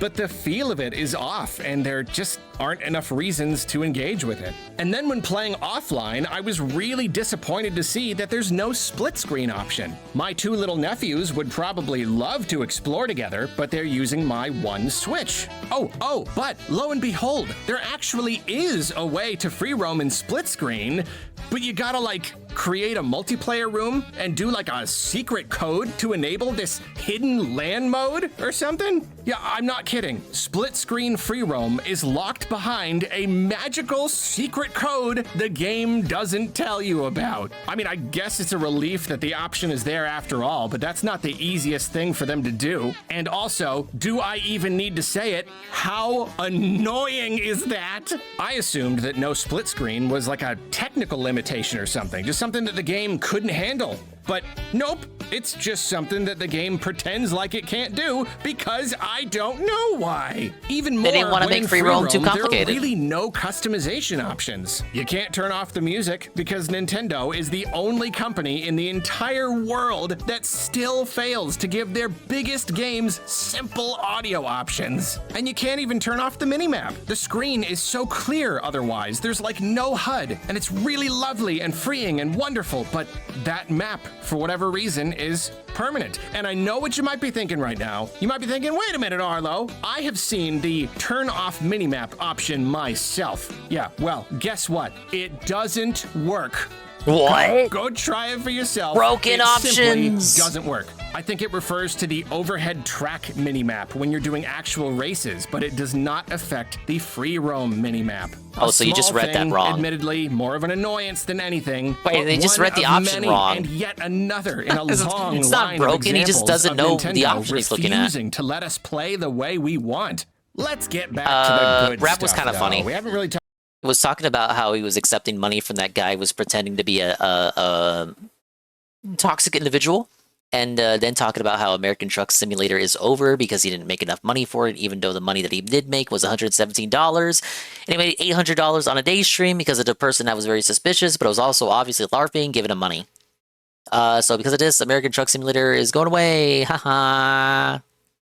Talked about the tracks themselves yet, so let's do that. Now, it is true that with the addition of 24-player races, Nintendo has indeed changed how tracks are designed in a lot of cases. As we talked about, the stretches between major tracks in particular can feature a lot of straightaways, a lot of wide open spaces, and even the major tracks themselves are often a lot wider than they used to be. It's understandable because if things are too tight, they will be too hectic too often. But there are times when I start to wonder if this was all worth it. Did they make these spaces too open? Is this design maybe a little bit too boring? Ultimately, was it worth being able to race with 24 players if it meant that the track design had to be like this? However, that is only sometimes, because even at its worst, I wouldn't say that this is like a really bad thing necessarily. Just He's a sweeping. different thing. This game has a different design philosophy behind it. Whenever a series goes big, you're naturally going to lose some of that tighter, more concentrated feel. It happened with 3D Mario, it happened with 3D and 2D Zelda, and now it's happening, albeit to a somewhat lesser degree, to Mario Kart. Yes, overall the experience is less consistent now, contains a little bit more downtime, a little more fluff. You could maybe Yeah, now call he it. can't drink With such anymore. a Troll's change, lost you lose here. something, but you also gain something at the same time. You don't want each iteration to feel exactly Right, the Jesse? same, so it's good for a game God damn to it. have its own identity. There will be people who miss the old way, but we still have the old games, and this opens up new kinds of experiences. And you know, that's not to say that the track design is always Did he just say if more you don't like straight it, go or play open. old Mario If anything, Kart? the design is kind of all over the place. There are plenty of stretches where you got a lot of space to work with, but also a lot of paths to choose from, a lot of options. And there are lots of tracks with tighter turns and more narrow pinch points where the players can kind of stumble over each other in a big heap. And you know, I wondered how these tracks could possibly be as exciting as the ones in 8 without the anti-grav mechanic, but apparently I had nothing to worry about. I mean, sure, you don't like literally end up going upside down constantly, but it doesn't matter. You Wall still riding and twist rail all grinding up is and around, just the you equivalent climb of up gravity, steep mountains and careen anti-grav in this down game. cliffs and waterfalls. Like it absolutely still feels like a roller coaster ride at times. And that's exactly the kind of thing I'm always looking for. Even if the designers themselves feel like they peaked with Mario Kart 8, these tracks to me still manage to feel like some of the best ones the series has to offer. There's such a huge variety of styles Some of them I feel here, are and the new undercooked, mechanics like Blue Cinema. dramatically enhance the experience. I cannot stress that enough. Seamless transitions between tracks gives them a sense of place. Looking out over the horizon when you're way up high, it injects a race with this exhilarating energy. And of course, all the new movement mechanics make the simple act of moving through these tracks more fun than ever. As always, there there are a great number of returning tracks, and it's awesome seeing how they've been adapted. Between the new mechanics and the seamless world, the designers really have their work cut out for them, but they have done a bang-up job. I think maybe there was like a tiny part of me that was slightly disappointed every time I came upon a track I was already really familiar with. I think just because this whole seamless world idea is so fresh and new that I'm just like addicted. You just want it to all be new.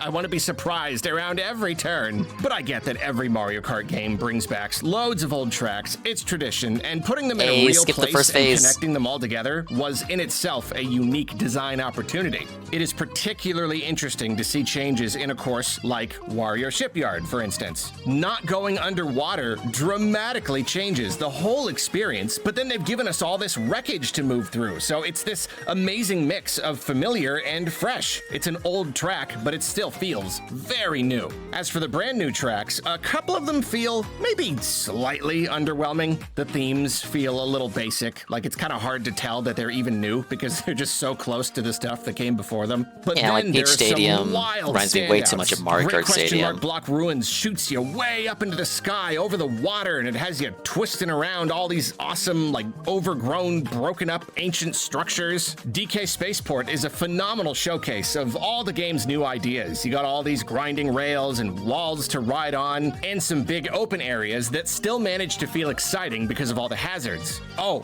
then you got Boost Cinema. It's got you racing around a swampy boardwalk. No, come on. Boost Cinema. Boost Cinema's too short. Where everything turns into a spooky old movie. Come on. No, I like the theme of Boost Cinema, but it's way too short. You barely spend any time in the movie portion, and it's just like a U-turn, and then you're out of the movie.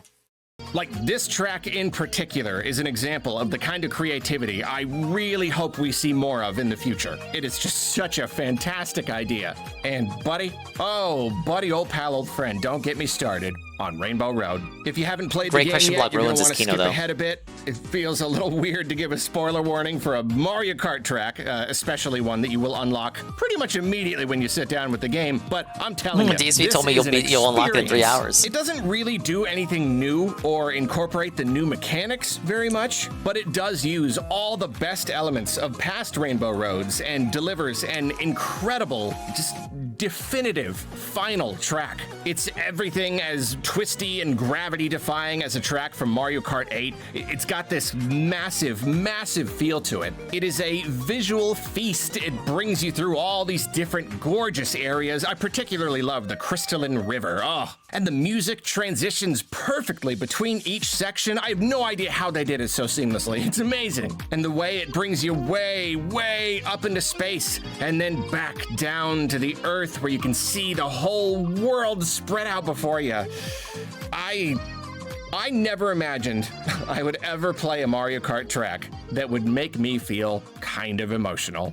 But here we are. And on that note, we simply must talk about the game's overall presentation. When a player is never going to deviate from one linear track, you can craft a lot of elements to look particularly excellent when viewed from a narrow range of angles. In World, they had to make just about everything look good from every angle. Obviously, when you're on a linear track way up in the air or something, they can probably employ a lot of the old tricks. But overall, they had to maintain a level of consistency and try to make the transitions between these different track styles as smooth as possible. The result of this is a Mario Kart game that is perhaps not quite as colorful, not quite as punchy and vibrant, yet somehow it is all the more breathtaking for it. Again, it's that feeling that this is a real place. Everything exists around you at all times. No matter where you are, there is some sort of vista to enjoy. You can look out and see something else in the distance. Major tracks and landmarks are all visible, and they're usually set against some kind of gorgeous sky. A really clever mix of real-time and baked-in lighting give the impression that time is always passing, and we've even got weather effects, adding a lot to the feel. Every Mario Kart track has always had its own vibe, but now they all get to have multiple vibes depending on the current conditions. Graphically speaking, the experience is maybe slightly inconsistent.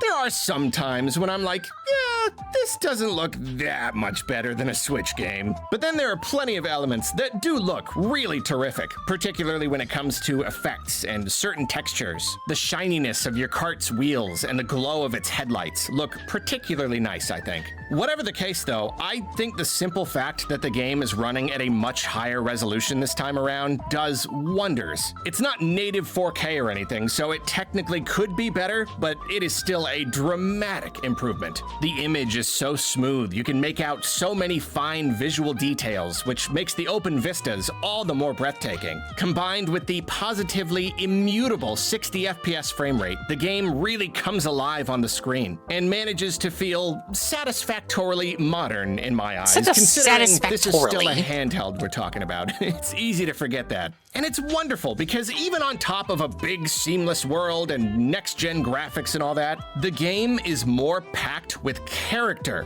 than any other game in the series. I mentioned the bouncy carts at the beginning of the review, and they really do make that's what I meant when I said earlier. It's probably the most Mario Kart game. The slightly chunkier, cartoonier, kind of more retro feel of the Mario cast. Nintendo adhered to a strict Mario character Bible for so long that this feels so refreshing, so playful. It gives total Mario Kart 64 vibes, which is awesome, but then it simultaneously represents a new era of artistic expression for Mario. It's equal parts classic and fresh, and it's also just been pulled off so well. The little animations the characters do have never been more charming. And like I said, with the addition of all these new playable drivers, there have never been more options for a player to express themselves. There's never been such a huge pool of personality on the track. I mean, even little things like the kaboom spelled out in text when something explodes. It's such a lovely beep when little you use the detail. horn. And oh my, can we finally, here near the end of this review, can we talk about the game's music? The OST is itself a gargantuan $80 soundtrack with a free library game of Mario attached. Kart Yeah. music tracks from throughout the ages. But the real joy comes from the new arrangements of songs from the entire Mario sphere. So many songs are represented here, and usually these are songs we've all heard a million times before, but this time they play around with all sorts of unexpected genres. Like, how about a ska version of Flower Garden from Yoshi's Island?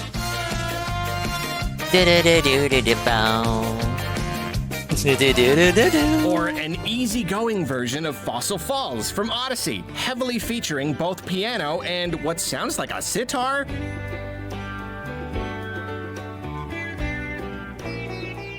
Did you know that Nintendo has never given us a new official arrangement of Dire Docks before Mario Kart World? Yeah, and now it's like a cheesy 80s smooth jazz kind of thing with this like swelling orchestra behind it.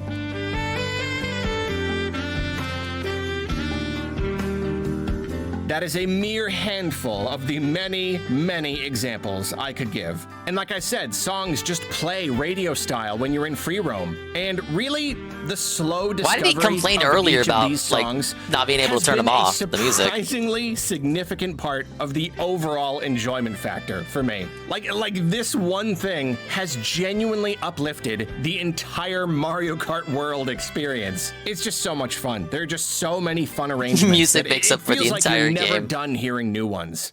I really do believe that overall, Mario Kart World is the best the series has to offer, and the kind of ambitious, next-gen experience we needed. But it doesn't just improve upon the formula. Between everything, all this playful expressiveness, all this character, all these new moves, the extra verticality, there has never been a Mario Kart game that has better embodied the spirit of Mario. What is Mario? He's colorful. He's a plumber. He's a bouncy. fat little He Italian, jumps authentic around Italian everywhere. plumber. And when you imagine Mario, but a car, this best represents that idea. So here we have a Mario Kart game that just about perfects the formula mechanically, while similarly perfecting the execution of its very premise on a creative level, all wrapped up in a giant open world that acts as a dramatic evolution of the series, an experience that is truly new. So, yeah, it is quite disappointing that Nintendo failed to fill this world with stuff to do, largely failed to pack enough content into the experience. This is the most expensive game they have ever sold. For some people, the price is not going to matter at all. 10 extra bucks for a Mario Kart that's this fun to play, that they'll be playing for countless hours throughout the rest of the entire generation? That's nothing. For others, It is a big problem. It's not even almost worth that much. Wherever you land on the spectrum, though, Nintendo absolutely should have recognized that there would be a very broad spectrum. They should have anticipated that people would react this way. If you're going to charge this much for a game, you have simply got to deliver. You can't give players any delivered on the reason music to doubt their purchase. So Nintendo really fumbled the bag here. Again, it's possible that they're going to update the game and add more stuff later, maybe even for free if we're lucky. Maybe in only a year's time, this review will feel sadly outdated. But even in that best case scenario, Nintendo still shouldn't have released the game in this state initially. The release a game in a bare bones state and update it over time model simply does not work. We've seen it again and again and again. All it does is generate a lot of bad press. People want to feel like their purchase is justified on day one. I mean, look at what's happening right this literal exact second. What am I doing? Instead of just talking about how great I think this game is, how much fun it is, how it's a bold new step for the Mario Kart series, I've got to close out the review with a whole thing about the content and the price. This conversation is being built right into the game's very legacy. The release of a new Mario Kart game should be fun. It should be a big celebration. And especially considering Mario Kart 8 Deluxe was one of the most successful Nintendo games of all time. It basically defined the Switch generation. This right here, having the next biggest, craziest Mario Kart game on Switch 2 on day one? It should have been a big deal. But the Carlos said the Switch 2's release was supposed to be a highlight of his career, but you ruined it with your negativity. Otherwise lovely bunch. This could have been Mario Kart's Breath of the Wild moment, but they just didn't Wii U stick game the to find the landing, Switch generation which is says a lot about the such Wii U. a shame. Like, The Wii U was really actually have good, no doubt trolls. that they put a lot of work into this world. Maybe they even spent an extra huge amount of money on it, and that's why they charge so much. But it's not just about the investment. You gotta consider the final product. You can't just work harder. You gotta work smarter. You can't just build something smarter, big not and harder, brother. impressive. It's got to actually do something. If you put all your eggs in the open world basket, you bet. Never mind. You get what I'm saying. That's enough metaphors. Nintendo screwed up. That's the point. Ugh, but I don't want to end this review on a depressing negative note. So I will close things out by saying, Burgerhead Toad, Game of the Year. Raise the price. Yeah, hi, can I get your cheeseburger? Let's get that almost as tall as me. Actually, no, I'm pretty hungry. Make that as tall as me. And can I add 5 Even when he's thick slabs negative, of bacon, he has to end it on a joke. And that'll be to go. Oh boy, He can't commit to the that smells negativity, good. Oh, even here when we the go, fan here base we gives him go. the green light to be negative. Oh, you gotta be kidding me!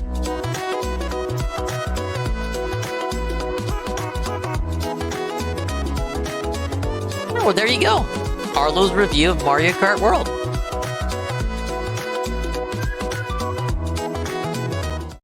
Now, really, is he wrong with anything that he said, chat? Perhaps he worded his critiques in a stupid way, but many of the critiques he just uttered are consistent with the critiques I see from other people about the game. Which is why I say that the only reason he's complaining is because he got the green light from the fan base to shit on the game. Like, it's okay, it's approved to shit on the game. You're able to shit on the game without getting backlash from your fan base. All of his negative sentiments are just ripped wholesale from the comments section of his videos.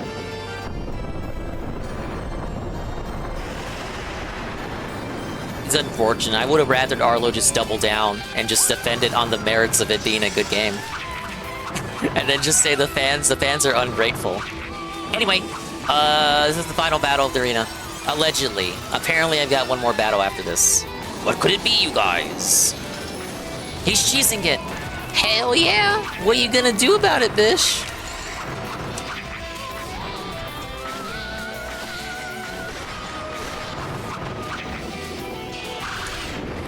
Look, if you want me to try harder, Hal, you gotta put in a badge of dishonor. You gotta say, oh, you beat it, but you used Morphonite, it doesn't count.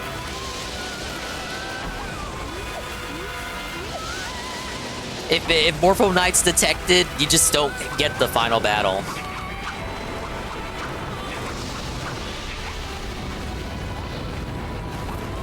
He's dodge rolling!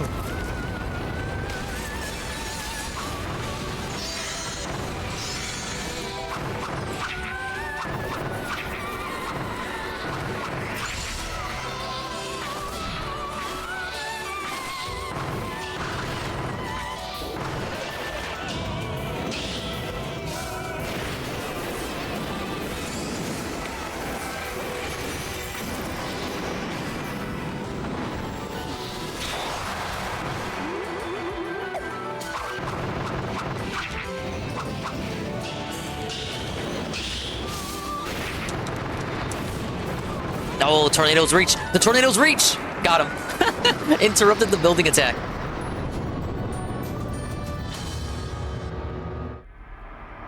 Oh, wait. No final phase? We didn't do the core. The real final battle? What? Oh, no, I didn't mean you, Halligan. I meant Hal as in the developer Hal. The ultimate life form. Shadow? Kirby versus Shadow? We're finally gonna get the encounter of the century? Oh, this is the final boss from the base game. Chaos Elphilus? I forgot the name. Or new form.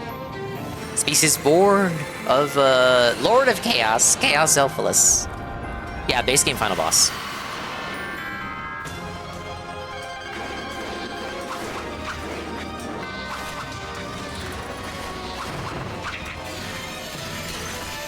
Bro, I haven't bought this since launch. The launch day streams? The VODs don't exist. You'll have to take my word for it. I did this on stream, guys. I showed the proof earlier. Reminder, Phil lost against this with Morpho Knight. How do I dodge it? Ah!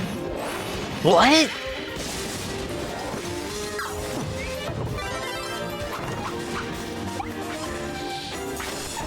Where's Meta Knight? I already beat him up, so he's not here to help me out. Massive L.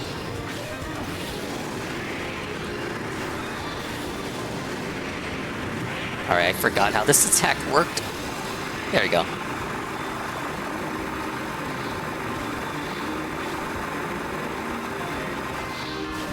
Or he's gonna, yeah. The drop, right there.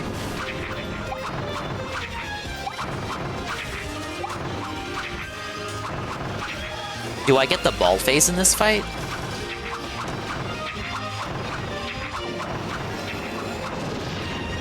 Oh! Next phase, I cut him out of his attack.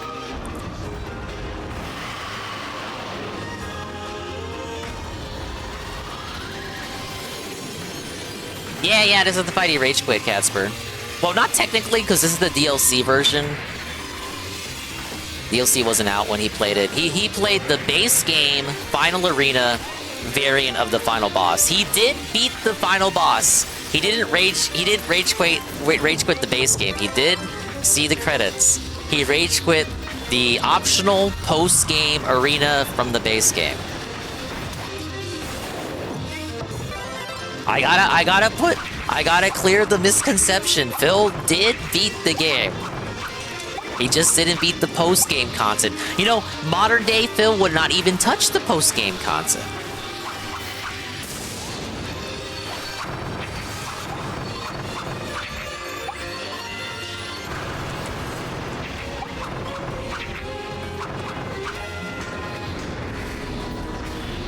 Oh my god, he's shot!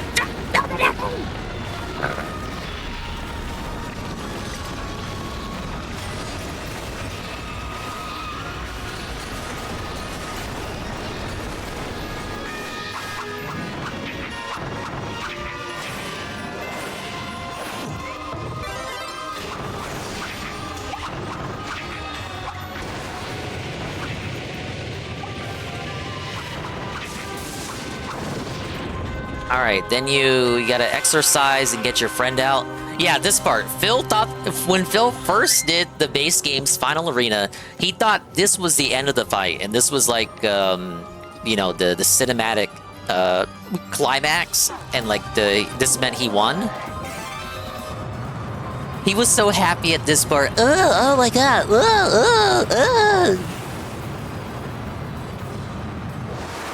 There we go.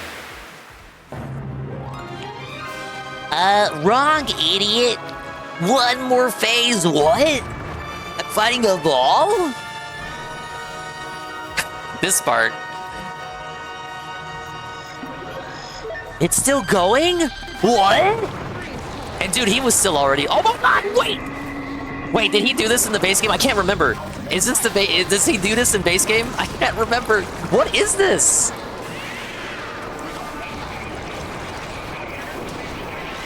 Is this new? Bro, I don't remember him summoning the bosses. Holy shit, I think this is new. Okay, can't hit him, gotta dodge. Spam dodge roll. As if I wasn't already doing that. So Apache doesn't remember, Ivan says not in base game. Okay, that's a new attack. So I haven't fought this dude since the game came out. I remember the attacks that appear in Phil's footage, but I only ever see that clip, like, you know, not the full version. I only ever see, like, clips of that segment. So I only ever see the part where he dies. This part. All Phil had to do, all he had to do was dodge roll. All he had to do was dodge roll. That was all he had to do. And I still got hit. What? Huh? I didn't dodge roll enough. Fuck this. No, really, I mean it.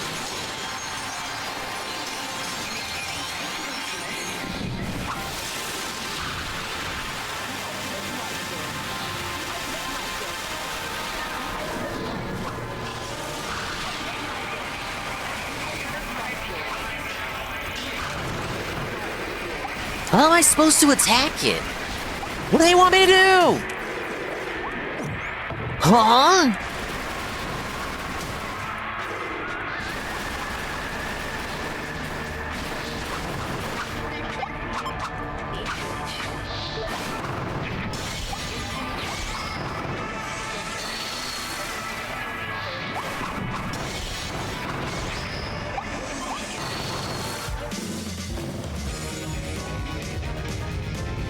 Is this new? Oh yeah. I did. Wait. I don't remember this form. Wait, does he drop? No, wait. This is the part. He drops the buildings and you jump on the buildings, right? This isn't new. I don't fucking remember, man. Wait, yeah, wait. Maybe. Fuck. No, wait. This is new. This is new. This is new. This is new. New content. What am I doing? Jumping?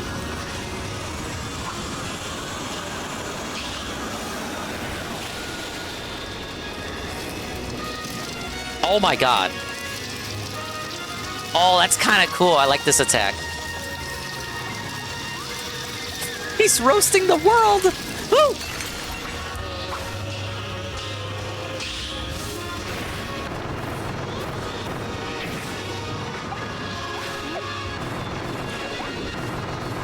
Alright, you got some new, new movesets here.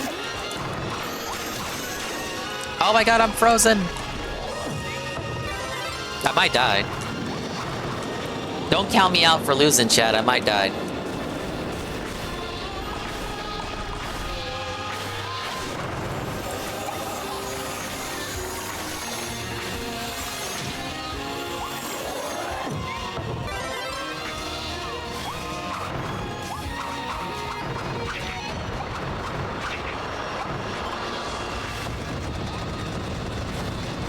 Oh my god. Oh my god! He's attacking me with the rage of 1,000 suns! I'm not even Kirby half the time, I'm just a trail of stardust. Now what?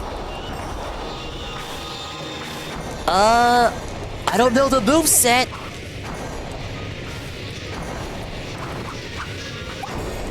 Yeah, I'm just supposed to know what the attack is, sure, right?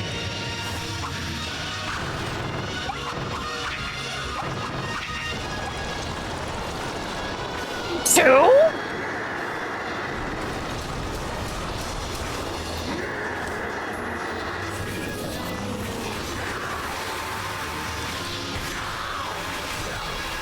This is ridiculous. You wanted a skill test? Yeah, I got a parry dodge roll fucking skill test instead.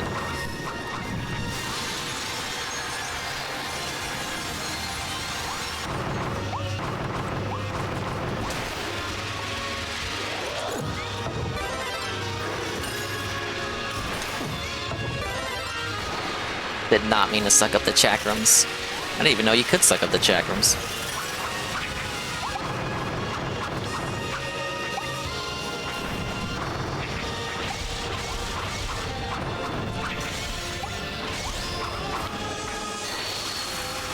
Oh, okay.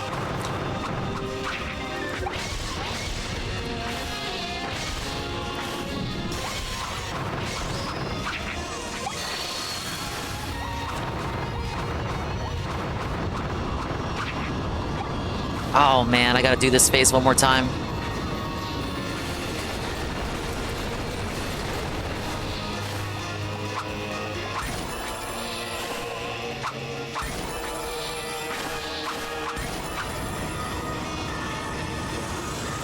I would like this attack.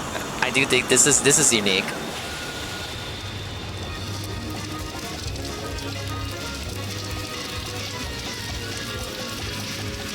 What boss have you ever fought that made you like chase fucking shadows?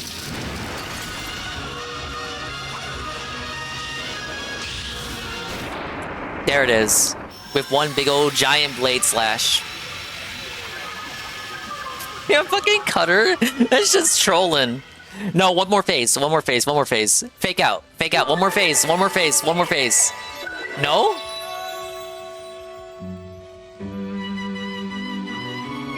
And there it is, chat.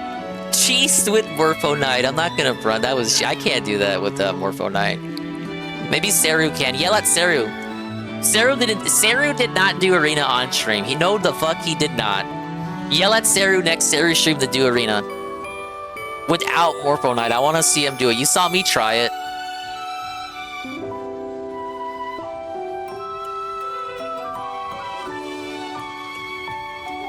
Right, but where's the $100 worth of shot, guys? I suffered? I literally just suffered. I fucking played Kirby Souls for you? I went overtime. I'm supposed to be making dinner with my wife. I'm supposed to be hanging out with her. I went overtime and I got nothing out of it. Oh, that's nice. You get a little unique cutscene for all the suffering there.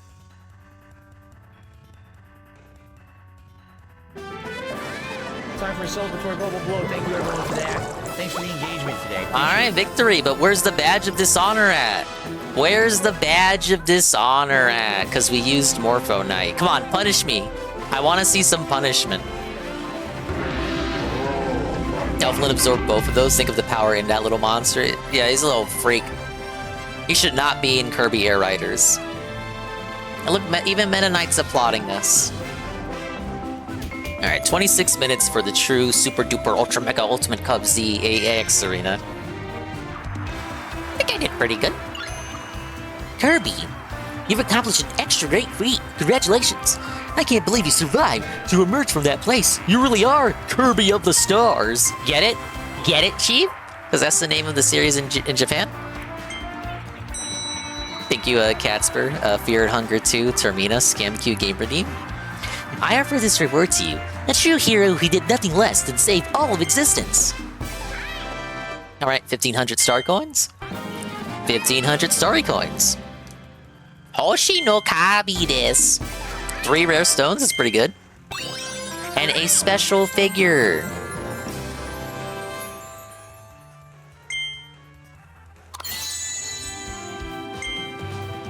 Invasive species. Ow, my god! Ow.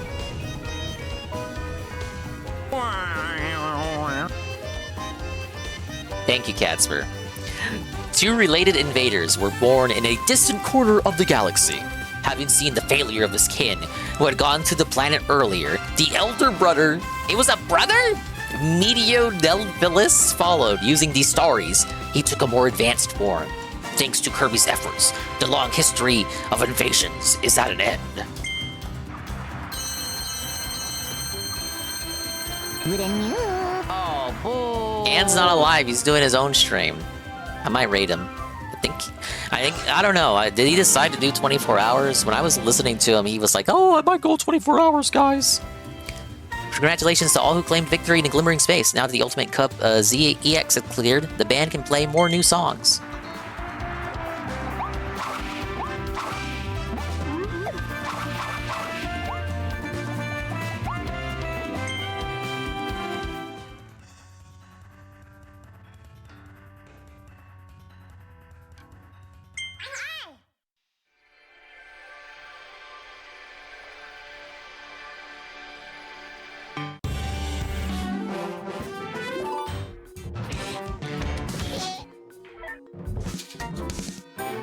Oh, dude, I love this song.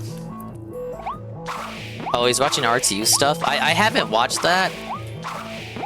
I mean, I'm gonna stream tomorrow, so yeah, I'm pretty much just gonna watch Kino Casino watch that, but it couldn't hurt to watch that ahead of time. Alright, Starman said I would get lore if I beat Arena.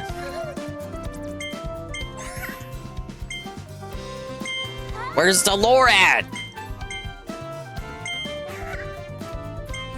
This fucking dumb rat.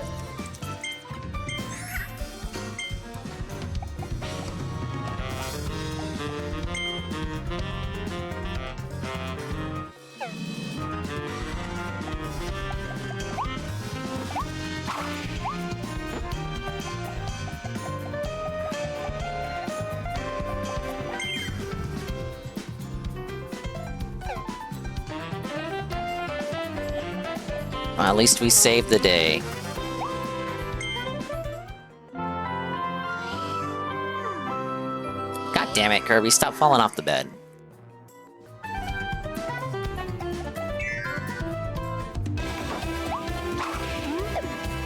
Or maybe he meant the lore was the figure.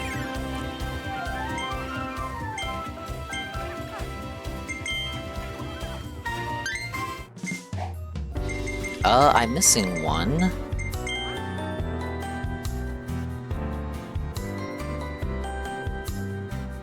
Oh, add it. Okay, add it to the lineup so I can actually pull from it.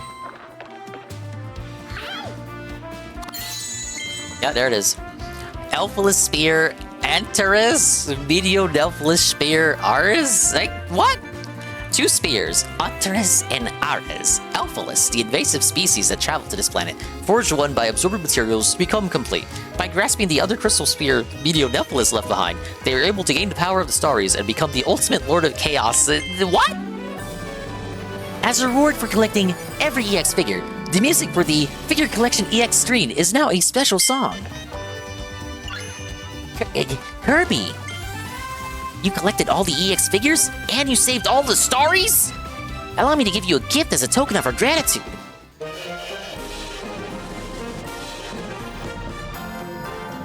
Kirby and the Forgotten Land Nintendo Switch 2 Edition Star-Crossed World complete! Yeah! Yeah! Yes! I couldn't have done it without you, Morpho Knight. I took the liberty of turning that last special photograph into the last EX figure. Looks like it has a message from Elflin too. It's all yours.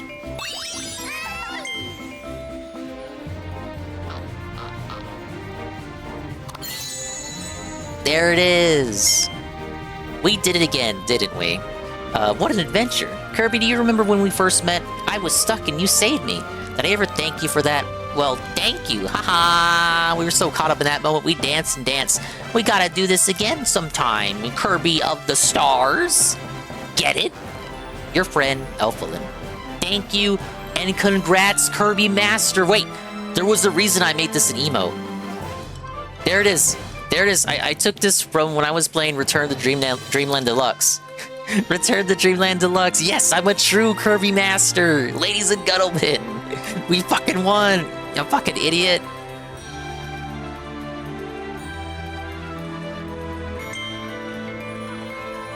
Now you can gaze at a special photo in this form whenever you want. Feel free to put it in your house. I wasn't sure what would happen to us all when the Star of Darkness fell from the sky. It was just like the legend warned. But you saved the Starries and you saved the world, Kirby. Thanks to you, we're all still here. And I still have my eyes on the stars. When I see them twinkling away in the sky, it's as if the starries are offering their gratitude. That said, Kirby, those of us from our home planet Popstar should expect no less from you, our pride and joy. You worked so hard to save this world as well. Kirby, congratulations! We fucking did it, you fucking asshole.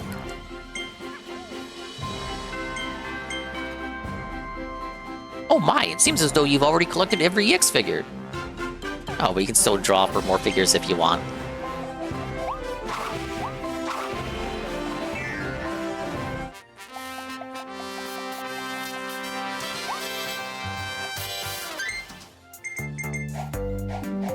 Yeah, all figure collections complete.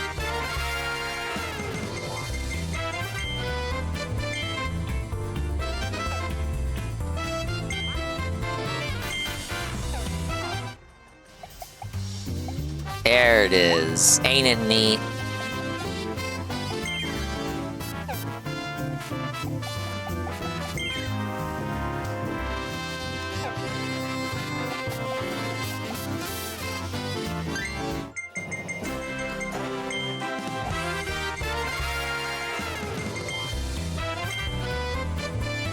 And just like that, chat, another Kirby adventure in the history books. I'll reiterate, very fun, very cool. Dude, that arena shit's no joke, though. I would not be able to do that without Morpho. I tried. I gave it the old college try. At least I can say I completed it one way or another. But shit, with that, I've done literally everything in the game. Again!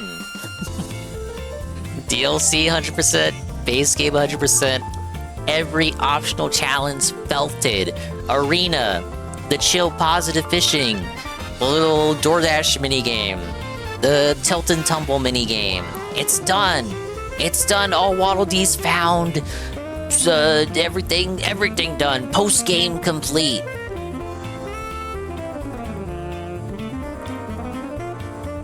And boy, don't I feel accomplished. Just a shame that this is kind of like a stopgap before the next Kirby game. Like there's like the B team. This is what the B team was working on. The A team is working on the next Kirby adventure proper.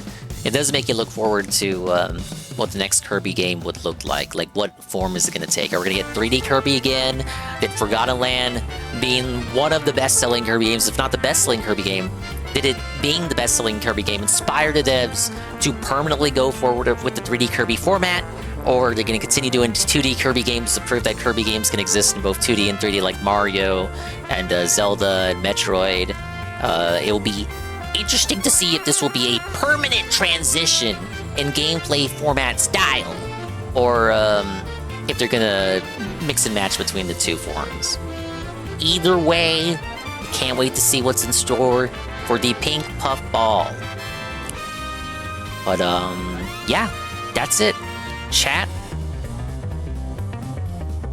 I think we're gonna raid Anne.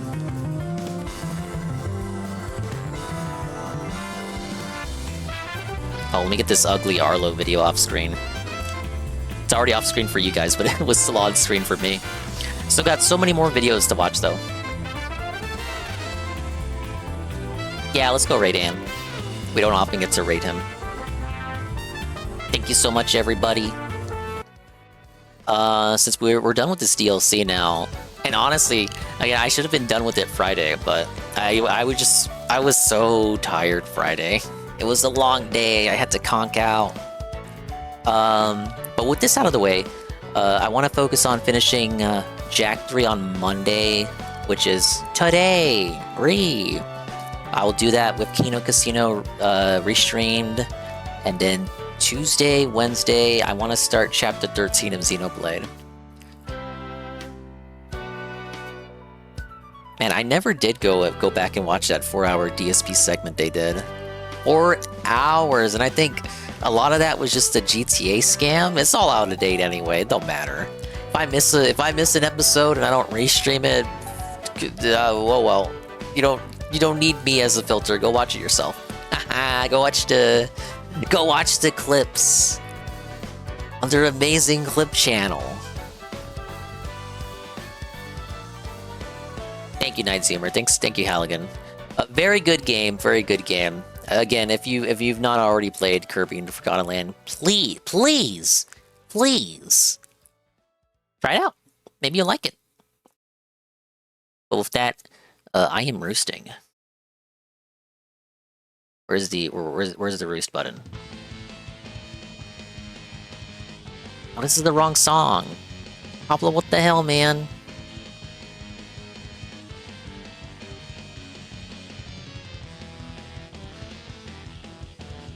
I guess I gotta do everything myself.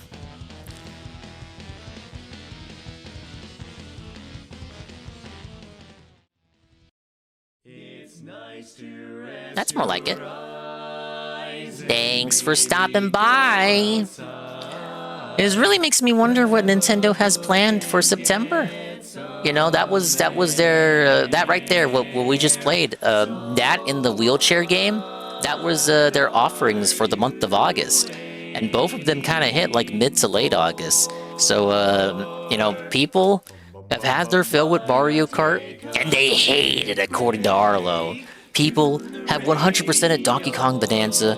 People have already beaten the Kirby DLC. People did not buy the wheelchair game. What is coming out in September from the big N? I maintain, I think it's going to be some sort of Mario collection for that anniversary coming up. 40 years of the Italian plumber.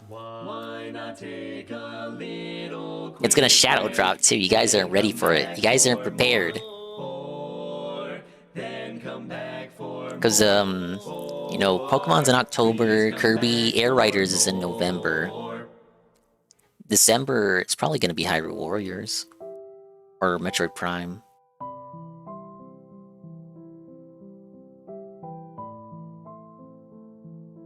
Ah, well, I'm overthinking it. It doesn't matter. I got shit to play anyway. If they don't drop a first-party title this month. I say this month because it's already September 1st. Ba-bum-pow! But I want to play Pac-Man. I want to play Silent Hill F. That's my one non-Nintendo AAA playthrough of the year. Silent Hill F. Stereo said he's not going to pick it up. He's going to watch me play it instead. I'm going to be locked in for that game. Just like I was for 2 Remake. No restreams, no videos, no Arlo segments when I play Silent Hill. I'm going to be locked in. Complete devotion, dedication to the game. So that my review, my over the credits review, can be as unbiased as possible. Nate the Hate said next direct on the 12th as well. He is the credible guy who people insist is not credible. That would be a general direct on a Friday. They don't really do directs on Fridays anymore. It's usually Wednesday or Thursday, right? With the direct announced on a Monday or Tuesday? Interesting. And scam. We're rating Anne.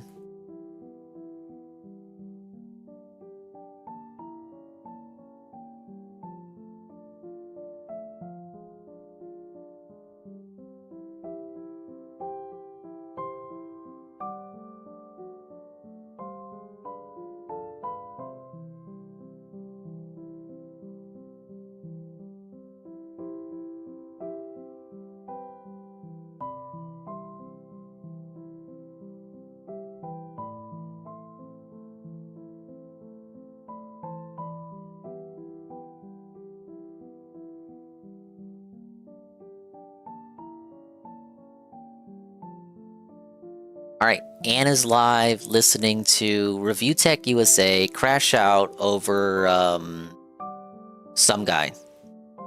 That's pretty funny. I believe Tevin is off the mic as well. Or should I say on the mic rather. And Sunspot is live as well. Goki is a bunch of people to fall asleep to. I never get a chance to rate Anne, so we're rating Anne because Anne rates me all the time. He does! He does! Thank you so much, everybody. Bye-bye, adios, maybe time. We'll see you when we see you. And if we didn't see you, then we did see you. But if we did see you, then we saw you. And if we didn't see you, then hopefully we'll see you next time. If I can see myself in the mirror each and every single day, hopefully I can inspire viewers like you, Rude, too, to see themselves in their mirrors each and every single day. Bye-bye. Take it easy. Don't let the bedbugs bite, you dummy.